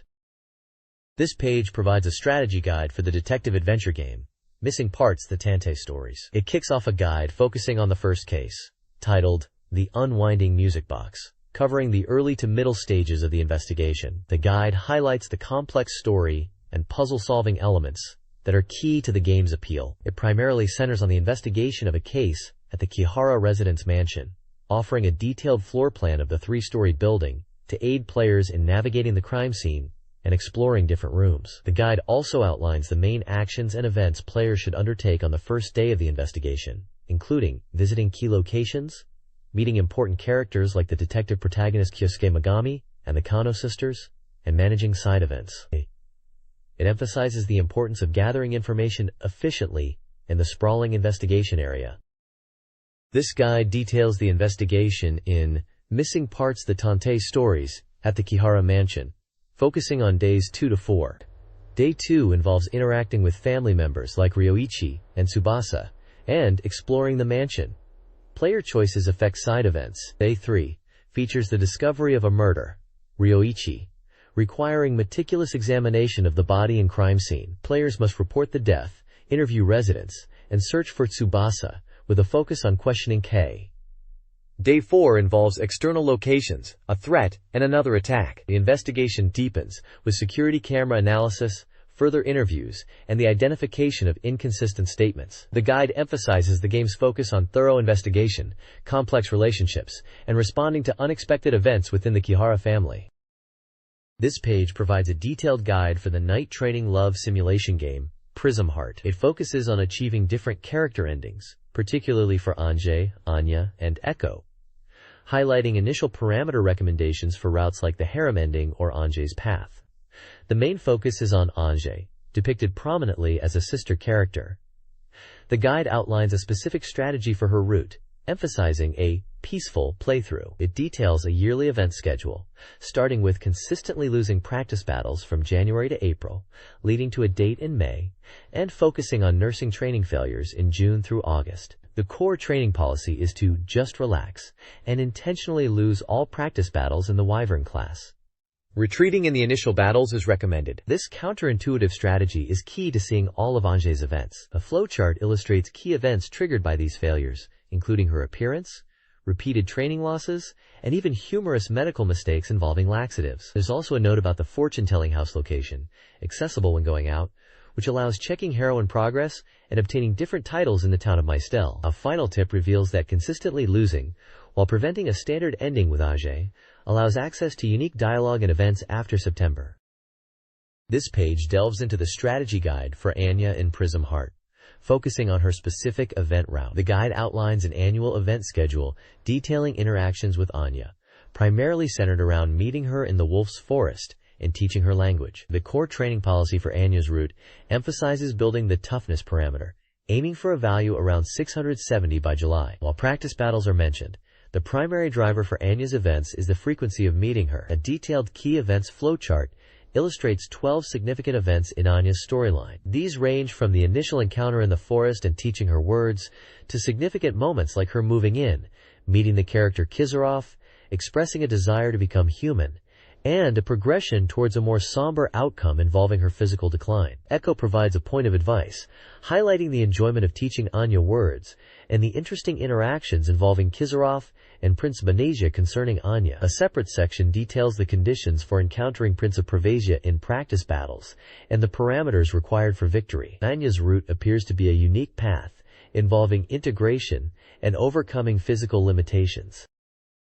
This page presents the comprehensive strategy guide for winning over Echo in Prism Heart. The core objective is to develop the protagonist into a formidable warrior, maxing out all parameters to 999, and to clear a heroine's route with the immediate goal being victory over Kizarov in the preliminary tournament in August. The annual schedule highlights key periods for training and events, starting with practice battles in January-February, receiving congratulations in March-April, dealing with Maple in May/July, aiming for the preliminary win in August, experiencing close contact events in September/October, and confronting a mysterious woman in November-December. The training strategy focuses on raising specific stats like toughness, swiftness, strength, intelligence, and charm, aiming for 999 in each. A detailed flowchart illustrates 15 important events depicting various interactions with Echo, including massages, sleeping events, chance encounters, and confrontations with other characters like Kizarov and the mysterious woman. Echo's personal advice reveals her preference for men stronger than herself,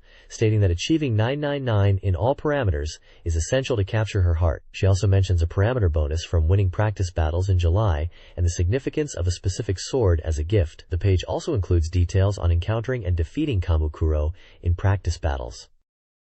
To achieve the Harlem ending in Prism Heart, you must win the hearts of all heroines. Prince Seiya, Comet, Maple, Kamu, Iena, Arunya, Echo, Aramis, and Rize. This involves conquering one heroine first, winning all Wyvern-class matches, and dominating both tournaments.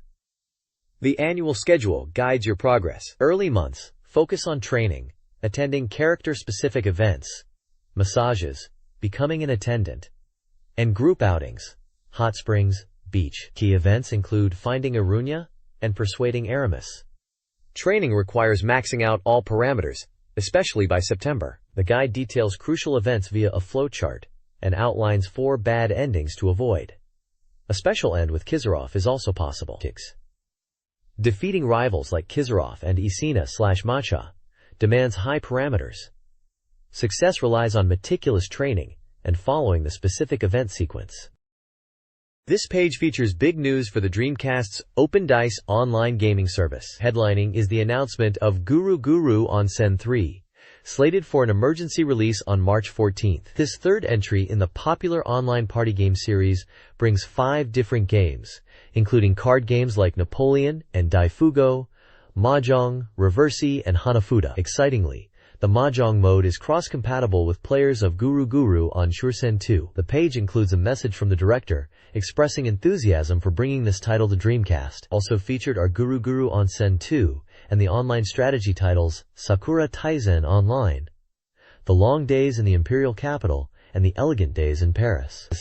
A significant bonus highlighted is the availability of new character customization parts as connection gifts for playing Guru Guru Onsen 2 and Sakura Taisen Online during specified periods. Players can collect a variety of heads, mouths, ears, and accessories to personalize their avatars, adding more fun to the online experience. Screenshots show the interfaces for the various games included in the Guru Guru Onsen series, featuring the signature character designs.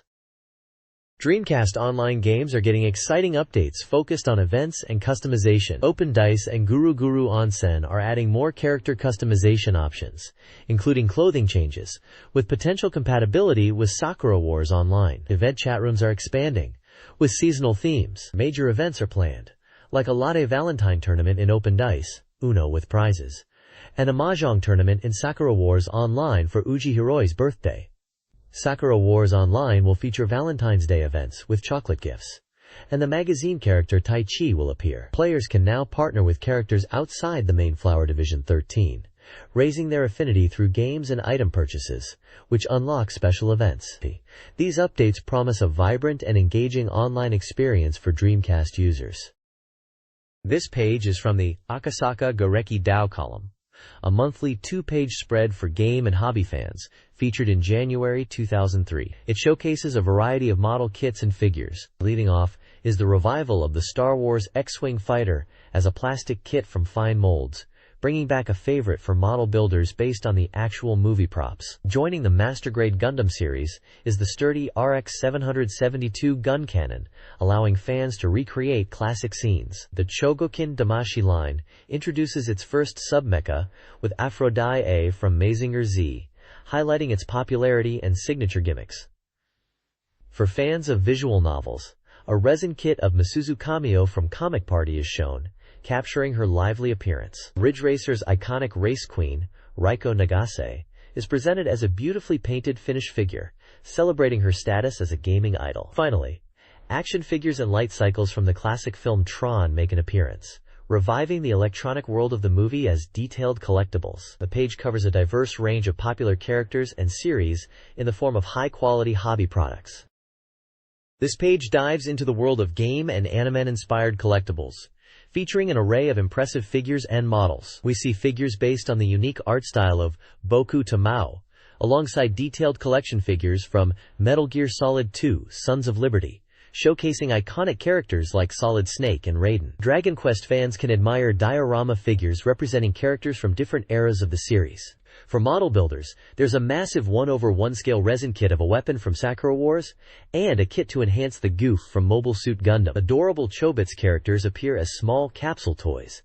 A major feature is a large, radio-controlled MSO6 Zaku 2 robot. The article highlights its development, focusing on bringing the experience of controlling a mobile suit to life, complete with a camera view from the Zaku's mono-eye. Bandai developer Izumi Katsumi shares insights into creating a fun and interactive robot for fans. This page features a comic strip titled Guru Guru Creature, specifically Chapter 61, Let's Make Croquettes. On the left side, there's a character introduction section showing profiles for Usagi, Rabbit, Guru Guru, Aoi-chan and Jinmen, Aoi-san, human-faced Aoi, and Otaku-kun. The comic itself follows these characters as they embark on the task of making croquettes. What begins as a simple cooking lesson quickly descends into comedic chaos. We see the characters gathering ingredients like potatoes, meat, and vegetables. However, the process seems to go awry, with explosions and general mayhem in the kitchen. One panel shows the green creature, Otaku-kun, being asked if he will be the brave one to put the croquettes in the hot oil. The comic highlights the characters' personalities, and the humorous mishaps that occur when this unique group attempts a seemingly simple task like cooking. The overall tone is lighthearted and chaotic, typical of a gag comic. This page continues the Guru Guru Creature comic strip with Chapter 61, focusing on the characters attempting to make croquettes. The endeavor quickly turns into a comedic disaster. We see Usagi preparing cabbage, while Aoi-chan and Guru Guru try frying, resulting in burnt oil and a black, hard, and bitter croquette. Despite the obvious failure, they try decorating it cutely. When attempting to serve it, perhaps to mom, the result is rejected in a messy, explosive fashion. The characters then question if the finished product was even made during this chaotic session. Finally, they are left with what appears to be a successful batch of croquettes, resigned to eating them themselves. The page also includes small profiles for two of the Guru Guru creatures, Gundi-kun and Mochi-mochi-kun, and a news section about an event selling related figures. This page moves away from the comedic tone of the previous one, featuring a striking, detailed illustration in a gritty style, characteristic of artist Katsuya Terada. Working with Yoko Kuroyanagi, this is a segment from a series titled Number 9, prominently displaying the word jump. The artwork features a young woman with a helmet and an old man with elaborate mechanical or cybernetic additions, surrounded by books, hinting at a world of complex technology and perhaps transformation. The page presents a chapter of a narrative, told through dialogue and descriptive text. Characters like Eva and Rome are key players in this part of the story. The text delves into peculiar concepts, most notably the study board, which is described as a tool for humans to become machines, recording everything. The conversation touches upon the strange outcomes of using this board, and the various beings or forms characters might take. The story feels like a fragment of a larger, perhaps dark or surreal sci-fi narrative. Additionally, the page includes a comprehensive list of characters appearing in the story, ranging from main figures like Rome, identified as a doctor, and Eva, to various supporting characters, including different types of taxi personalities. This provides context for the unfolding events and the diverse cast inhabiting this unique world. It's a fascinating glimpse into a distinctly stylized and mysterious universe. This page is a fortune-telling feature covering the period from January 25th to February 7th, titled Dorimaga's Fortune-Telling. It includes a section focusing on compatibility and general luck forecasts for all 12 zodiac signs. Each sign details specific luck for both boys and girls, along with a lucky color and lucky item. Simple graphical ratings for money, health, love, work, and play are also provided for each sign. A notable highlight is a birthday feature focusing on Kisaragi Ninomai from the game and anime series Happy Lesson, who celebrates her birthday on February 2nd. Her section includes a brief description of her luck during this period, suggesting challenges but encouraging perseverance and love. The page serves as a lighthearted, regular feature, offering readers a quick look at their fortunes. This issue of Dorimaga magazine features a giveaway with game software for various platforms, including Final Fantasy X and Phantasy Star Online. Exclusive merchandise like a front-wing set, a Tentama poster, and Dorimaga t-shirts are also up for grabs. Additionally, 50 October Best Dead or Alive 3 trading cards are included. Standard content like staff listings and past giveaway winners are present. The main highlight is a preview of the next issue, which will launch a 3-week period of weekly publications starting February 8th. This issue promises extensive coverage on anticipated titles such as Virtual Fighter 4, Grandia Stream, Space Channel 5 Part 2, Jet Set Radio Future, and Soul Calibur 2, along with updates on Guilty Gear XX and Armored Core 3. This page is an advertisement or feature for the simulation game Neon Genesis Evangelion, Ayanami Raising Project for the Sega Dreamcast. The artwork heavily features the character Rei Ayanami in various styles, including a large, striking portrait, a full-body shot showcasing her bandaged form, and a more casual depiction in a beanie and sweater. As an expert on the Dreamcast library, this title is a unique entry in the Evangelion franchise, shifting focus from the action of the anime to a character-raising simulation. The core gameplay revolves around nurturing Rei Ayanami, with the story following the events of the TV series, but offering different endings based on the player's communication and training choices, a key selling point highlighted here. It also boasts improved usability and an included opening animation compared to its PC counterpart. The page lists the release date as April 18, 2002, and the price at 7,800 yen. There are also details about included special items, like an original Dreamcast mouse and mousepad, appealing to collectors. Screenshots display various game menus and character interactions, giving a glimpse into the simulation elements. This game caters specifically to fans of Evangelion and its central character, offering a chance to explore her story in a new, interactive format on the Dreamcast. This page prominently features the visual novel Canon, known for its emotional winter story about meeting 5 girls and finding genuine smiles. While the large artwork highlights the PlayStation 2 version, releasing on February 28, 2002, for 6,800 yen, the page is highly relevant to Dreamcast owners. Crucially, Canon is also coming to the Dreamcast on the very same day, February 28, 2002, offering both a standard edition for 6,800 yen and a limited edition priced at 7,900 yen that includes a bonus telephone card. The page also features Dukusei 2, again and Refrain for the Dreamcast, a classic entry in the dating simulation genre, set to release on March 28, 2002 for 6,800 yen. Screenshots for both Kanon and Dukusei 2 provide glimpses into their character interactions and visual styles, showcasing key scenes from these popular visual novels.